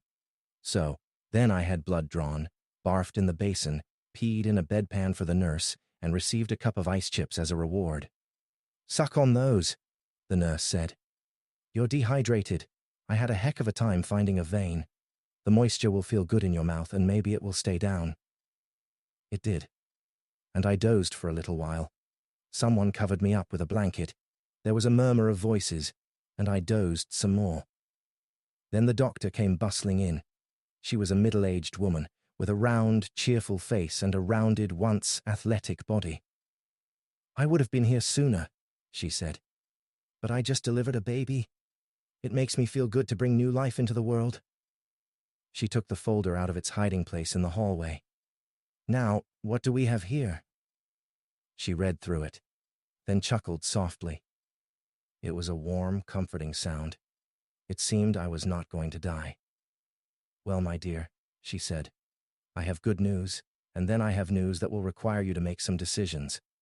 First off, your condition is not venereal, nor do you have COVID or one of those new flu bugs that are going around. Your condition is quite natural and will clear up in about 9 months, give or take a week or two." Mimi began to laugh. I thought so. I must have looked puzzled, because she added, "Candy, you are about to give me a great-grandchild." "I'm pregnant?" I asked. The symptoms and the timing certainly fit. "Yes, indeed," the jovial little doctor said. "You tested positive. From your personal condition, I would say you should have a healthy child. But," and here she sobered, "my dear, I did notice that you are not married. With all the new laws, you have a very short time in which to make a decision." I stared at her for a minute. Then I realized what she was asking. "I'll keep it, of course," I exclaimed. After all, I might hate Richard for what he was trying to do to my grandparents, but this baby might be the last thing I would have from him. I wouldn't even curse him for unprotected sex, nor flagellate myself for lack of birth control. "She will have support from me and her grandfather," Mimi said. "We will welcome another child in the family." "That is excellent," the little doctor said. "If you want me to continue on as your physician, I'll look forward to delivering your baby a few months from now. Meanwhile, we'll get you started on some prenatal vitamins and a diet that should help calm down your nausea. I prefer not to give meds for pregnancy nausea." I walked out of the urgent care office in a daze. Mimi carried the paperwork and my prescriptions. IT seemed as if I could look forward to a diet of saltine crackers, ginger ale and vegetable broth for another week or so. The doctor had babbled about body balance changes, hormones and inner ear, but I was mostly trying to process the news. "You knew?" I asked. "Well, let's say I suspected," Mimi said. "I've seen these symptoms before." Oh. I tried to digest this information. "You aren't mad at me?" "Oh, sweetie," Mimi said. "I'd have been mad at you if you decided not to keep your baby. Or maybe I wouldn't. It's a hard world, and having a tiny life to care for doesn't make it easier." I thought about that some more. Then I remembered something that I should have checked on, and would have if I'd not been so sick. "Have you heard from Mom?" "Yes, darling girl." Mimi paused as she threaded her way through a traffic merge. "She's been sick. It was a good thing you called George. She had pneumonia, so he was able to get her into the hospital. She's in hospice care now, and he's trying to get legal guardianship based on her past history. As her next of kin, you can help with that." A wave of guilt broke over me. She was really sick? And I just blew her off and called Uncle George. I'm a terrible daughter. What if I'm a horrible mother? "Oh, sweetie," Mimi said. "What else could you have done? You didn't know she was going to call, and you were way up in the mountains in a snowstorm. George called us not long after she was admitted. I was going to tell you, but you've been so sick. I didn't want to bother you." "Next time, bother me," I said, trying not to snap at Mimi. My mother's behavior, which no doubt led to her illness, wasn't my grandmother's fault. I was glad I'd at least had the presence of mind to call Uncle George. When we pulled into the driveway, the last person on earth I expected to see was waiting by the front door. "What's Justin doing here?" I burst out. "I called him," Mimi said. "Now please don't be mad at me. I didn't know whether you'd had relations or not, and I didn't want to mess up any opportunities for you." "Justin is not an opportunity," I said firmly. He's definitely not." "Oh, I get that now," Mimi said. "After helping you fill out your paperwork. But he is here, and you should at least talk to him." "Oh, I'll talk to him all right," I seethed. "Then he can go right back to wherever he came from. He wasn't faithful to me before, and I don't see him being so afterward." "It is your life, Candace," Mimi said. "Pops and I will support whatever you want to do." She pulled into the driveway and shut off the car. I got out, walked around the car, and up the path to the front door. "What the fuck do you want?" I demanded, glaring at Justin. He held up his hands defensively. "Hey, don't yell at me. I heard you were sick. I was worried, so I came to see if you were all right." "Well, I'm not sick," I said. "I'm perfectly healthy. So, what do you want?" "Candy, I wanted to say I'm awful sorry for what happened. I didn't mean for it to. I tried to find you to explain, but you were already gone." He swallowed hard and looked at me pleadingly. "I miss you." "You should have thought about that before you started trading tongue with Callie and letting her roll around all over you in my bed, in our house. I was saving myself for you, you bastard." "I know," he said. "I know, and I should have been. But Candy, you don't know what it's like for a guy." "Having never been a guy, I don't," I retorted. But I do know what it is like for a woman. I could have had dozens of guys, but I didn't. And Justin, with my best friend? Really? He gave a nervous little giggle. But they were all your best friends, Candy, and all so darned cute. It was hard to choose among you who was the cutest. You know, I said. I've heard some pretty lame excuses. But that has got to be about the lamest one ever. If you can't make up your mind today, then I don't see you keeping it in your pants after we were married. He looked miserable. Please, Candy. Just one more chance. I'll be faithful. I promise. I felt myself weakening just a little. This little baby being I carried inside of me deserved a father. But did they deserve a life based on deceit and covering up? I'd seen some of those, and mostly they didn't turn out well. No, Justin, I said. Done is done. You made your choice, and you are stuck with it. Chapter 21. Richard. I looked at the paperwork my partner had sent about taking over the Quinn vineyard. I know they don't want to sell, Dillard had written, but by the time we take away with one hand and give with the other, they will be grateful for our offer. We can even save money on the deal. In my head, I replayed the memory of my last night with Candace. I could taste the wine on her tongue, feel the slide of satin pajamas on her soft skin, even her hands ghosting over. I glanced down. My pants were tenting up in an undignified fashion. My balls ached for her. Worse yet, my heart longed for her. No, wait, stop. Where did that last thought come from? Was this me? Really? Business. It was all about business. Make the play, make the money. Yeah. Only there was one more part to that memory. Candace beating her fists on me as she came in a glorious, angry rush, then rolling over and crying, "I hate you!" The anguish and hurt in those words had left me gutted, not knowing what to say. I had wanted to apologize, and I kind of tried, but it had been like our bodies had minds of their own, and I was more focused on giving and receiving pleasure than saying I was sorry. And when I tried to, I couldn't find the right words. Afterward, she had fallen asleep, breathing in little hiccupy sobs long after her eyes had closed. Then Caleb had shown up with the snowplow to see if we were still alive, and I couldn't get her alone long enough to talk to her.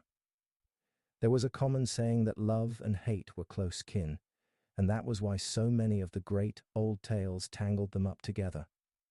I looked at the papers on my desk. You know what? I said to the empty office. It isn't worth it. I don't need that vineyard, but I need her. I need her humor, her funny faces, her love of little kid board games and outdated movies. All right, old son, you know what you need to do. You need to make a king-sized apology with flowers and chocolate and beg her on bended knee to take you back. I laughed, a sad attempt at a maniacal cackle. I was talking to myself. She'd driven me completely insane. I tore Dillard's plan into pieces and dumped them into the wastebasket. Then I quickly typed a message on my phone. I've changed my mind. We don't need the Quinn vineyard. Then, just to be sure the message got through, I wrote an email to Dillard and left a hard copy note in my own handwriting. Stop all efforts at Quinn takeover. It isn't worth it. I positioned it front and center on my desk so it couldn't be missed. Then I wrote a much longer letter in my best penmanship. I wasn't satisfied, so I edited it and finally wrote it out in my best hand. With my efforts and heart in hand, and everything below my belt pointing toward the Quinn vineyard, but not because of the grapes, I went out in search of the finest chocolates, most beautiful red roses, and prettiest card I could possibly find. I could do this. I would get down on my knees and beg if that's what it took. To hell with the grapes. Candace Quinn was the finest vintage. I searched my mind for a suitable comparison and couldn't find any. She was the finest, and I wanted her more than anything in all the world. I had no idea how hard it would be to find quality chocolates that I knew she would love, and had to try 3 different florists before tracking down a dozen long-stemmed red roses at a greenhouse. The grower wasn't happy about giving them up, so I settled on getting a gloriously red potted tea rose plant instead. Amazingly, the greenhouse owner had the perfect card. Armed with gifts, card, and handwritten apology letter, I headed toward the Quinn vineyard, heart in hand, and my nether parts as eager as a neglected pup hoping to get petted. I was loaded for bear, yet ready to humble myself to the point of letting her walk all over me. Daydreams of what she would say and how she would respond flitted through my head. "Oh, Richard," she would exclaim, because she never called me Richie. "You really will give up all hope of getting the vineyard? Then of course I forgive you." Then she would fly into my arms, we would go back to my place and have amazing sex and live happily ever after. My cloud castle came down with a resounding crash when I drove up to the Quinn's home. She was talking to a man, another man, and one I did not know. More than that, she rose up on tiptoe and kissed the fellow on the cheek, and then patted the spot as if she knew him well. I scooped up the goodies I had gotten for her and headed for the porch. The man turned a glare on me. "Who the hell are you?" he asked. "Get away from Candy!" There it was, the pet name I knew she hated, given her by a mom who probably thought it was cute on a toddler. And maybe it was, but her mom had abandoned her, so it wasn't so cute anymore. And here was this asshole using it like he had a right to it and ordering me away. I barely had the presence of mind to ditch the gifts right side up. I grabbed the fellow by his shirt front, yanked him away from Candace, and busted him one in the chops. He was surprisingly strong and fast. He busted me one in the breadbasket. I wasn't expecting it, so the breath whooshed out of me, but I used the last of it to slam my head into his breastbone. He let out a yelp like a kicked hound dog, so it must have hurt. He backpedaled, which put me off balance, but as I was going down, I grabbed his knee and took him with me. He hit hard, and he didn't have my training. I bounced back up, completely ignoring the pain in my hip and knee, and was ready to go another round. I was fairly pawing the ground, ready for him, when a solid little body got in front of me and started pushing back. The asshat started to get up, swearing a blue streak and calling me every name in the book and then some. He looked ready to charge, but Pops Quinn got him by the collar and started a chokehold. We stood there, glaring at each other. "Who the hell are you, motherfucker?" the asshat snarled. "I'm Richard Lane, pipsqueak," I said. I wasn't about to let my language fall to the level of his. "Oh," he sneered. "You're the retard who's kept my girlfriend too busy to return my calls. And I guess you're the degenerate who laid her best friend in her bed under her roof. Smooth move, dickhead. All right." My resolve didn't hold very long. I would have gone for him, but Candace had her shoulder firmly in my solar plexus, about where his fist had hit me. To get at him, I would have to go over her. "Well, Candy Cane," her grandfather drawled, never letting go of the asshat's collar. "Looks like you got two fellers willing to fight over you. Which one looks the best to you?" "Neither one, Pops," Candace retorted. "They both look like rutting idiots to me. I interrupted the one you got making out with Callie, like Richard said, under my own roof. And this one," she hitched her shoulder right into my diaphragm, nearly making me lose my breakfast, "just wants the vineyard. He thinks that I'm his route to taking over Quinn Vineyards." "What?" Pops Quinn roared. He whipped the asshat around, booted him one in the butt, and pointed him toward a beat-up Chevy. Then he punched me one in the chops, grabbed me by my shirt, and pushed me toward my SUV. "Get out of here, both of yez, before I call the cops. You get off my land, and don't neither of you come back." I could see I would have to move my car before the faithless hunk of garbage could get his rolling junk heap out of the drive. I didn't want to fight Pops Quinn anyway. The old man was just defending his granddaughter and his business. I really couldn't fault him for it. I meekly backed down the driveway and around into the street, then waited to make sure asshat left too. Once he was out of the drive and his tail fins, fins, like some teeny bopper greaser, were disappearing down the street, I slowly drove on past the entrance to the Quinn Vineyards. Looking back in the rearview mirror, I could see Candace with her head down on Mimi Quinn's shoulder, and Pops Quinn, hands on hips, glaring after me. Yeah, I'd made myself real popular. When I got back to the office, the phone was ringing off the hook. Stupid landline didn't have caller ID, so I picked it up on the off chance that it might be Candace. Instead, Dillard's voice came boiling over the line. "What do you mean the Quinn deal is off? That's the sweetest little vineyard you've found yet." "Yeah," I said. "I know. But it's off limits. It's a small family business, and I'm not going to break up their happy home." "Why?" The voice crackled through the phone lines. "It's not the first family business we've taken down. We always pay good market value, so they aren't hurt. Shoot, that couple of old fogies could retire and live out the rest of their lives on the beach." I rubbed my chin where one of those old fogies had popped me a good one, then took an experimental breath. Candace hadn't been gentle about stopping me either. I resisted the urge to yell at Dillard. He was in standard operating mode, and yelling would only make him worse. Instead, I held the receiver away from my ear until he ran down. "Off limits," I repeated. His voice went up several decibels as he yelled some more. "Yeah, I know. Your commission. I'll send the money. Check your account." There was some muttering on the other end of the line, then Dillard's gruff voice. "All right, Richie. But I don't know if I can do business with you if this is the way you behave. That is one juicy fish you just let go." "Yeah, I know," I replied. "But you don't know the half of it.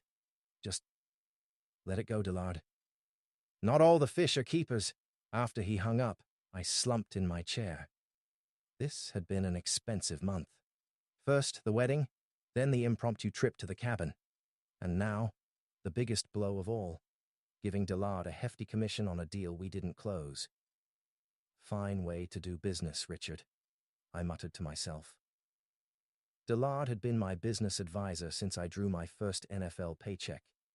He was the reason my fortunes had grown steadily all the while I was an active player, and his advice about insurance and fluid assets was the reason I was now a billionaire. But I didn't keep all that much in my cash accounts. I usually reinvested most of the interest, which is the biggest reason I hit the billionaire mark a year after my injury. My dividends wouldn't pay out until the end of the quarter. I could go back to my apartment in New York. After all, I'd only been in California to attempt to close a deal on the Quinn vineyard. Maybe I should drive up to the cabin and hide my sorry ass from the rest of humanity. "Yeah, I could do that," I said. "I could get a lot of thinking done. It will be hard." I let that thought trail off. It would be hard because Candace wouldn't be there, and everything she had touched would remind me of her. Maybe it would be smarter just to go back to New York and rattle around in my apartment, where everything reminded me of Kayla because she'd helped me decorate it. "You are one sorry motherfucker, Richard Lane," I said aloud to the empty motel room. "What is it with you and women?" Chapter 22. Candace. Mimi held me while I sobbed out my abject misery. Then I staggered away from her and was sick in the flower bed. It was probably good that they were just leaves and stalks at this season.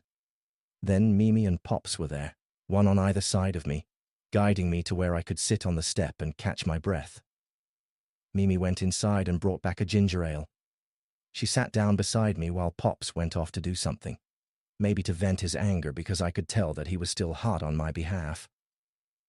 After a little while, Mimi said, "Candy, he brought you some presents." I nodded. I saw. It's what he does. He throws money around and thinks it will make everything better. "Does it?" Mimi asked. "Did he seem to feel better after the wedding you went to?" I began to laugh. "Well, no. After he delivered his 'I got a girlfriend' message by parading me around. He couldn't wait to get out of there. But I think he was pleased with himself for the scene he nearly caused." "Did he try to stop the wedding?" I thought about that. "No, not really. He made some mean remarks that might have even been true. He likes to be the bareback rider, so to speak. Dumb me. I didn't even try to make him use a condom." "Oh, Candy," Mimi said. I should have talked with you more.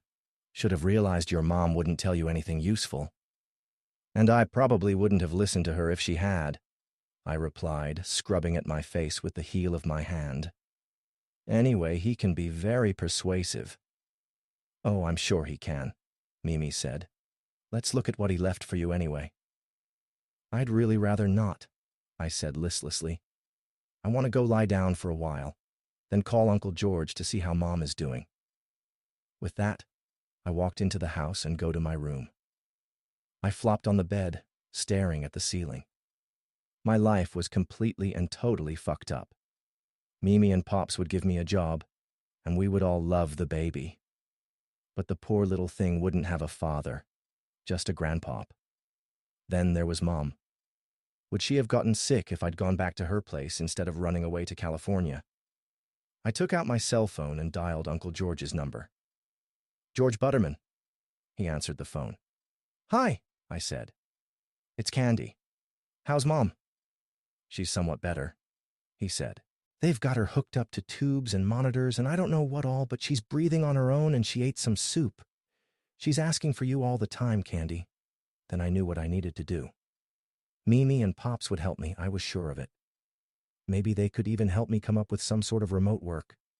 But it was as plain as anything that Mom wasn't taking good care of herself, and someone needed to see about her. Since she was in the hospital, she couldn't disappear into the street before I could get there. I got up off the bed and went to look for my grandmother. Mimi, I called to her. In the kitchen, dear, she answered. I went into the kitchen. Mimi was drying a cup. The tea kettle was bubbling merrily on the stove. She turned and took it off the stove. Chamomile, she explained as she poured it. Supposed to be good for both stomach and nerves. Why don't we both have a cup? All right, I said. Mimi, I think I should go see about Mom. With her in the hospital, I think I might be able to get a judge to give me custody of her. Mimi was completely silent for a few minutes as she placed a tea egg in each cup and then poured hot water over them. Sweetheart, are you sure? That's a big job. I know, I said. But Aunt Martha doesn't like her, so she can't stay with Uncle George. I'll see if I can get a job online or something so I can stay with her all the time. Mimi seemed to think about it for a few minutes. We'll help, she said. I never did feel right about not trying to take care of her, even if she wasn't our daughter. But you'll need to control the money, and that means not giving her any chance at all of handling even so much as a penny. I know, I said. But I realized that I always wanted help from her, even when she wasn't able to give it. I don't think I ever really thought about what it must be like for her. Call George, Mimi said. Ask him to see about finding you a place to stay. Your Pops and I will see to plane tickets. You are in no condition to drive across the country, even if the weather is decent. I nodded. Thank you, Mimi. Child, Mimi said. I looked up at her. Do you really want to keep this baby? There are still places you can go. I nodded my head. I want it. If things had been different, I think I could really go for Richard in a big way, but not if it means letting him take over the business you and Pops worked so hard to build up, and not if that's all he wants. I took a swallow of my tea. It had honey and milk in it, and it soothed my throat and unhappy stomach. Why could you go for him? Mimi asked. Is it his money or that he used to be a football hero? I shook my head no. I'm not sure how to put this, but when it was just us, he helped clean up the kitchen. He made popcorn, the cabin in the mountains. It wasn't just any old cabin. It was his favorite childhood retreat place. He'd saved kid games from when he was little and had stored his favorite movie DVDs because you can't count on getting good internet reception. What did he save? Mimi asked. Oh, a lot of the usual stuff. Terminator, Airplane, football hero videos. But he also had Goonies, Princess Bride, and It's a Wonderful Life. 3 of your favorites, Mimi smiled. Interesting, but hardly the basis for starting a life together. But enough to go for a second date, I said. If it were not that he let slip he was still after the vineyard, He's a goddamn handsome bastard and a cold-hearted asshole. I felt the tears beginning to slide down my cheeks. Mimi watched me cry for a minute. I took another sip of my tea, trying to get myself together. "Tell you what," she said.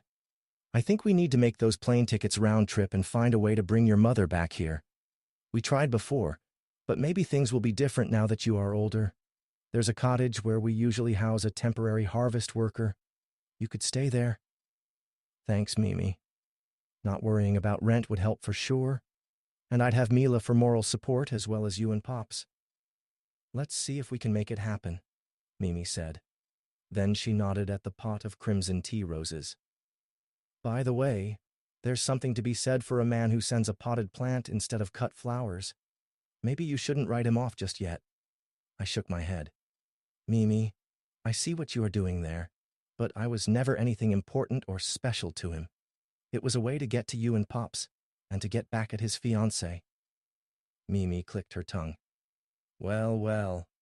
In all events, let's get you packed so you can go see about your mother.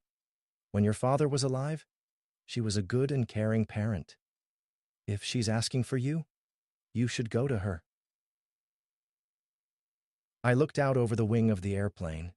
Mimi and Pops had made a few phone calls, then I had called Uncle George, and he agreed to meet me at the airport. Amazingly, I had not been sick even once after packing. Not even when the airplane hit a patch of turbulence. The flight attendant, a slender young man with bright orange hair, checked on me regularly. He made sure I was well supplied with saltines and 7-Up. I passed on the meal that was served at mid-flight. My stomach was behaving well, and I didn't want to take any chances. I let my mind drift to that last round of, well, could you call it love-making? I had punched Richard. Then he had said something, but I was too upset to listen. How could a man who enjoyed Princess Bride, built snow forts, and knew how to make snow candy be such a total prick?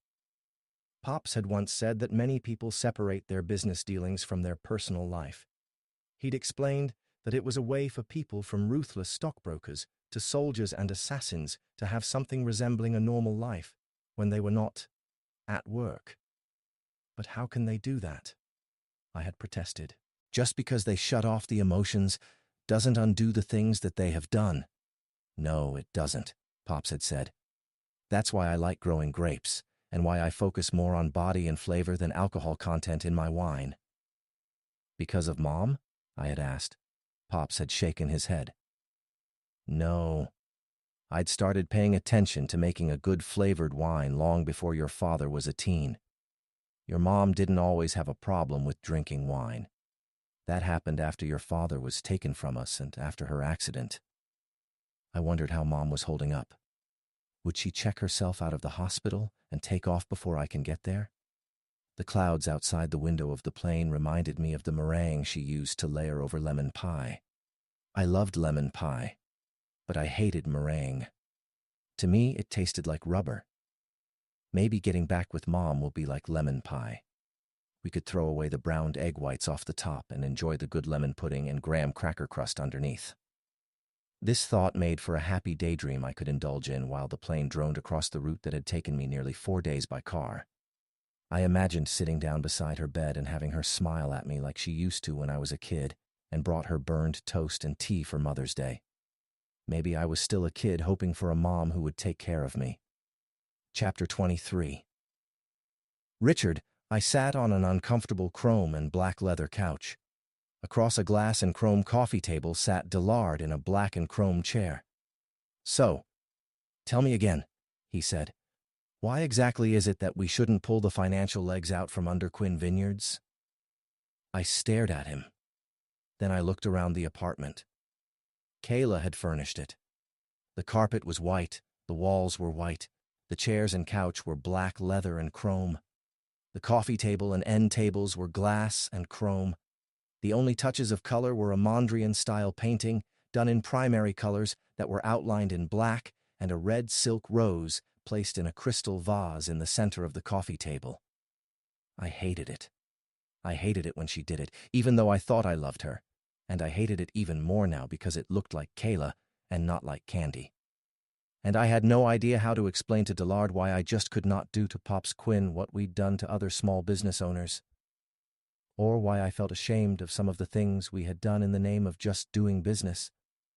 Or even why, after listening to Candace cry, I felt like the villain prince, not the hero who had given his all in the name of true love. I don't know, I said. It just doesn't seem right. I can't do it. Dillard dropped a thin folder on the coffee table, nearly overturning the silk rose. Maybe it's just as well. I've done my best. But Charles and Jocelyn Quinn are as squeaky clean as it is possible for any humans to be. They pay their bills, they take care of their help, they go to church, and they donate small amounts to local charities. The only possible smirch on their record is their treatment of their daughter-in-law after their son's death. In my head, I could hear Candace saying, "We agreed not to give Mom any money because in a couple of days it would be all gone, and she wouldn't even remember having a good time." I think that was justified, I said. The daughter-in-law is an addict. Yeah, I got that, Dillard nodded. And that they'd tried 2 or 3 times to get her dried out before they gave up and focused on their granddaughter. We could use it. No, I said, before he could even get started. It's not illegal to practice tough love. It's self-preservation. When Candy needed help, she went to her grandparents, not her mom. All right, Dillard said. I really can't complain all that much. You paid me back everything I spent, and my commission on top of it. But where do we go from here, Richie? Do I need more money? I asked. Well, no, Dillard admitted. Unless we have a zombie apocalypse, you could live the rest of your life on the proceeds from any single one of your investments. You even have enough to give some to charity if you don't get carried away. There you go, I said. I want us to properly take care of the businesses we've got, and that includes the people who work for us. I don't need any more small vineyards. Maybe I'll buy some land and learn to grow grapes. Oh, that'll be the day, Dillard chortled. As I recall, you can't even grow spider plants. Dillard had a whole wall of the creepy green and white plants in his office, and he'd tried several times to give me some. Then maybe I'll start a little league team or something, I said. Or a scout troop. Lots of legal shit down those roads, Dillard said soberly. Not a good way to travel for a single dude unless you just donate to a group that's established. Hell of a note when you can't even do something nice without getting into trouble, I said. There came a tap, tap, tappity tap at the door, and Caleb let himself in. His eyes looked kind of wild. Boss, you ain't never gonna guess who I ran into at the espresso shop on the corner. Who? I asked, bracing myself for the worst. Candace Quinn. She was with this older guy and they were talking about someone in the hospital. She looked really upset, boss. Not mad like when she came down off the mountain, just scared and worried. I felt as if I'd swallowed a rock. There were a lot of reasons why a woman could be scared and worried. But from what Candy had revealed during our pillow talk in the mountain cabin, I let that thought trail off. Did you catch who it was? I asked. Her mom, I think, Caleb said. And something about where the heck they could stay when she got out of the hospital because the airlines wouldn't let her fly because of her lungs. I turned to Dillard. Find out. Say what? He blurted, looking confused. Our next mission. Find out who Candace Quinn is worried about, and what the problem is. Why don't you just go ask her? Dillard inquired. You're the one that's got the hots for her so bad you've turned into a lovesick loon. We didn't exactly part on good terms, I said. In fact, I'm probably the last person on earth she wants to see. Caleb scratched his cheek and considered me for a minute. Richard, he said slowly, looking at me like he'd never seen me before. I knew I was in trouble because Caleb usually called me boss. He was on the other team the day I was injured, and he's been my driver since I left the hospital. Yeah? I asked. I'll go see about it, he said. Of the 3 of us, she's least likely to throw me out on my ear, but you gotta promise me something. What's that? I asked. You got to promise me you'll behave like a gentleman toward her. You've played Prince Charming to her Cinderella. I don't want you to treat her like a toad if the glass slipper doesn't fit. I just stared at him. Dillard said, Well, Listen to you getting all poetic. Are you writing a book or something? Caleb grinned. As a matter of fact, I've written several. What do you think I do while I wait for Richie? Read comics? I said. King of the snappy comebacks, that's me. Then I added, Caleb, find out what she needs. Whatever it is, I'll help her somehow. I owe her that. What do you want, boss? Caleb asked, and I knew that we were all right again. I knew what I wanted, but there was a good possibility that I'd already blown my chances. I want to make sure she's okay, I said humbly. Just that. Then we are on the same page, Caleb said. You sit tight and I'll see what I can find out. Dillard stared at me for a long moment. Wow, he said. She's really got to you. You wouldn't have done that even for Kayla. I knew he was right. But Candace had something that Kayla didn't. She had me taking her around a common carnival instead of showing her the town like I'd intended. She put snow down my collar. She kissed me like I was her everything. She hated me, and she was right to do so. I was every bit the asshole she called me. I didn't even know if she would let me help her. Find out, I told Caleb. Yeah, Captain Smith, he said. I'll be your John Alden and I won't steal the girl. With that cryptic remark, he let himself out the door. Dillard shook his head. You had a good run as a rich playboy, but I can see it is all over, he said. I'll do what I can to make sure you don't wind up begging with a tin cup. Don't get up, I'll let myself out. Then I was alone in the sterile apartment with a slim file folder that detailed a business life properly lived. What the heck was I going to do with myself if Candace Quinn wouldn't let me back into her life? Chapter 24. Candace. Uncle George checked me into the hostel for families who had loved ones in the hospital. Mom was better, but she was a long way from well. I could tell from the way the doctor talked that there could be complications, and there would certainly be hospital bills. One thing at a time.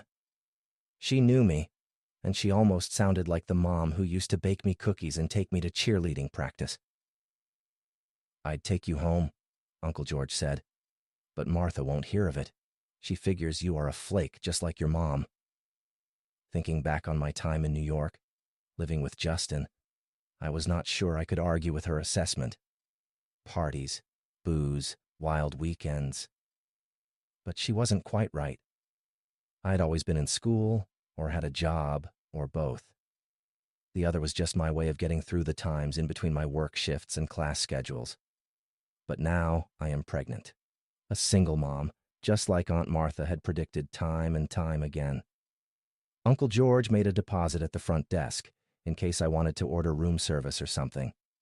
I didn't have the heart to tell him that Mimi and Pops had paid me for last week's work and advanced me the next. Who knew what I would need in the coming weeks? After Uncle George left, I listlessly put the suitcase Mimi had packed for me on the bed. I might as well try to get some rest. I unlocked the case and lifted out the flannel nightgown Mimi had purchased for me. It's going to be cold, she said. I remembered the satin pajamas and warm, fluffy robe Richard had bought for me. All those things were sitting in the bags I had brought back from the mountains. I couldn't bear to look at them, but I couldn't throw them away either. I'm such a mess. I can't do anything right. Under the nightgown was a note from Mimi. I know you don't want to think about this, but that man came back to talk with you, and he might have if I hadn't called Justin. I've put the roses and the package away for you, but here is the card he left with them. I put my grandmother's letter to one side and opened the plain envelope she had placed beneath it. There was no one here. I wouldn't have to pretend to be strong or righteous. I could read his card and remember. Maybe for a minute or two, I could even pretend that we'd had something real. Inside the plain envelope was a creamy white one. Inside it was a big frilly card, like a Valentine's Day gift. The card simply said, I love you. But nested inside the card was a letter. I opened it and read, Dearest Candace, I am so very sorry. I'm afraid I've not been a very good person for several years. and I should never have pressured your grandparents to sell. I've completely withdrawn my interest in the vineyard, and I promise not to try to get it again. I've even paid my partner his commission on the sale so he won't be out any money. I love you so very much. Please, please, accept my apology for being a total jerk. I promise to be good, if you will only let me back into your life. I miss you. I need you. I don't know how to go on without you. Your loving—" There were several words crossed out. "Jackass. Richard." I gulped. Now, what was I supposed to do? I didn't know how to reach him. He didn't leave an address or phone number. I guessed because he meant to hand-deliver the card and didn't think it would be necessary. I slowly sat down on the floor and leaned my head against the bed. It was a nice bed. The hostel was clean and comfortable, not a roach motel. It would be nicer if Richie— I jerked that thought up short. I'd pretty well burned that bridge. He'd driven away from me, meek as a lamb when Pops had told him to. Was he still back there in California hoping to see me? Would Pops and Mimi give him the time of day if he tried? I felt completely lost and miserable. Like always, Mimi and Pops would take me in. But Aunt Martha thought I was painted with the same brush as my mother. And Mom couldn't take care of herself, let alone me or a baby. To Richie, I'd been a toy, a plaything. He didn't know he was going to be a father. Maybe I should keep it that way. I'd wished that I could be more than that. I wished it now. I wish. Slow tears rolled down my cheeks and soaked the pretty quilt that served as a bedspread. I was too tired, too unhappy to even cry properly. I let them just streak down my face, feeling numb and lost. There was a knock at the door. A woman's voice called out, "Miss Quinn?" "Yes," I answered, opening the door. "I'm Mrs. Barnes, the house matron tonight. You have a visitor." I put him in the small lobby. Who the heck, I thought. Uncle George had gone home. Could it be Justin? He was the last person I wanted to see. "Who is it?" I asked. "Mrs." Barnes shook her head. "He didn't give a name. He just said it was important. Shall I send him away?" I shook my head. "No," I said. "I'll see him. I'm not going to be sleeping much tonight anyway." "If he upsets you, call security," she said. "We are very careful with our families. You are important to us." "Thank you," I said. I followed her downstairs to a little room just off the lobby. A tall man with sun-streaked blonde hair and the loose lankiness common to farm workers approached, stood up to greet me. I blinked twice. "Caleb?" I asked, realizing I'd never seen him away from Richard's car or without his chauffeur hat. "Yes, it's me, Caleb," he said. "Richard sent me to find out what you need." "What I need?" I looked at him. I probably looked as gobsmacked as I felt. Caleb said, "I overheard you and that older guy talking about someone in the hospital. I didn't know for sure where you would be staying, but I thought I would start here first. Looks like it was a good guess." I held onto the door jamb. I could feel the matron hovering behind me. "Yes," I said through numb lips. "Mom is in the hospital.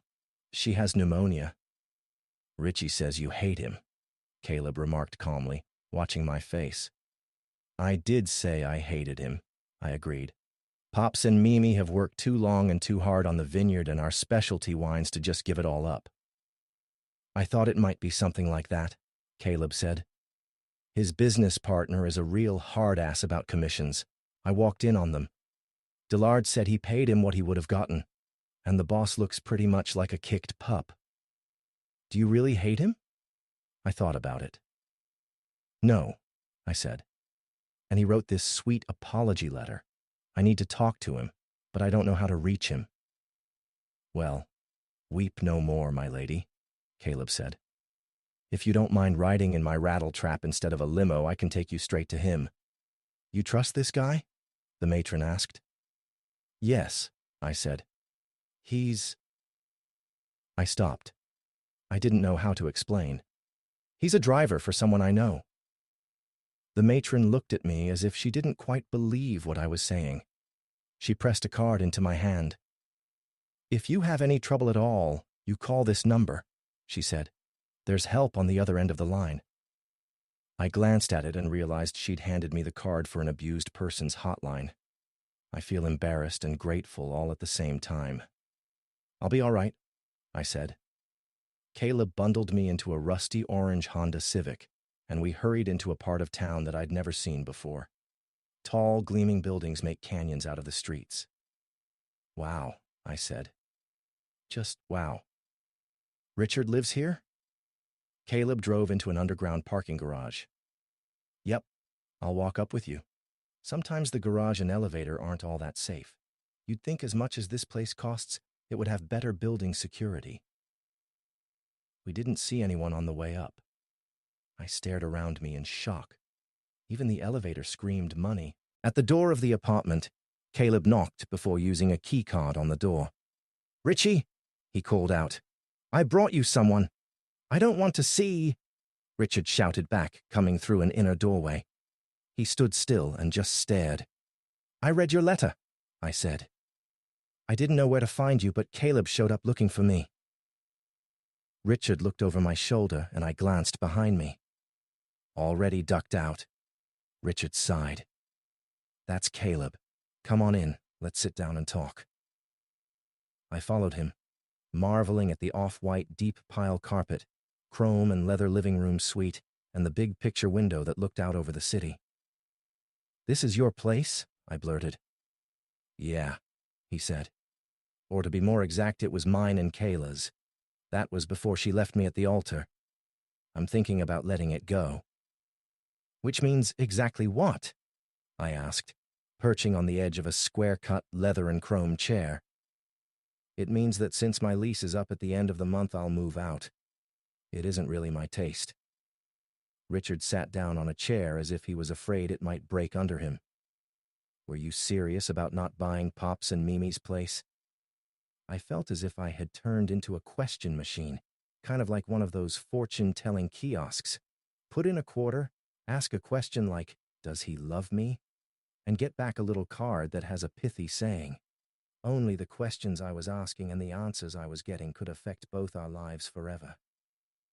It gave me a shiver of goosebumps up and down my arms and a feeling of nausea in my stomach. "Yes," Richard said. "It was important to you." Nausea. Stomach. "Bathroom," I croaked. "Where?" "Oh, dear gods. Don't let me puke on this carpet. He'll never get his cleaning deposit back if I do." Richard's eyes grew wide with alarm. "Here! Right through here!" He opened a door I hadn't even noticed, and I hurried through it. I made it far enough that the contents of my stomach splashed on the tiles, not on that expensive carpet. Richard caught up with me, threw down a towel to cover the mess, and guided me to the toilet to finish.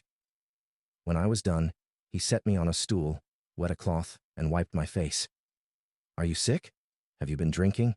Did I feed you something at the cabin?" Now, he was the question machine, and I was the one with the answers. The question was, did I want to tell him now? Or should I wait? "Candace!" Richard cried, giving me a little shake. "Answer me. You're scaring me. Did I do something to you?" "No," I said. "Well, actually, yes. But I was willing. You didn't do it to hurt me, or at least I don't think you did." "I would never want to hurt you," he said. "But what is wrong?" The words just popped out of my mouth. "I'm pregnant." And there it was, the P word hanging in the air between us. "Oh, thank God," he said. "I thought you had caught something serious." Chapter 25. Richard, I stood at an outdoor altar under a big white tent in the Quinn Vineyards peach orchard. I'd done this before, so I was feeling pretty nervous. I didn't think Candy would leave me at the altar, but history did have a way of repeating itself. On the bride's side of the gathering sat her mother, Mila, Tegan, Roger, and all the workers from Quinn Orchards. Her uncle and aunt had declined the invitation, but sent cards and good wishes. On the groom's side sat Caleb, Dillard, and a bunch of my old football buddies. I didn't know where Caleb dug them up from. It made me feel a little less lonely and scared, But if I got stood up a second time, I was sure going to be embarrassed. This was even worse than the wedding with Kayla because my brother Andrew had flown in from Africa. He'd caught a flight with my sister Riley in Boston, and they were both here, grinning at me expectantly. If Candy stood me up, I'd never live it down. Then I saw her. She wasn't wearing a traditional gown. Instead, she wore the sundress I bought for her at Walmart and a wide sun hat with flowers out of her grandmother's garden. She had her hand on Charles Quinn's arm, and he had the biggest grin on his face, as if he'd pulled off a prank and couldn't wait for everyone to get the joke. She was radiant. She was beautiful. I couldn't believe she was really going to marry me. She was going to be mine, and I was going to be hers. It was a good thing the pastor was there to tell us what to say, because I had no idea what I was saying. All I knew was that her hands were in mine. Then I was slipping a ring on her finger, and she was slipping one on mine. She tipped her face up to mine, and I bent down to kiss her. As I did, that ridiculous hat fell off, and I realized she was letting her hair go back to her natural color. Then I didn't care what color her hair was, just that it smelled like her favorite shampoo, and her lips and mouth tasted even better than her grandfather's best wine. I didn't care that we had an audience. All that mattered in all the world was that her body, clad in the sundress I bought for her, was in my arms. Her arms were around my neck, and she was kissing me back, like this was the last time we would ever kiss, and she needed to put everything into it. When we came up for air, the pastor said, "Ladies and gentlemen, allow me to introduce you to Mr. and Mrs. Richard Lane." The crowd cheered and stomped their feet. There were even some wolf whistles. "Throw the bouquet!" someone shouted. "Yeah, throw the bouquet. Let's see who the next bride will be." "Should I?" Candace asked me. "I think you should," I said back. "The sooner we get all the traditions done, the sooner we can get to the good part." "What's the good part?" she whispered.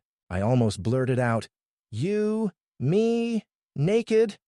But instead I said, "The cottage, without an audience." She giggled, turned her back to everyone, and tossed the carefully structured bouquet over her head and into the audience. There was a collective gasp as the flowers plopped into Mila's hands. "What am I supposed to do with this?" she growled. "I'm not the marrying type." There was a round of laughter. Then we followed the flower girl, daughter to one of the workers, as she walked down the aisle strewing flower petals. Then I managed to restrain myself while we cut the cake and fed a bite to each other, and while we were part of the serving line, accepting congratulations from all of our guests. Officially, there were 50 people there, but I think they were either going through the line twice or they kept multiplying. Then the musicians got up on a little platform. It was a mariachi band made up of Quinn Vineyard workers. They played the opening chords, and Candace danced with me to a bright and lively two-step beat. At 3 months along, she hadn't slowed down a bit in spite of having to keep crackers and ginger ale on her bedside table to avoid puking every morning. Her face was solemn, but a smile was trying to sneak out around the corners of her mouth. Then I realized what the band was playing, and I supported her carefully as we danced to the sentimental strains of "Havin' My Baby." The band then segued into a more traditional waltz, and I handed Candy over to her grandfather, and I gently danced a few turns with her mother, then finished up the waltz with Mimi. "I do love it when a plan turns out," she said, smiling up at me. "You planned this?" I asked, whisking my grandmother-in-law away from the sticky hands of a toddler who was carrying chunks of cake in both hands. Candy needs someone strong and smart to take care of her, especially now that she's taken on guardianship of her mom. "You are quite a wheeler and dealer, Richard Lane, but you always paid a fair price for any business you took over. Let's just say I had hopes." I laughed. "Mrs. Quinn, you are amazing." I danced her back to Pops and left them standing together. They were holding hands and looking exceptionally pleased. Did I feel manipulated? If I had been, I could only be glad that Mimi Quinn was an exceptional matchmaker. I looked around for my bride, hoping that we could make our escape. I spotted her dancing with Roger. I was about to claim her for myself when Mila cut in, whisking Candy away.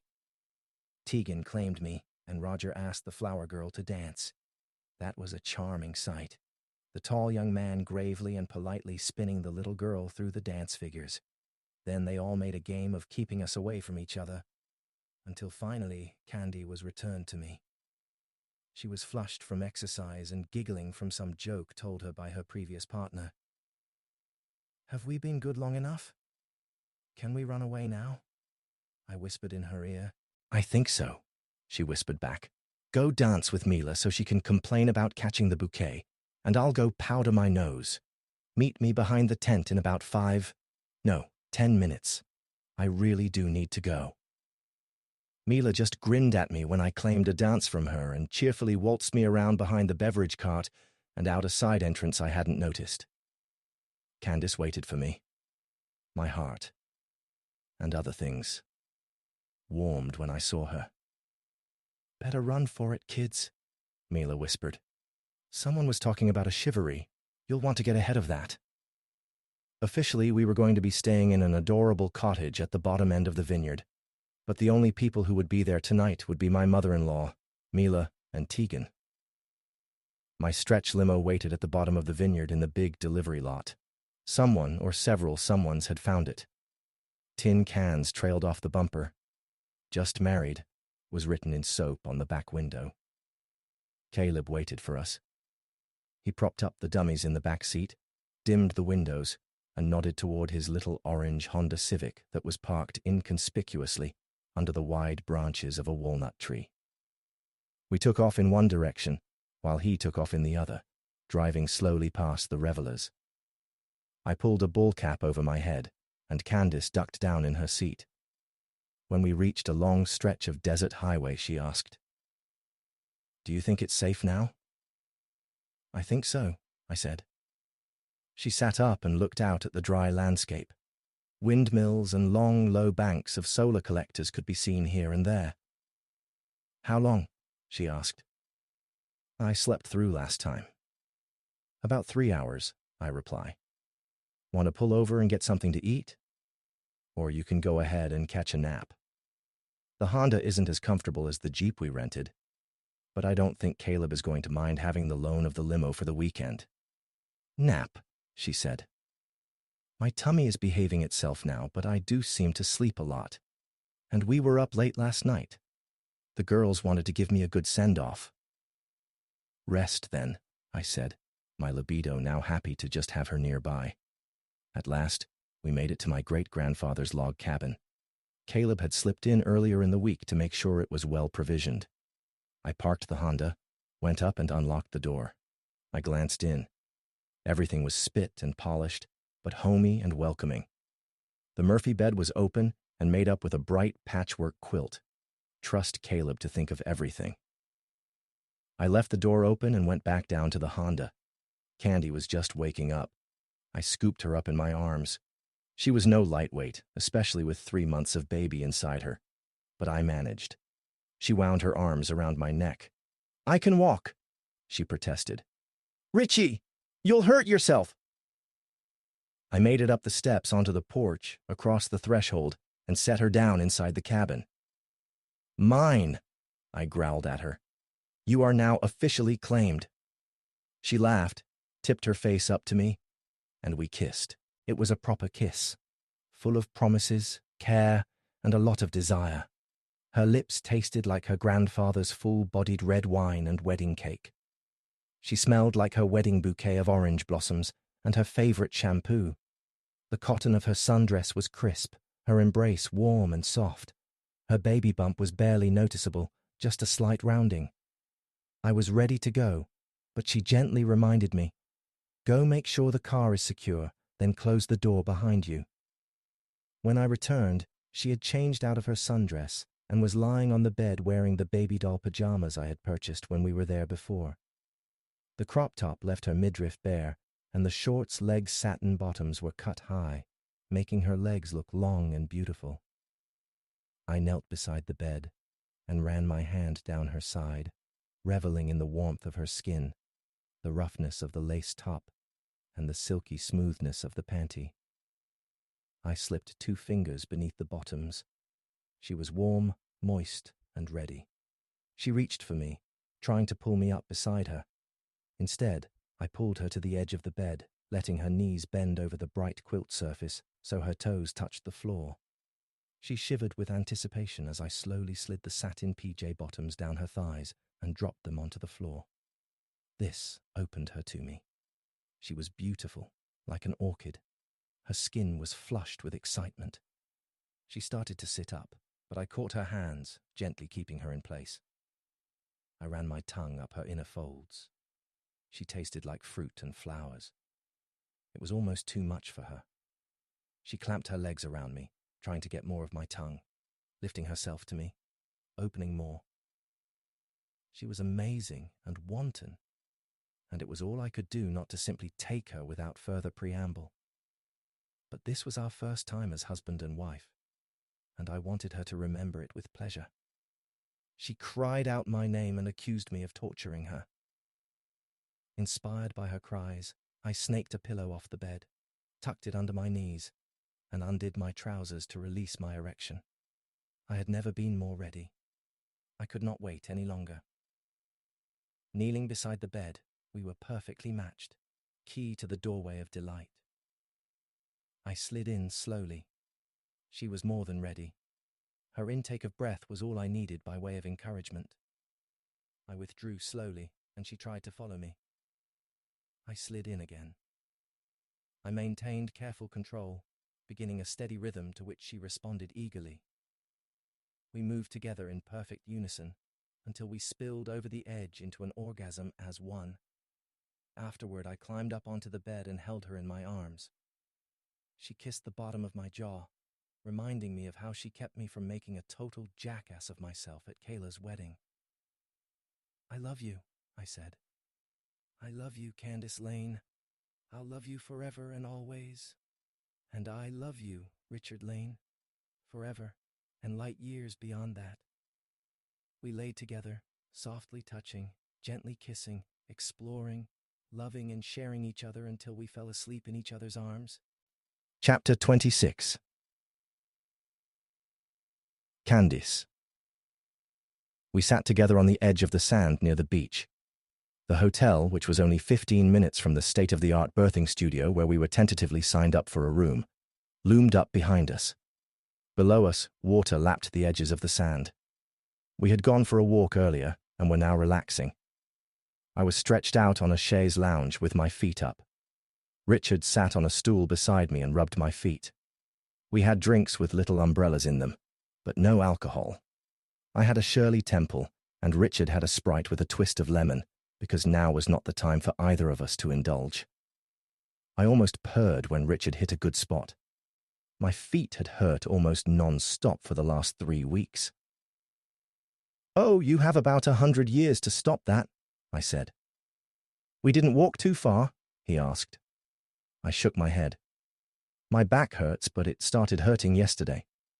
The midwife said not to worry, but to have our bag packed." "It is, right?" he asked. "Caleb put it in the car yesterday so we wouldn't have to worry about it." "Good old Caleb," he said. "He's worked so hard to make up for breaking my hip." "Caleb?" I exclaimed in surprise. "Yeah, didn't we tell you? He was on the other team. His tackle and the 5 guys who piled on top of us kind of wrecked us both." Richard picked up his stool and moved it beside me where he could rest his head against my swollen middle. "No, he never mentioned it. But then, he doesn't talk a lot." I took a sip out of my Shirley Temple. Somehow, it was not sitting right. "Are you feeling all right, babe?" he asked. I smiled at him. "Just tired of being pregnant. I'm ready for this kid to be on the outside so you can take a turn carrying him around." We were pretty sure the little slugger was a boy. The ultrasound looked like it, and the midwife said that I was carrying like he was a boy. Richie didn't care about that part. He placed his ear against me and listened to the gentle swoosh and churn of life getting made. A taut ridge of muscle clenched in my belly. Little slugger wriggled around in there and delivered a kick that caught Richard right in the ear. "Wow, that was a strong one," he said, rubbing his ear. "I'll say," I replied, Glad we made it back here to rest. Richard looked at me closely. Are we talking about the same thing? He asked. Probably not. I grinned at him. Our meanings frequently pass each other like ships in the night. Strangers in the night, he crooned softly to me. Da-da-dee-da-da. Oh, you, I giggled. I pushed the hair back out of my face and reached for my drink. We had come so close to missing out on this. Funny how we rarely recognize the really good things in life until they smack us on the head. Richard had an odd look on his face, so I asked, Do you ever regret not taking over the vineyard? Only when I have to listen to Dillard bitch about it. I got you, and you are worth 20 vineyards. No, 200 vineyards, Richard replied. I laughed. Love you too, you big lug. Love you more, he said, wrapping his arms around my stomach, listening to the life inside me. Even though I look like a beached whale? I asked. Candy Cane Lane, he said, making my grandparents' pet name for me into something new. You are an amazingly beautiful whale, and I'm glad you are beached here with me. I am so lucky you read my letter and decided to give me another chance. Come kiss me, lucky man, and make me feel beautiful, I demanded. Richard did his best to do as I asked. Kissing and hand-holding was about all we could do now, but it seemed to be enough for Richard. He'd just gone back to listening when my belly did that thing again. The muscles in my stomach corded up, and everything got taut and hard. It hurt. I panted, in little doggy breaths, whoosh, whoosh, whoosh for a minute, just as we'd practiced in pre-birthing class. You okay, Candy? He asked. Yeah, I said. That was a hard one. I think little Slugger is getting ready to make his debut. I thought only girls did that, he joked. You know what I mean. I let the sarcasm drip off the words. I do, he relented. I'll be glad to hold a boy or girl in my arms. Either one will be fine.